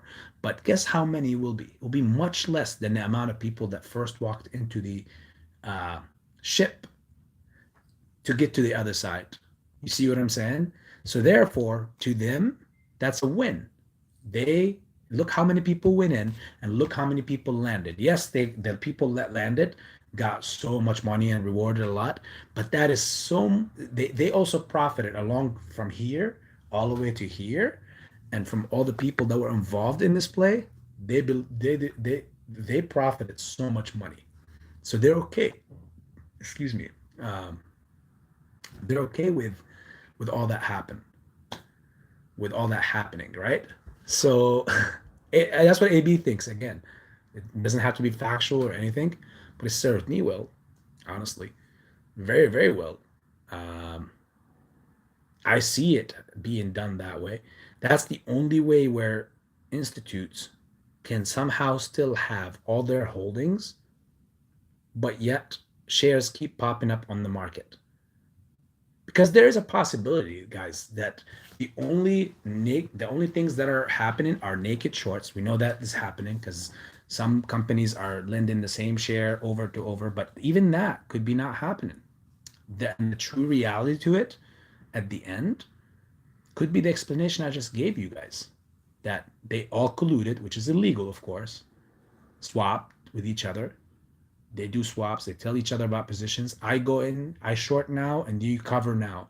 You short now, and I cover now. Perfect percentages so that they don't get over leveraged, so they don't get margin called, and they all take care of each other because each one benefit is the other best interest for the other one as well. I don't know, guys. Maybe that was a little too deep or not, uh, or reading too much into it. But again, this is just my opinion. Hopefully, you understood what I said word by word. Uh, but if it didn't make any sense, don't worry about it. Um, it's it's something where I feel like at the end, again, this is time stamped here. I could come back to this and say afterwards, like, do you remember? This is what I was talking about. Maybe somebody else explained it more and had to dive deeper into it because, again, I have to watch what I say and everything I say. But yeah, if you understood what I said, you did. If you didn't, don't worry about it. At the end of the day, the longest dog wins. The dog that is patient the longest gets the treat at the end. Let me go back to the comments, okay? Um,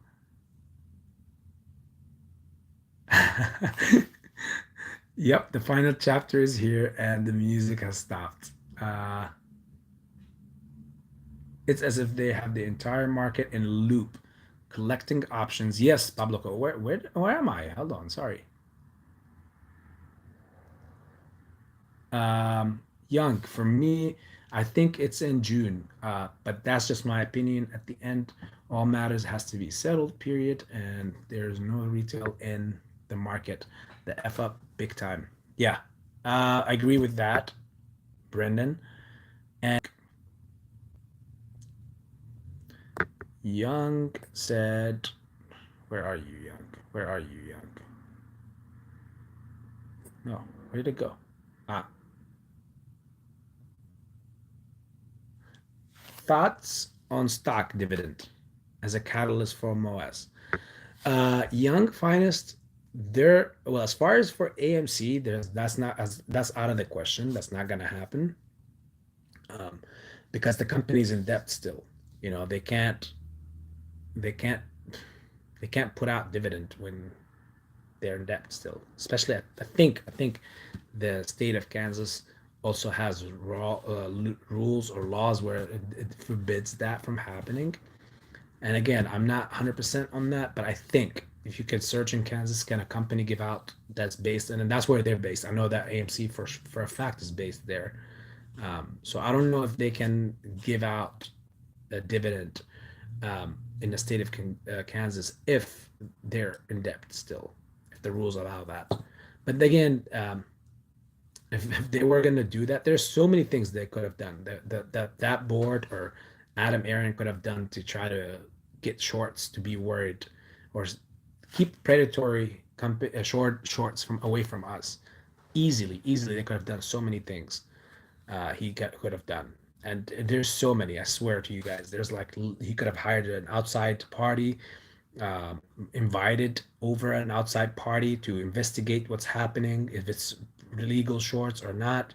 The way that you know the stock is manipulated is if it's not following the index that it's supposed to be following.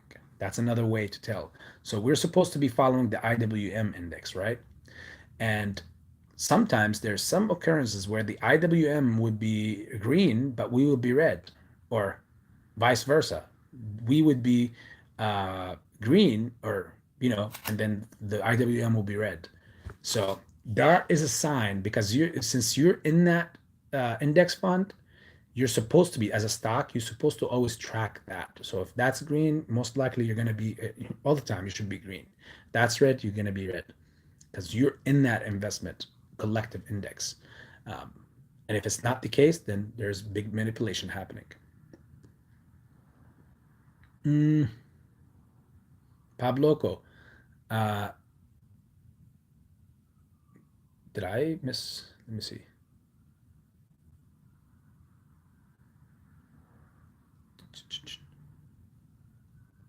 That's true. They have been make a ton of money out of these play from all the free. Yeah, from as far as like options and so many things. Yeah, you're right, Brendan. Um, it says as if they have the entire market in a loop, collecting option premiums and every now and then let it rip to attract more people in the cycle. You're correct, my brother, Pabloco. You're getting what I'm saying. Brendan, yep, the final chapter is here and the music has stopped. Is Lou popping out, Brendan? There are more sirens in your videos than Lou's KJW. Today, for sure. Well, you got to remember, we've been on for 4 hours and 15 minutes now going on. That's a record. I don't think I'll ever break that record, too. I don't want to break that record, but that's a record for us. Uh, Young finest. AB party at Tijuana. If you know, you know. Oh my God. Young finest. Oh my God. You want to hear a funny story, Young? One day, we'll say it when the whole family's here. I know we've been here for a long time. I don't have that. Even my tonsils are feeling it. But I'll tell you a funny story about Tijuana. Oh, I know. Trust me, I know. Young finest. So ask me in a different life what happened in Tijuana, or the story of Tijuana.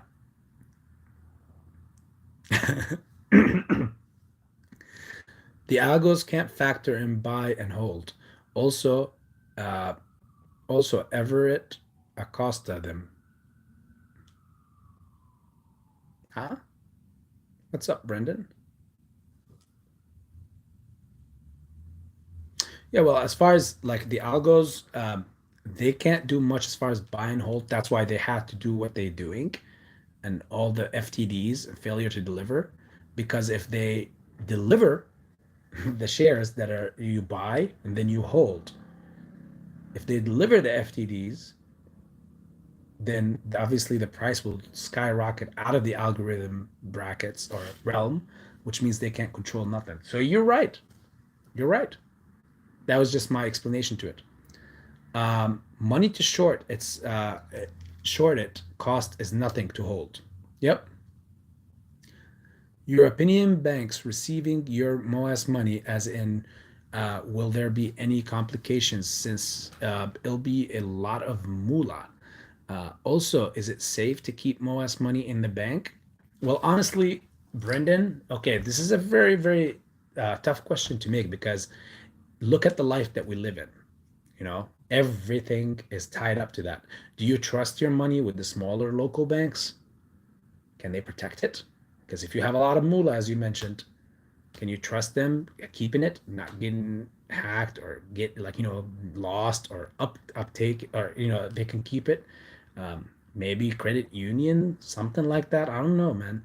Um, Crypto wallets, something like that might be something, but I understand all the craziness of how the banks and the ISD banks cause a lot of problems, and the bigger banks cause issues, and obviously the corruption.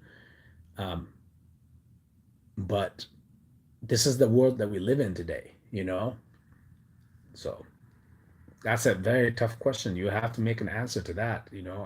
I just mentioned a few things, but you have to make the decision about it. It's tough. It's tough because the world that we live in, again, it's tough. All I know that confirms the MOAS is coming, is that when the hedge fund manager was crying and saying GME would have gone to thousands, that's why I hodl, because that is the price is in the price. Because the price is in the price. No, I totally agree with you. I say the same thing, Brendan. Which brokers are going to tap out first and go bankrupt? Um, you'll be surprised, guys. I think it's going to be the bigger brokers. I don't think it's going to be the Weebles and the Robinhoods. You know why? Because majority of the people have already left that. Even the people that's still there in Robinhood or Weeble, those payment for order flow apps, majority, like, when all that thing came out about DRSing and everything, I wouldn't be surprised if that was them behind this, because everybody's out of there now. They don't have to worry. And they got out on cheap too, because when everybody was buying in the 40s and the 30s and they wanted to transfer their shares, trust me, even when they were on Robinhood or Webull, imagine when the price was down at the teens, or the 20s. So basically, Robinhood had to go back on the market, look for shares, locate them, buy them at that price. Same thing goes for Webull at the 40, at the 30, or the 20, or the teens level, which is less than what the original customer have paid them. I mean, imagine if you were buying in Robinhood and you didn't know about this payment for order flow stuff before you switched, and you bought in in the $40 level, and then suddenly you find this out about Robinhood. But now that you want to make a transfer, let's say Robinhood don't have your shares. They just gave you IOUs. Go F yourself. Let's say they did that, and you wanted to transfer your account to TD Ameritrade or whatever. But at the time of the transfer, odds are the price was already down in either the 30s or the 20s. That means Robinhood or Webull had to go back in the system. Again, they didn't have your shares. Excuse me, guys. I'm allowed to sneeze at least once in a 5-hour window. So they came back on and they repurchased the shares that you already paid 40 or 50 for, but now you want to make a transfer, so they have to get the shares for real. They never delivered them, but they took the money for them. But you paid 40 or 50, but when you wanted to make the transfer, the price was down in the 30s and the 20s and possibly the teens. Guess what happened then? That means Robinhood already got off the hook, and Webull already got off the hook by paying much less for something you already paid them much more for it. Does it make any sense to you guys? Please confirm if it makes sense to you. For the ones who's watching now, if you get what I'm saying here. So I don't think it's going to be those guys because majority of the people who are holding those gigantic plays, majority, not all, but majority have left these platforms. And I think that's all they were probably waiting for is for these people to all move. Um, I'm so afraid of that, the whole DRS mindset thing, whatever, because I don't think it's covered by the DTCC or anything or insured or any of that. So whoever is in that stuff, good luck. Um, yeah. But yeah, who knows? It's anybody's guess at that point which brokers will vanish. I don't think any of them will because I think they all will get bailed out. But yeah, as far as they will all break and eventually put themselves in position to be bailed out, which I think will happen. DTCC will always come to the rescue, but you gotta pay me back. That's what they did in 2008.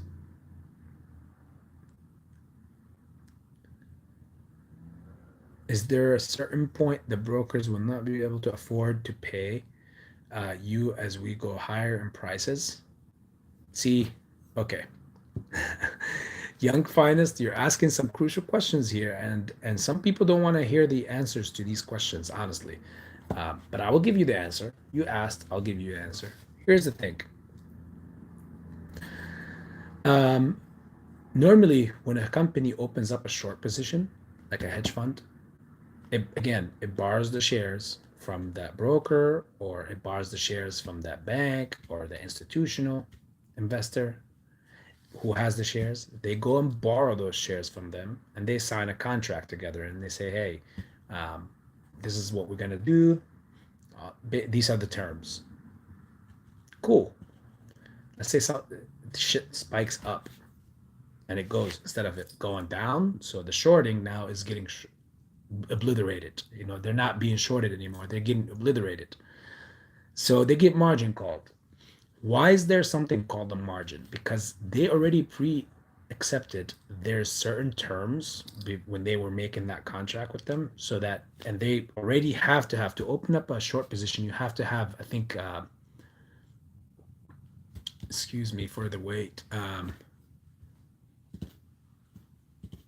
you have to have a double or triple the amount that you are going to open short. So if you're borrowing like let's say 1,000 shares for $1,000, let's say it was just for $1,000, that you need to have in your account, I believe you have to have like $3,000 or $10,000 in your account ready, available in case the what if happens.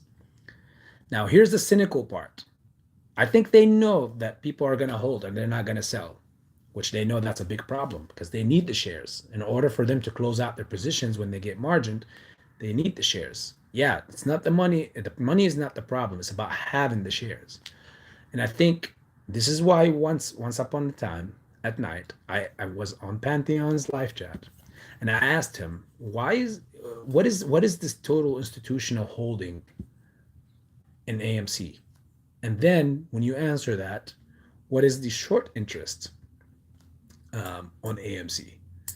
When you look at both of those numbers, you will see the similarities in the amounts.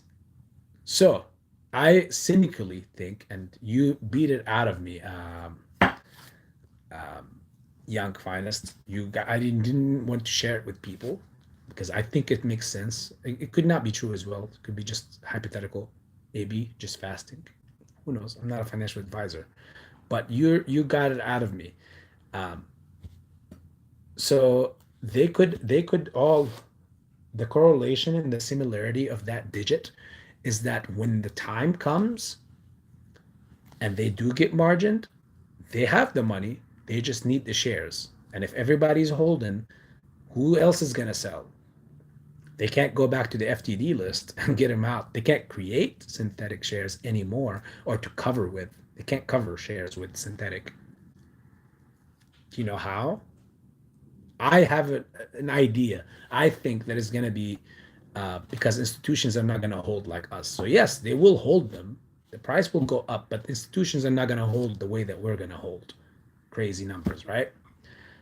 Does that mean we're not going to get the high brackets? Of course not. I'm not saying that.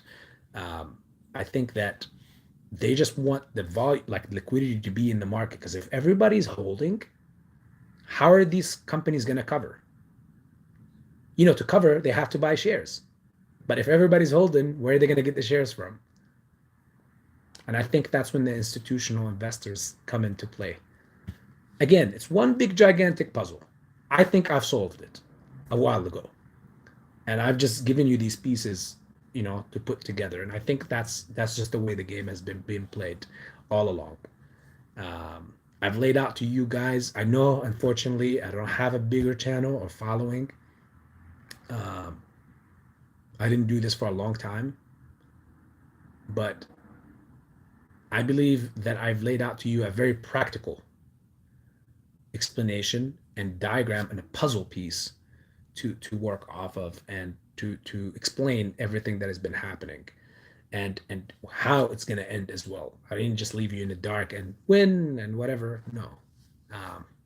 Yeah, I think that's, if you look at the short interest, is meaning the amount of shorts that is available on that play, which is on AMC, for example.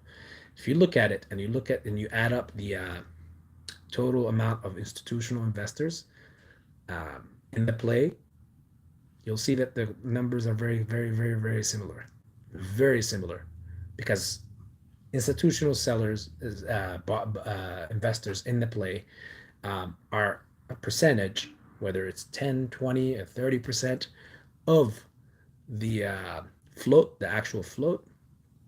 You'll see, and that's where I think BlackRock and Vanguard come into. That's why they have huge holdings in this play, because they needed those liquidity to constantly keep doing that shorting, and then closing, giving it back to them. Then they lend it out to other people, to other hedge funds, to short and make money, close up, give it back to us, give it to you. And you know how that has been working. But then ultimately, when it's time to cover the squeeze, they need shares to cover so that they can, start covering when they get margin called. Clear, it's beautiful. When they get margined, there's no doubt they're going to get margined. So when they get margined, the only thing is they need shares. Since we all are holding and saying buy and hold, don't sell, so that the price goes high, which is good, which is smart, which is what we're supposed to do. But I think that's where the volume is still going to come in. From where? I think it's going to come from the institutional side. And that's how it's going to happen. But when it starts going up higher and higher and higher, eventually, as these guys are covering huge blocks of whatever, the 20 to 25% short interest on AMC, with all that float, this is just AMC speaking. Same shit goes for GME. But this is just AMC speaking right now for me.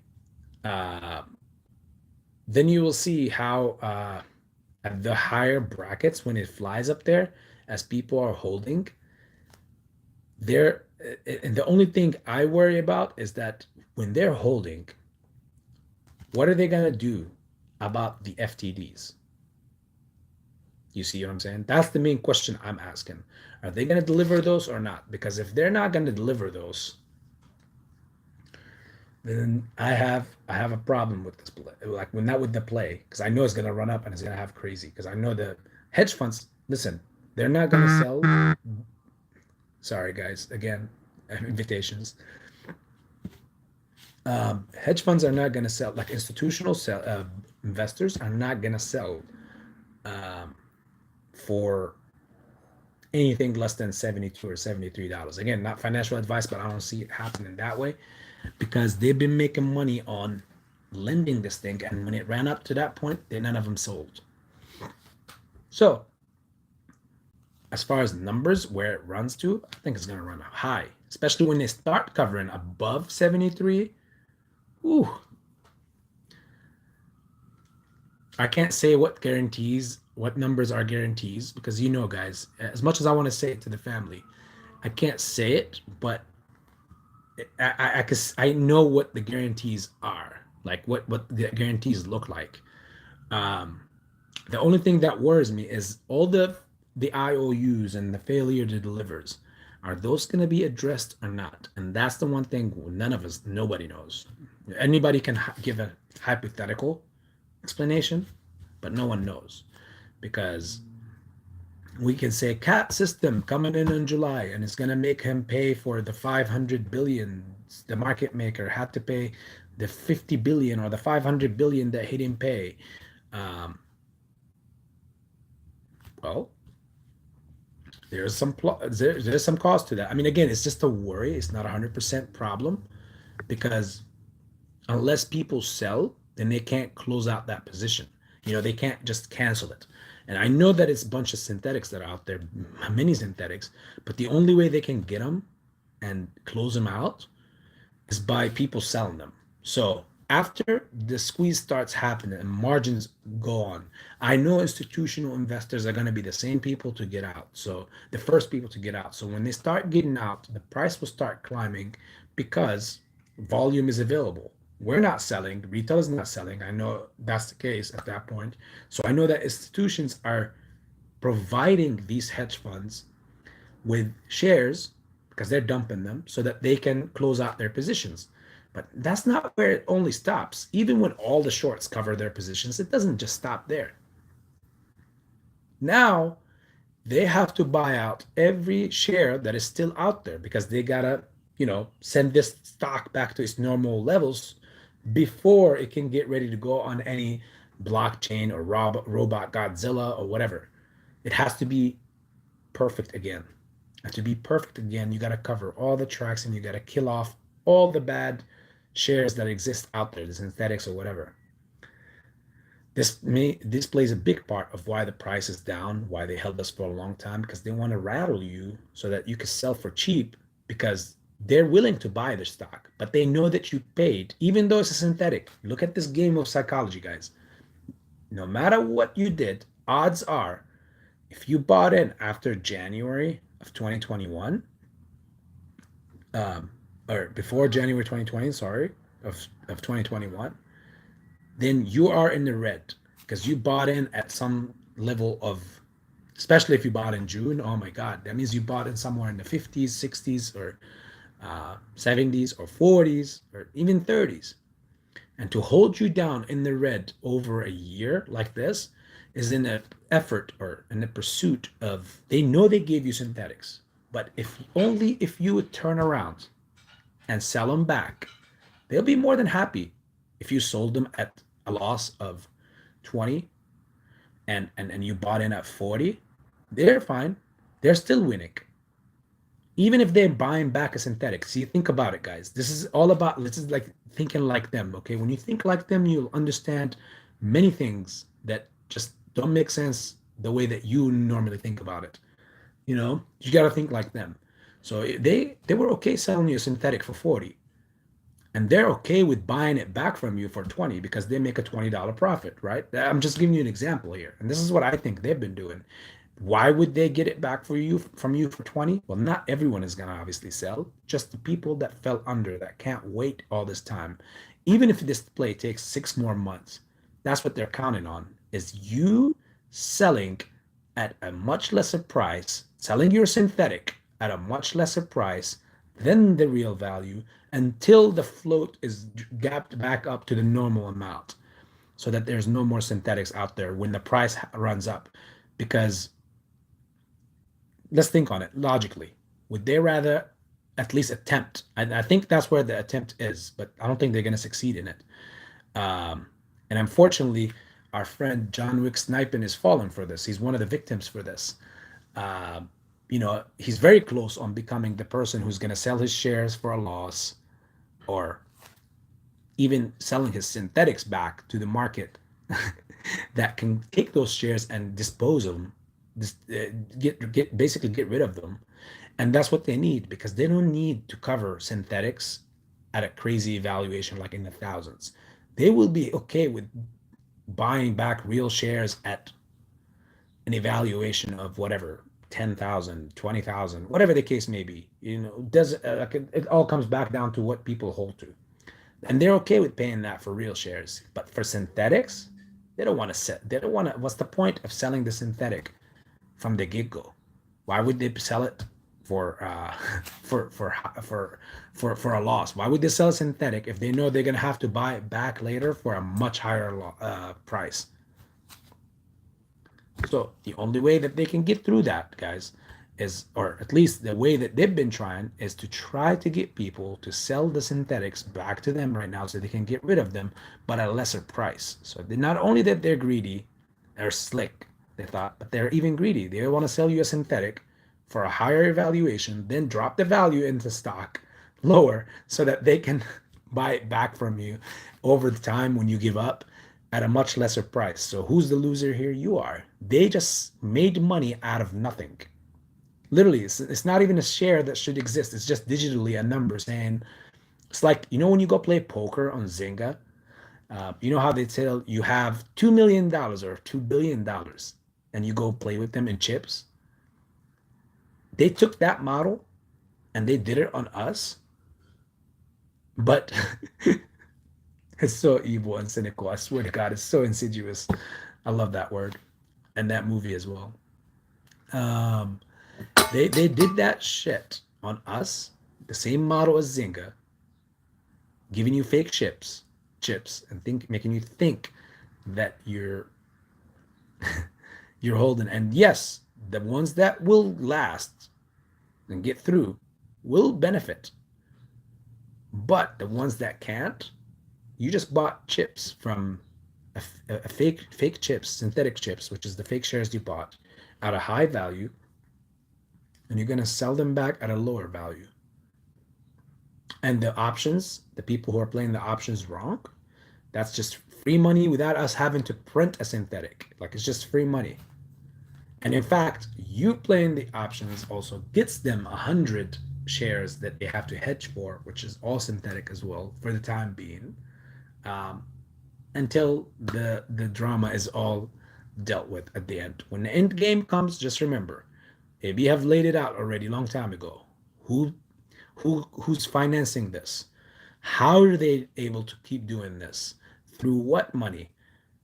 What was the diagram? Short, close, short, close, short, prop up and then close. It's AB explain that as well. The end, the idea that they possibly could have the short interest is very similar to the amount of holdings of the short positions on open on AMC, which means they are covering their bases when it comes to who's going to sell them shares when it's time to cover the institutions. I believe that's why the similarity in the numbers and the figures are so much the same. It's because the institutions are going to bail them out in a way when we're holding and the price keeps climbing, and many of us will be holding. I know that. The institutions will at some certain point will say, okay, no, I'll give you the shares you need to cover. They'll give it to them. But eventually the ball game comes down to one major, and this is what AB thinks. Again, this is my opinion, guys. No one have said this before, and no one, I trust me, I wouldn't be surprised if I hear John Wick sniping taking another one of my ideas again, or any other YouTuber channels taking my idea again and try to spin it in their way. And then eventually the ball game comes down to one thing. How many people really sold? See, remember how it all comes back down to the buy and hold? Look at this. All that, you started with buy, and then we took a really huge loop, explained all this stuff, and it comes back to hold. At the ball game will eventually come down to how many people eventually sold synthetics that they had along the process. If most people sold, or everybody sold, then you can expect that the higher brackets will not be there. But if most people held, Diamond Hand did this. Ooh, boy, the price is already going to be at a level where it cannot be contained. It cannot be brought back. They can't short it back down. They can't algorithmically try to put it back together. But rest assured, be 100% sure that there are a lot of entities that can't wait to short this thing when it flies. Majority of it is them. That's why they're okay with making like paying you the money that you need, and they're okay with it going to four figures and five figures. The reason why I say that is because they make more money shorting it at those levels than having to pay you per share. If that makes any sense. Trust me, guys. AB's dives super deep. We'll call it deep live chats from now on. All right, let's read. The way I look at it is really infinity squeeze. Yeah. And Brendan says this is the opportunity of a lifetime period. I tell people all the time, but people just don't understand the entire thing of these plays. Even my wife is like, Mike, why are you gambling? It's like, why are you gambling? Um, yeah, no one is no one is supposed to understand this. Like, not easy. It's not easy to understand what we were saying. Uh, Life is a risk. These plays, to me, is golden, life changing. And Brendan, I 100% agree with you, my friend. AB is smart too, for sure. Yeah, only on Wednesdays. Thanks, Brendan. Likewise, brother. It's not if they are going to pay, it's when they are going to pay and when they're going to let it ride, and we all get paid. And yes, that's he, Brendan, we think alike. Young fighter say Hong Kong. The only I think you're making fun of the fact that I have a story almost for every place. Well, funny thing, I've never been to Hong Kong, but I have a funny story about Hong Kong. I have a friend who she's the sister of one of my close friends. She's an amazing, sweet, smart, intelligent girl, and she took a position with Nike, and their headquarters are in Hong Kong. You can search it up and see. It's how you know AB is not lying. But she took a position with Nike to be their head executive of their division down there. And the story is quick. I'll tell you very quick. She was like, she went there, and me and her were very good friends as well. Besides me and her brother as well. And she literally said, when she got out of the airport, she saw one of the dirtiest cities in the world. Again, nothing against Hong Kong or people of Hong Kong or China. Um, but she said she literally, as soon as she got out of the airport to get into a cab, she literally seen a kid take a, like, basically put his pants down and take a doozy in the middle of the street. Straight up. This is her words. Again, this is her story. She said it was a terrible place, a terrible, horrible place. So she ended up leaving from there, and she switched. She took a demotion. Imagine, she demoted herself. She was rather take a demotion to switch over. I think it was another department in Japan. The other department was in Japan somewhere, and she took that. I think it was in Tokyo or something, and it was way more expensive city too. You guys, I don't know. Some of you should know. If you don't know, you should know now that Tokyo is like probably, if not the most expensive, one of the most expensive cities to live in the world. But she was so happy thereafter, um, and took a demotion. Again, it was a demotion compared to the one that was in Hong Kong.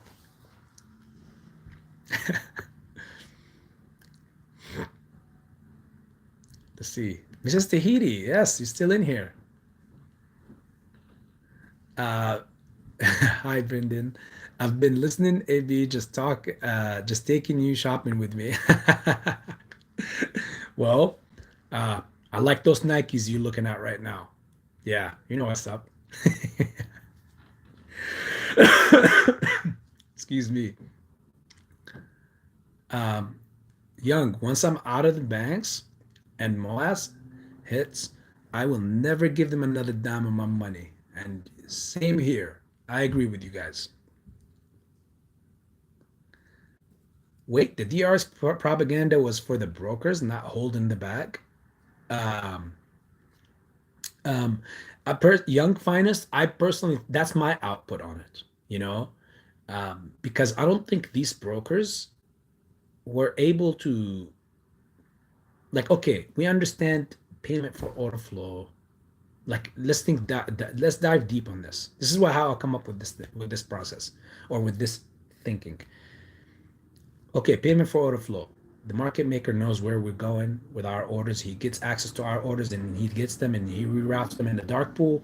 He reroutes them so he can stuff them and store them somewhere else so that they don't hit the market so that the price stays low. Okay, but still does not solve the issue, right? Because if you're holding the stock and you're not selling it, doesn't matter, synthetic or real, you're gonna press the sell button one day on it. What if you hold until it goes to 1 million or 100,000 or 10,000 a share?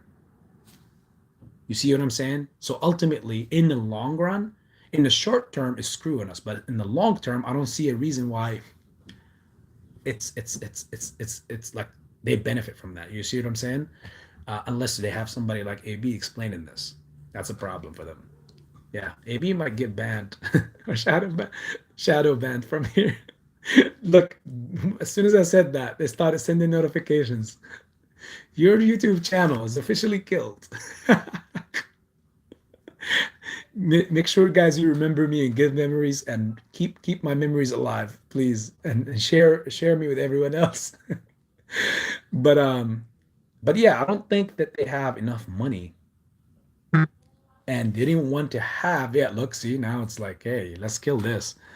Um, I don't think it's like that whole DRS thing was to keep them all over the place and keep them in these brokers. These brokers, they're backed by DTCC as well, so it didn't matter, I think. Um, but one thing I do know for a fact is that Robinhood and Webull, they profited from this. Anybody else that tells you anything else, which is probably 99.9% of YouTubers, um, just don't see or probably have thought on a deep level of this about this. Because again, imagine this: you bought the share at I'm waiting for the next rank. But yeah, you bought the share at $40. Just think of it like this. At, and you were with Robinhood. We didn't know anything about payment for order flow yet. Let's just hypothetically speak that. You bought it at 40. Then the price started dropping. 8 months later down the line, I'm just walking you through it. Let's see if it makes sense to you. You be the judge here, not just me. That you bought it at 40. 8 months later, you find out Robinhood or Webull, oh, payment for order flow, terrible apps. Don't be with them. Switch. Okay, you're switching.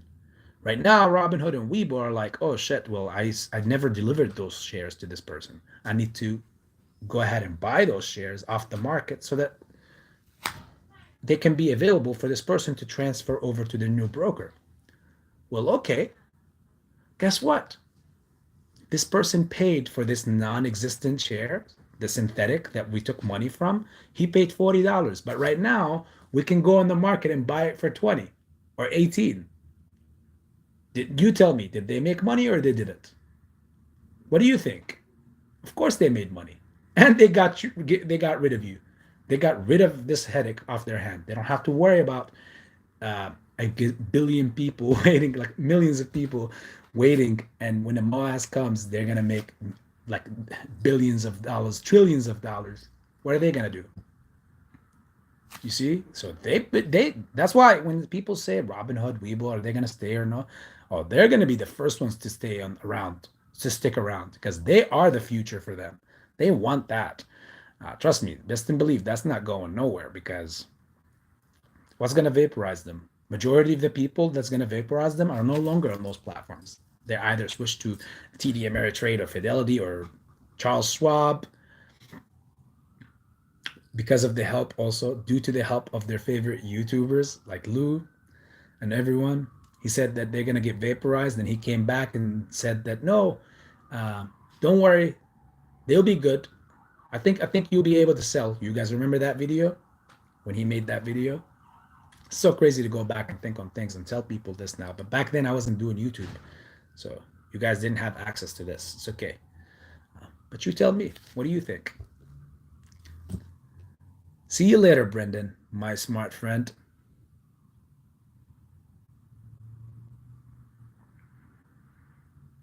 GameStop announced a stock dividend. Yeah, of course they did, but it's gonna be voted on in June. Or wait, is it like did they go back on it and say no more voting? Is that's it? It's official?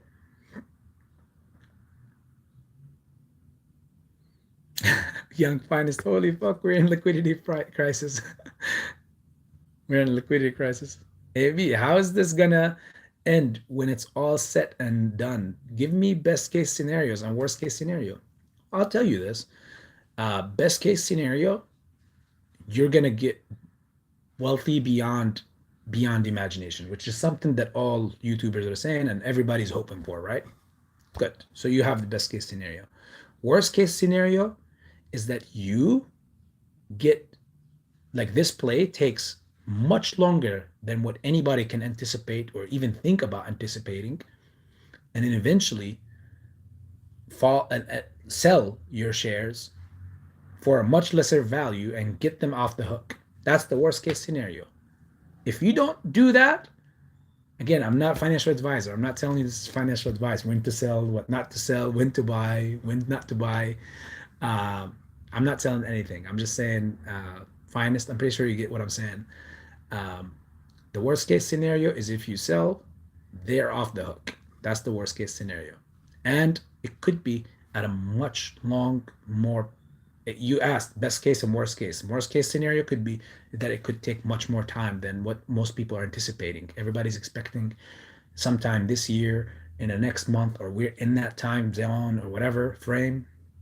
It could take much longer than that. Um, and that's the worst case scenario.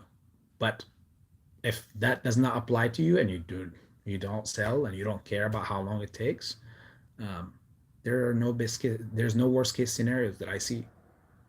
That's AB's opinion.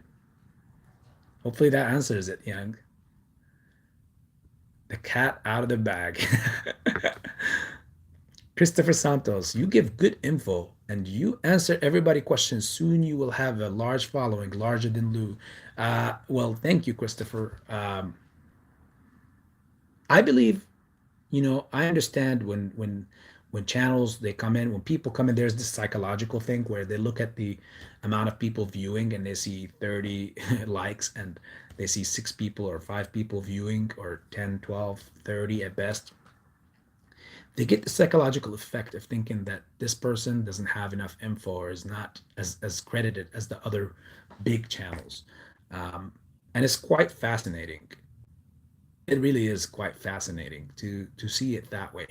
Um, until now, all I've experienced is other YouTubers taking info from here or utilizing styles that like some of my style, like reporting, having like podcasts and stuff like that, like this, talking to my people, vintage and simple.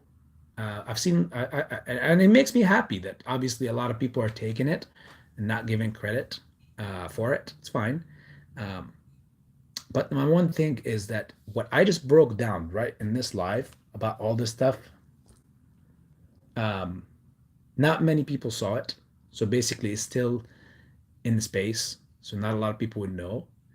But all of you, this was with the ones that was here, the five that were here, and maybe the eight or nine right now that are here. You guys will forever remember that. So when we timestamp it and come back from the future, go back to the past, you guys will remember there was one and only one YouTuber that actually did provide how, what, when, well, not when, like what they were they doing, um, and basically why were they doing what they were doing and how everything was going on, and broke it down detail by detail, piece by piece, um, and explain also the end game. So it's quite remarkable and fascinating how YouTube works.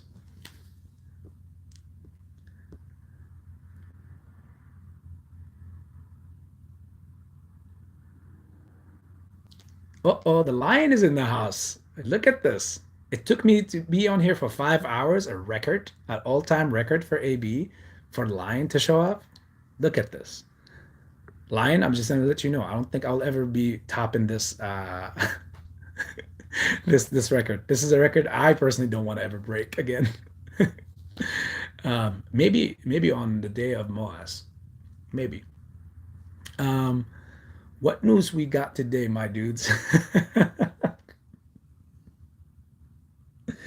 uh wow, there's so much, Lion. I don't know what to cover for you, brother. If anybody would love to chime in the messaging board and type it, but no, the Lion, I'll tell you this. We talked about John Wick going mad and smoking, I don't know what. We talked about why there's conviction in AMC and GameStop. We talked about investing strategies and like strategy as far as after MOAS, what to do with money, things to go into, things not to go into. We talked about many things, some funny stories here and there. We had a couple rants. AB had a couple rants, and amazing live chat. I mean, again, look, it took 5 hours, right? Um, so let's see. Mickey J, what's up, brother? If I never sell, will I miss MOAS? Well, yes. If you never sell, you will. Yeah, because basically, um, once all the shorts have covered their positions, brother, and now it's just nothing but FOMO that's involved, and then them buying back all the synthetics that they have. You don't know, we don't know exactly when will that be over, because they're buying at their own will. We're not sitting with them to see what they're buying back and how much of it are they buying. So if you keep holding and you never sell, then yeah, ideally, eventually what goes up must come down. And that's a reality you're going to face. So yeah, please, I hope that doesn't become the issue, or that's not going to be an issue for any of you guys in here in the family. Hopefully that won't be the problem for any of you guys. um and I know you're probably thinking in the back of your head, like, well, how do I know when it's the right time to sell? um there isn't a set price, because you're always, whatever price, even if somebody gives you a price, you're always going to be like, but this is more, like, there's always more money, there, you always want more money. That's human nature. But the best way to know what the price is, brother, I'll tell you this: calculate. Now, I said this before, but I'll say it again. I don't think you've heard it before, but this is my AB's output on this. Put together, like, think on the things you would like to have in life, or the life you would like to live. Start thinking on that. If you haven't already, because if you have, perfect. If you haven't, no problem. It's not like we're moassing today or right now. Put it together. Start, calculating what it could cost for you to afford that lifestyle. And when you come up with a rough estimate, look at what your holdings are, and look what number you multiply it by, could eventually equal out to giving you that lifestyle. If it looks unlikely from one, sometimes you also have to be logical. If it looks like unlikely from one play, based on, depending on your holdings, at the end of the day, no one knows. It's your holdings, your business. Um, it could definitely be a trampoline to that lifestyle for sure. So anything but the problem of never selling. So anything is good except the possibility of never selling, and write it back down and wait until 2050. I'm pretty sure that's not going to be the case, brother. But again, hey, no, I can't give financial advice, so who knows? Mrs. Tahiti, one and only. Dividends on a company, even in Kansas, should be out of debt, and only issue if they are strong, as in Amazon, Tesla, etc. Most companies will not offer them because they need to reinvest in the company. Well said. Thank you so much for having my back, Mrs. Tahiti. If we ever, Mrs. Tahiti, if we ever get maybe like five more subscribers,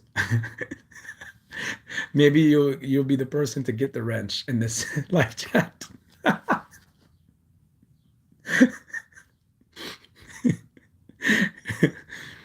uh, much love, Mrs. Tahiti. I have so much respect for you and so many people as well here, of course.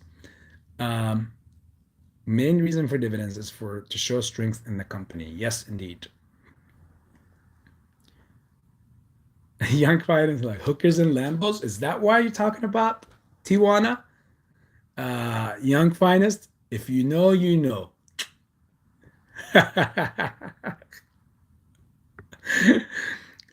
So if I hold no matter how long, no worst case scenarios.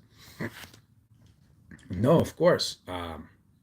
What I meant by holding, as in, let's say the price is still in this case. Let's say, yeah, if the price and the bracket is still in this case, in this area right here, then there's no worst case scenario. I mean, you're not going to sell at you're not going to sell at the crazy price of, again, I don't know. Everybody has different brackets.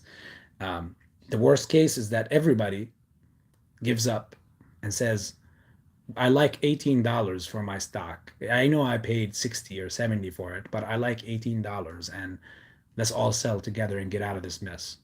Hmm, I don't know. I can only control myself. I can't control everyone in the world. Um, but that's the worst case scenario. Do you see that happening? Do you think that's likely to happen? Um, and Young Finest, the craziest part about that, when you said the hookers and Lambos, and when you said Tijuana, this is why that story is hilarious and it's funny. Oh my God. Um, they pulled the funniest thing on me, brother. Did everybody leave because of that? Oh my God. Uh, yeah, it looks like everybody had left. AB is lonely now. I'm gonna start singing Akon. Lonely, I'm Mr. Lonely. Um, Young, are you the one who's still in here, or who's still in here?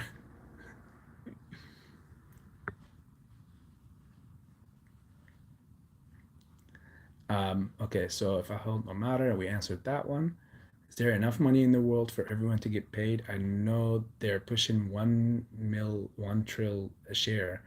I don't know if that's even possible. I don't know about that. No numbers. Um,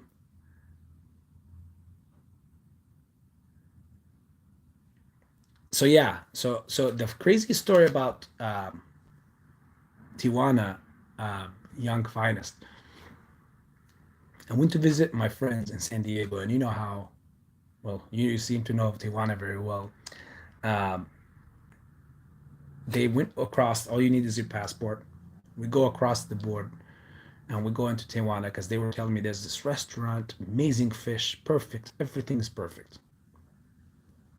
And yes, as soon as we cross over, next thing you know, I got people like jumping all over me, like people there, like locals that have like these uh, dull looking things, whatever. They're just trying to sell you anything. They'll tell you whatever, just $1, $5, just give me it. And I'm helping. And we go to this restaurant. Yes, it was amazing. Um, like they give, like apparently you get the picture of the fish, you choose the fish, and they go and fish it fresh, and then they come back and they cook it for you, and then you eat it. So it was amazing. The only time where I enjoy seafood. Well, my friends wanted to pull a stupid jackass joke on me because they know, the family I kind of come from, what kind of person I am, and all that stuff. So they somehow told the people at the restaurant to bring me out like the catalog, the menu for the fish and everything. But as we finished eating, they brought me back another menu. Restaurant staff, like one guy, he brought me back another menu.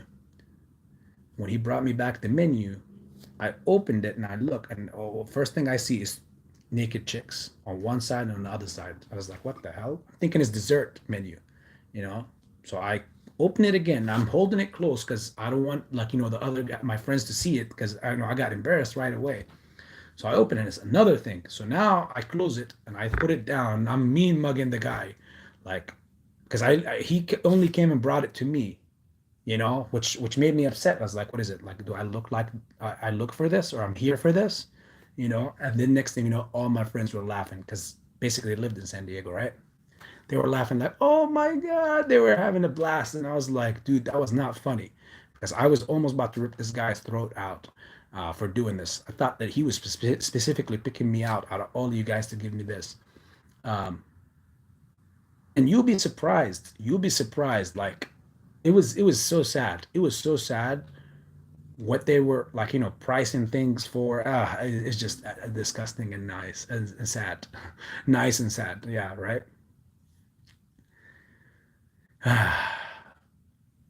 I'll be honest with you guys. I've never ever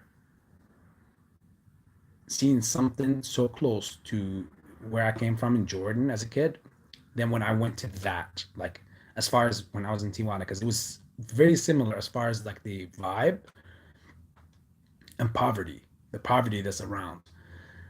Ooh, it was crazy, man. But that was the crazy funny story, is how they set me up to make me look like I was out there looking, gave me a menu of escorts or whatever, and it was just so crazy. Um, it's so amazing how I could share anything with you guys. Like I told you guys, AB is like, what's here and what's here is here.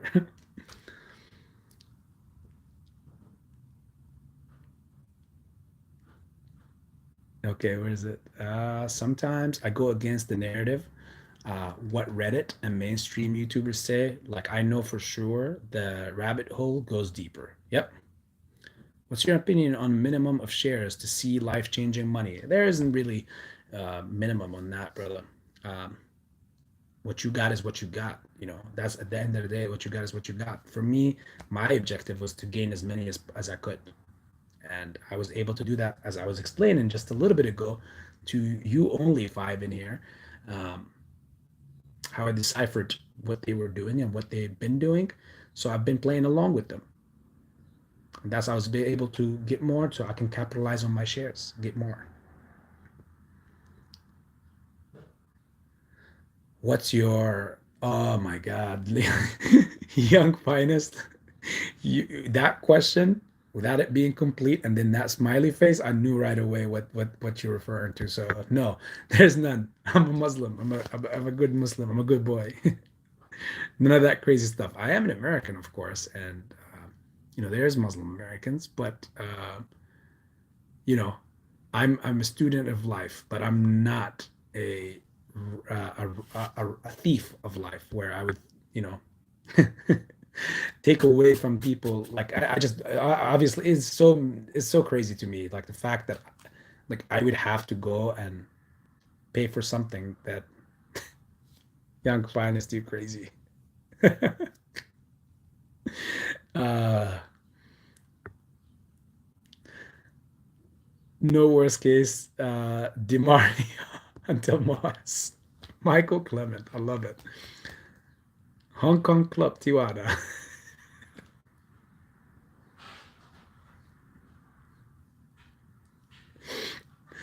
Oh my God, I'm fasted, young finest.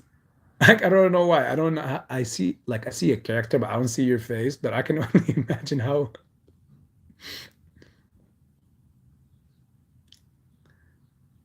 Okay, young gigolos and Ferraris. Mrs. Tahiti, you're in on this now. Oh my God. Uh, I went over there when I was 19. Oh, okay. Well, at that time, I don't expect you to, at that time, at that age. Well, again, every person is different, but at that age, you probably was wild and crazy. It was a cool experience, me and my best friend. Yeah. I mean, for me, that story that I just told you, it was crazy because, um, I was, at the time, I was also, like, they knew I was also, dating this chick that I was really serious about too. Um, oh my God, look, young finest. He's currently 21. You made it sound like you were like you went there back when you and now you're like 40. Uh, but yeah, no, I was dating this chick that I was really serious about. Actually, I was gonna end up getting engaged and get serious with her. We're together for years, but things didn't materialize, unfortunately. But at that time, I was in, so I was confused. Why would they even try to do this, or even why is this happening? Okay, guys. Well, now I need to go and lay down for at least probably 1 hour. Well, I need to go pray the afternoon and the evening prayers. So we've had a record 5 hours and 10 minutes with you guys. It was fun, all of it. Thank you all for being here. Thank you for all the good questions and the funny moments and the fun laughs. Um, Much love to all of you guys. If you guys have anything else you want to say, please put it up right now. Um, I'll give a good 10, 10, 15 seconds. Thank you, Ms. Tahiti and Young Finest and all of you guys that attended the chat today and for all the great questions. Mrs. Tahiti, okay. Weeble, Robin Hood, Stash, Mumu are all Apex clear in house. Um, I've been in a 21-day hold and locked account with them. Yep, they. I think Robinhood got out of recently got out of Apex. They're their own clearinghouse now. I think apparently, but yeah, you can search it. I think it's that way. But the reason why, yeah, 21 Holton they trying to transfer is because they need enough time, the perfect time to go out there and try to buy shares for you. So if you because again they're trying to make money. What I said to you guys, I know for me it makes 100,000% sense. If it makes sense to you guys, then you'd understand why they do what they do and why they're even happier to do what they do because now it's out of their hands. Um, so yeah.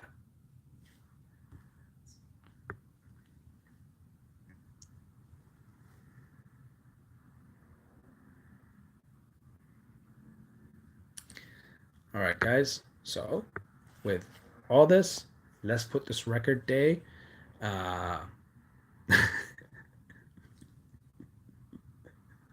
no, I have not. Young. No, I have not.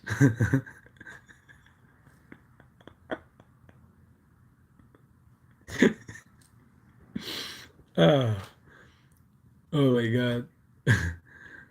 So I'm gonna end everything here, guys. Like I said, once again, thank you so much, guys, for your time. Appreciate everything for all the laughs and and all your support and all your comments. So much love, and I'll catch you guys on the next video or live. AB Investments.